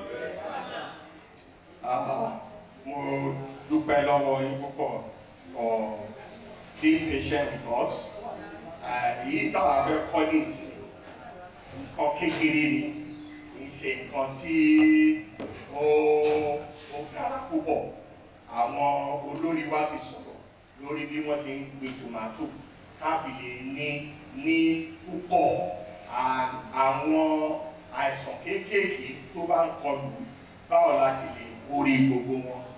Èyí bí táwa fẹ́ dúró lórí ní ìsinyìí kì í ṣe nǹkan tí ó fi bẹ́ẹ̀ dára púpọ̀ nítorí pé àgbẹ̀ tá à ń ṣe nítorí owó ni àbí ìgbà míì wà jẹ́ pé tá a bá wá ní tòmátò tó pọ̀ rẹpẹtẹ bàbá gbé lọ́jà báyìí ìwé tí wọ́n máa fi ná wàá wò pé kí ló dé gbogbo wàhálà tí mo wá ṣe gan ṣé èrè gan wá wà nínú ẹ̀ báyìí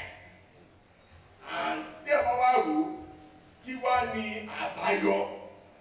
àbáyọ láti fi lè tún sọ tòmátò yìí di nǹkan míì tí ó máa fún owó jáde yàtọ̀ sí bí ó máa mú owó jáde nǹkan tá a tún sọ ní pé ẹgbẹ́ pé tòmátò bó ṣe wà láàrin bẹ́ẹ̀ bá ti harvest ẹ̀ láàrin oṣù kan tẹ́ẹ̀bà wọ́n àwọn method tó fi harvest tábà lò dáadáa tó rẹ́ka kan já ẹni à láàrin kó tó tóṣù kan kó ti bàjẹ́ ṣùgbọ́n ọ̀nà tí a lè gbà fẹ́ pé a lè sọ di product mi nǹkan mi fẹ́ pé ní at the end of the day oṣù mẹ́fà ọdún kan yóò ṣì wà bẹ́ẹ̀ fẹ́ pé àwa fúnra wa a lè máa mú ká máa lò nínú kíṣìn wa èmi ìwà tó yẹ pé tí association that come together ní ìsìn báyìí we can come together and buy machinery to make them into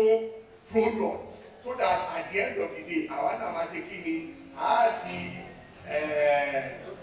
processor báwo ni mo fẹ́ lo language máa di àbúrò Dangote táwa náà bẹ̀rẹ̀ sí ṣe àwọn tomato paste tomato pure tí ó ti yẹ yí báyìí because gbogbo kìíní tà ń sọ̀rọ̀ nípa yìí kì í ṣe pé tí èèyàn bá lówó ńlá nìkan èèyàn bẹ̀rẹ̀ ní àwọn ìlú tó yẹ pé wọ́n ti develop dárúkọ wọn they have what we call small scale processor cottage processing tó yẹ pé láàrin àdúgbò báyìí ni wọ́n máa kóra wọn jọ àpótíkó tòmátò tèmi dé o àpótíkó tèmi náà dé o process it and we able to sell it in your own locality. Just that is the brief explanation tàbí fúnra wa. Èmi náà lè fẹ́ gbà wá ní àkókò rárá nítorí pé a ti gbìyànjú. Orúkọ mi wọ́n ti dárúkọ síbẹ̀. Nítorí pé kí n má gbà wá lásìkò òkùnkùn. We are just after post-harvest handling. Nǹkan tá a ní ìgbà post-harvest handling ni pé nígbà tí tòmátò tó bá ti gbó tán tí a ti já kúrò lórí oko, kí ni nǹkan tí a lè ṣe lé lórí? Yàtọ̀ sí pé a gbà lọ́jà àjẹ́ àfìṣẹ́lẹ̀. Àwọn nǹkan tí ó ní definition fún post-harvest ní nǹkan tí a kọ yìí. But the last one yìí lè tẹ̀ wá after it including cleaning, sorting, packaging, storing and processing. Because sẹ́rí àwọn àléébù tá a ní orílẹ̀-èdè tá a ní bíbá ní pé èyí tó pọ́n o, èyí tí ò pọ́n o, èyí tó bàjẹ́ o, èyí tí ò bàjẹ́ o, gbogbo rẹ̀ ìwì sínú ibì kan.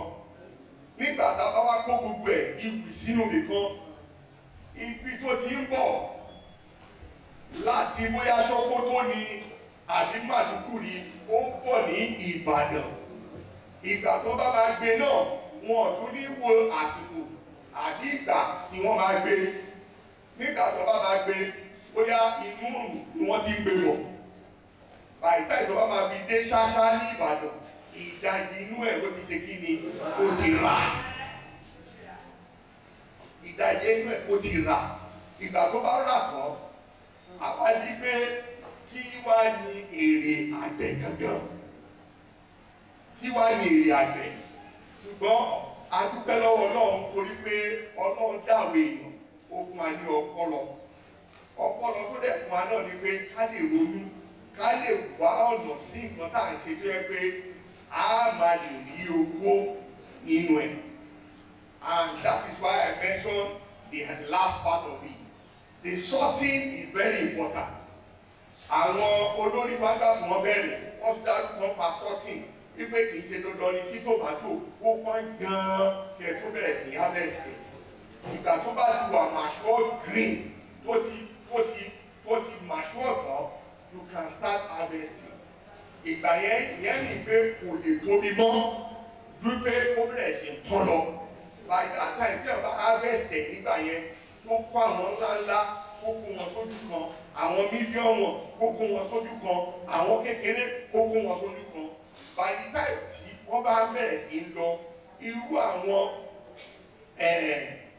transport téèyàn ní láti fi ṣe irú kan bẹ́ẹ̀ yẹn á jẹ́ ìgbà tó bá jẹ́ bí ọwọ́ alẹ́.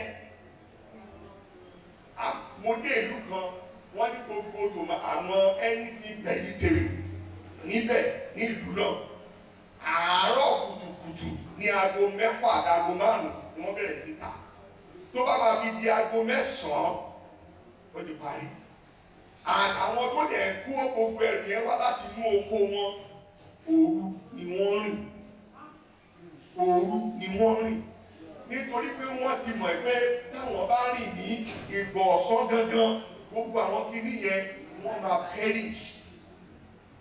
Gbogbo àwọn nǹkan táwọn ti kò mọ́ra wọn yẹn, and they are making a lot of money from their farm. Now, kí ni objective of post-harvest handling? Òyìnbó làwọn eléyìí, ọ̀kí sáré sọ ní ìwọ̀n ọba tó máa fi yé wa.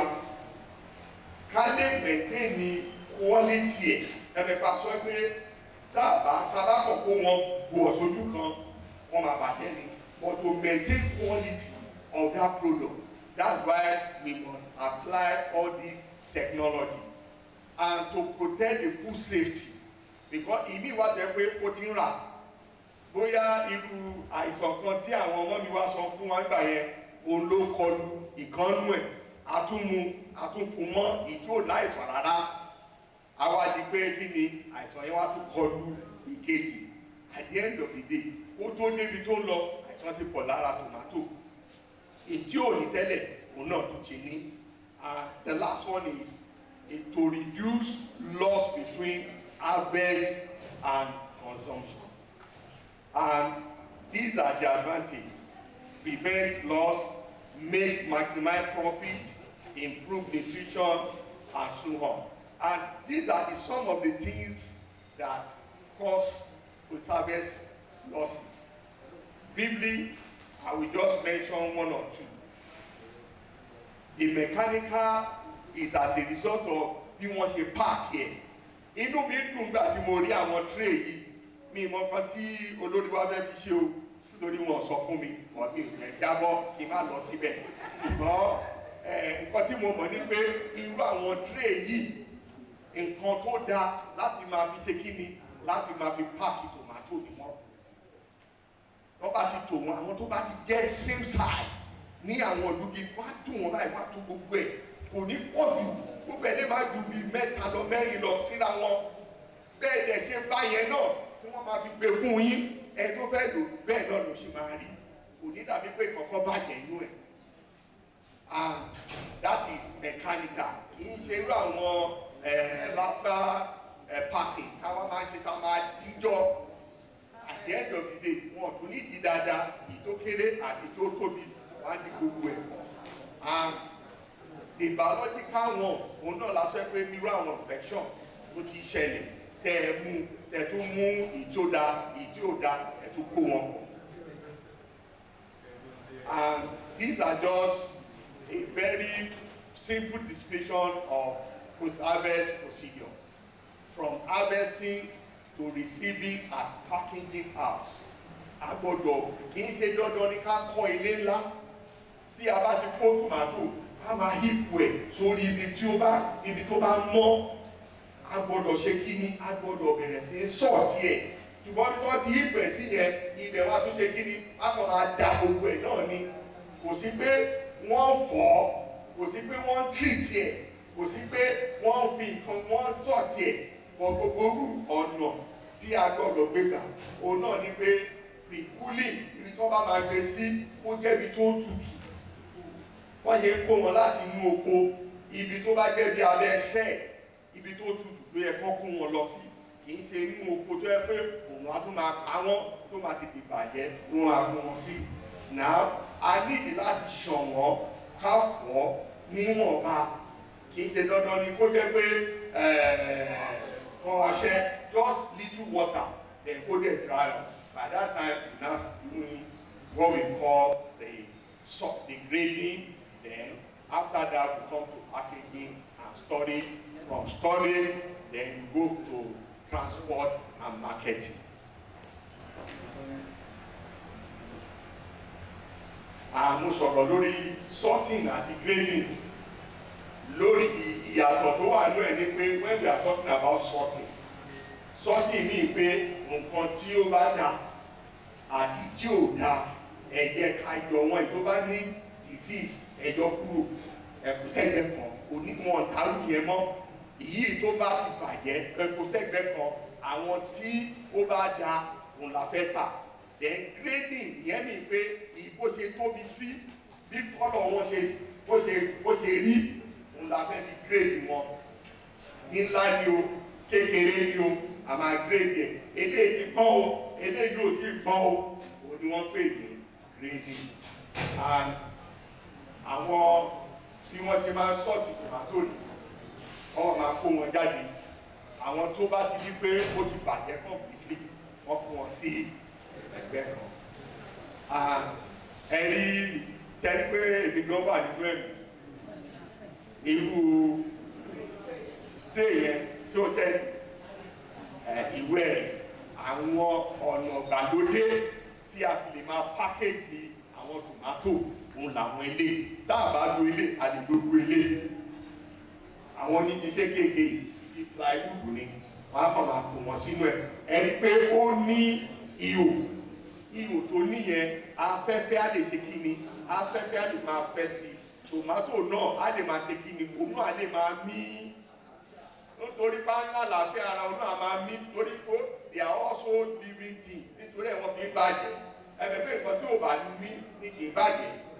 Wọ́n torí pé they are also living things. Àwọn náà máa ń ṣe kí ni? Wọ́n fi ń bàjẹ́. iye tó bá yẹ pé àwọn ńláńlá òní ìdúwà bí tó bá dẹ̀ ìdú ní páálí òní ìdúwà lókè yẹn wọ́n lè fi ṣe fún transportation. Wọ́n ní a máa dàbí Dangote lágbára Ọlọ́run láàrin àwọn náà lọ́wọ́. Aspect ti processing lédè tá a máa fi lè dàbí Dangote. Different ọ̀nà tí a fi lè mú tomato ká sọ di nǹkan míì. Quickly because of our time, a ní oríṣiríṣi tomato method. Mo fẹ́ lọ síbẹ̀ torí àsìkò wa. Òun làwọn eléyìí dry slice powder stored juice paste puree àti ketchup. Àwọn oríṣiríṣi product tí a lè rí lórí tomato làwọn eléyìí. Ṣé rí èyí tó common ní ọ̀nà náà ti wá ó ní dry slice yìí. Kí lẹ̀ ló fi common ní pé òun wà lálákọ̀ọ́kọ́. Ṣé rí ní ìgbà kan pé ní around February tomato máa fáwọn òkun transport ẹ̀ wá bíbá ó máa cheap débi pé wọ́n bá ti ń gbé dọ́jà náà price ẹ̀ ó wà sórí ìdìbò lọ, and because of that òun ní ẹ̀jẹ̀ wà wọ́n wá mú aṣọ di dry slice. That slice dry slice wọ́n á gbé sí ọ̀nà mẹ́rin wọ́n á ti gbé báyìí pa àtúgbé ìtọ́ bá gbé yẹn àtúgbé àwa jẹ́ ọ̀tá bí nǹkan ìtọ́ bá ti ṣe bẹ́ẹ̀ wọ́n á gbé sínú ṣùgbọ́n òòrùn táwọn bá ń ṣe nígbà tá a lọ bẹ̀ àìkọ́rí wọn ẹ̀ẹ̀kọ́rí dé kó sínú òòrùn èṣìṣẹ́ a máa pa ìdọ̀tí a máa kó sínú ẹ̀ ó become unhygienic fún àwọn tó fẹ́ jẹ́ ṣùgbọ́n ọ̀nà tẹ̀lé fi ṣe náà ní pé màá fi hàn yín àti láwọn kan tá a ti develop náà ní Nihort níbà yìí àwọn fẹ́ pé bàbá kún wọn sínú ẹ̀ ó máa wà nínú iṣẹ́ tó máa pa tó bá ti gbẹ̀lẹ́ yẹn. You can keep it for as many months, and what you need to do is just honestly tẹ́ bá rí irú wọn rà ẹ kàn máa rò pé ṣé ẹ̀jẹ̀ ra tomato yìí ni what you just need is get a normal water, put them inside a normal water overnight.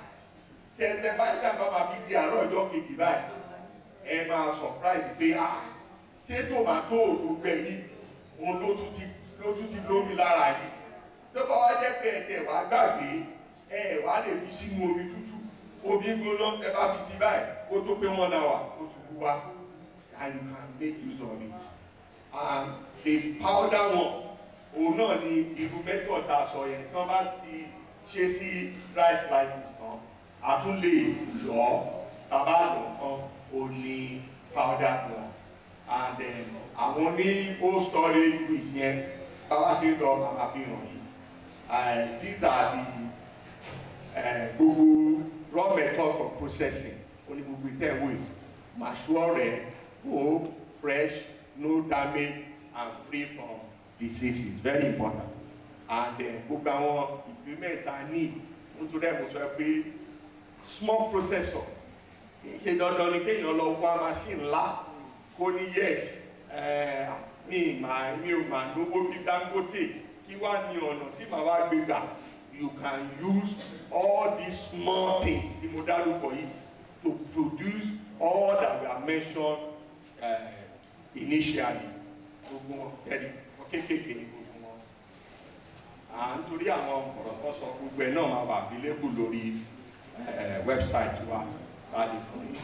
This is blanching. The purpose of blanching is to have what we call tomato OP.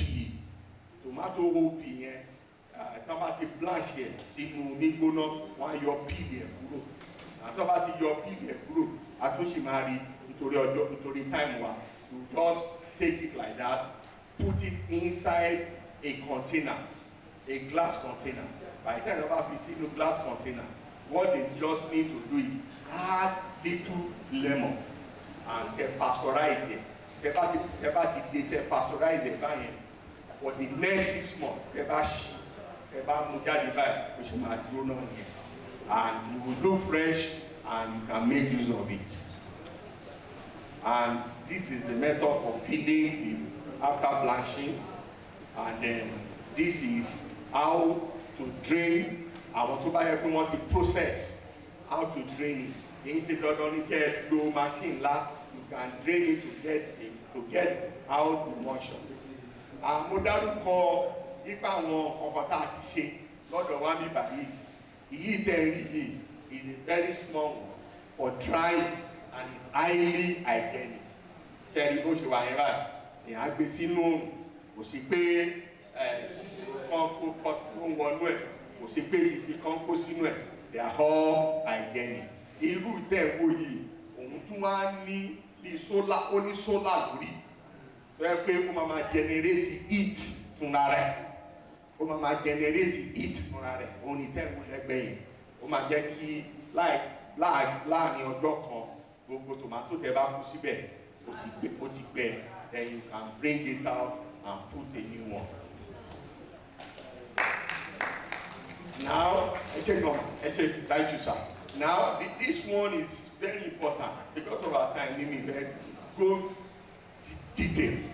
What we call pasteurizing is important for tomato paste or tomato puree. Tẹ́rí tó bá ti lọ tomato tán tí wọ́n ti drain omi ẹ̀ kúrò díẹ̀ because ẹ lè drain gbogbo omi tán. Now what you need to do is ẹ máa wá dà sínú ìgò. Ẹ mọ̀ pé ní ìsìn báyìí kì í ṣe pé ẹ fẹ́ gbé sínú fíríjì. Tó ẹ fẹ́ gbé sínú fíríjì sí wàhálà tí ó bá ti tí iná báyà ti wà ó máa ṣe kí ni ó máa wà bẹ́ẹ̀. Bọ́ nítorí pé àìníná bọ́ ẹ̀dẹ̀fẹ́ kó pẹ́. Now what you do is ẹ bá ti sọ sínú àwọn ike oníke inú àwọn ògbò tẹ̀tì rọ́ sínú ẹ̀bẹ̀ yìí. What you do is ẹ wá kó àwọn bọ́tù yẹn sínú omi gbóná. Kì í ṣe pé omi yẹn kì í ṣe dandan ní owó tán. Nítorí náà ní ìdìbí boiling kíní láti máa mọ̀ bó ṣe tó bá ti lè wọ́ bí 70 ó máa kọjá lọ́wọ́lọ́wọ́ díẹ̀ ó máa gbóná díẹ̀ kìí pé ìyàn wá kó sínú ẹ̀ tó bá ti kó sínú ẹ̀ bẹ́ẹ̀ yẹn kó sínú ẹ̀ fún bí 15 minutes. Gbogbo nǹkan tá a fi ń ṣe irú nǹkan báyìí ni pé gbogbo àwọn àìsàn tí sísí dá àfojú rí tó bá tún ṣì wà nínú tòmátò yẹn ó máa pa gbogbo ẹ̀. Now by the time tó bá pa gbogbo ẹ̀ tán tẹ fílẹ̀ fún 15 minutes tẹ bá ti yọ wọ́n jáde for 6 months bó ṣe wà yẹn ẹ lè máa lo tomato paste yín lọ. But nǹkan tó ṣẹlẹ̀ pé tẹ bá ti lè ṣí ìdérí ẹ̀ báyìí ẹ gbọ́dọ̀ lò tán. Tẹ bá ti ṣí kìí ṣe bá mo wá sọ di blood tonic o kìí ṣe blood tonic o ẹ mọ̀ tẹ bá ti ṣí nínú kó máa gbé sínú fíríjì kó ra máa lò tó máa fi tán tó bá ti mú bẹ́ẹ̀ tó dà á fi ṣe ọbẹ̀ tó fẹ́ sè. And these are some of found pictures new ones wọn wá but àwọn tomato paste ẹ lè sọ sínú nylon àti náà machines yẹn náà níbí ìbàjẹ́ pé ó máa produce in form of a paste tó máa àwọn náà fún wẹ́ going to it ní ìsìn jẹ́ pé wọ́n máa ta tomato paste. Àwọn inú ìlú kẹyìn wọ́n sí irú làwọn oríṣiríṣi tá a fi hàn nìyẹn. And these are just the method procedure láti fi lè sọ wọ́n di tomato dry slice. Because of our time I will just go through it. Washing, after the washing, then you come to blanching, then you come to you slide it, then you dry. After drying, then the next one is to pack it. That is for tomato dry slicing.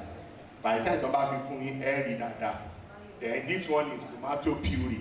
Ọ̀nà tí ó máa fi di pé pasteurize ẹ̀ ó ti dọ̀bẹ̀ ó ní akọ̀síbí báyìí fún yín náà. This is one is tomato juice. Ẹ bẹ̀ pé àwọn ọmọ mi wá kan sọ kíní kan wọ́n ní tomato ó dáa fún prostate cancer. tí ó máa ń ṣòbìnrin ni inú obìnrin ló sọ ọ́ lórí ìbéèrè mi inú ẹ̀kọ́ mi kí èyí o nítorí àwọn ọmọ mi wà tó sọ mo gbẹ́ gómìnà ló sọ pé wọ́n ní ó dà fún prostate cancer mo wá bèrè pé tó ń ṣòbìnrin àwọn ọkùnrin ló ṣe ọ̀dọ̀ àwọn ọkùnrin lọ́wọ́ nítorí náà òótọ́ ni àwọn ọmọ mi wá sọ kẹ́kẹ́ tó bá ń mu tomato juice dáadáa ọjọ́ pé prostate cancer ó máa jìnnà sí kẹ́rí kọ́lọ̀ pupa tó wà lára ẹ̀ tó wà lára tomato yẹn òun ni wọ́n pè ní lycopene and that lycopene yẹn ọdún mú fight against that prostate cancer nítorí náà ibi báyìí kò pọ́nmọ́ ní juice ọ̀la àwọn ọdún mi tomato àti tomato juice tó fẹ́ mu tẹ̀ bá mú tọ́ báyìí tọ́jú èmi gan mú èmi gan mọ̀ ẹ̀kọ́ fún mú nǹkan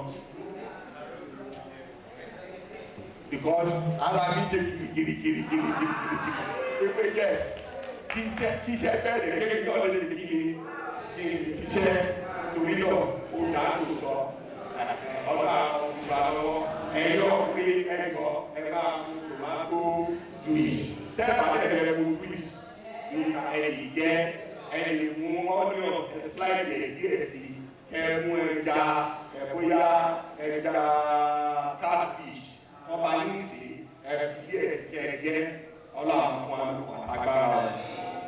agbára táwọn ìyàwó mi rẹ̀ pé ó dá yìí ọlọ́run fún yín ṣe rẹ̀ kẹ ilé tomato kẹsàn eléyìí ẹmọ ọmọ lọ́dọ̀ wa bíbá ẹ̀kọ́ ara àwọn ọ̀dà kúrò tí wọ́n lo tomato náà ni ẹmọ pé nígbà míì ẹ bá mu ẹnu sínú ráìsì ẹnu sínú yam àwọn wà ní sweet lọ́tọ́ máa ń ṣe ní pé paste ẹ̀ yẹn ẹ̀tẹ̀ bá rí procedure yẹn bá bẹ̀ but quickly just because of our time paste yẹn èèyàn máa ti fi vinegar àti a little salt and sugar added to it wọ́n pè ní tomato ketchup.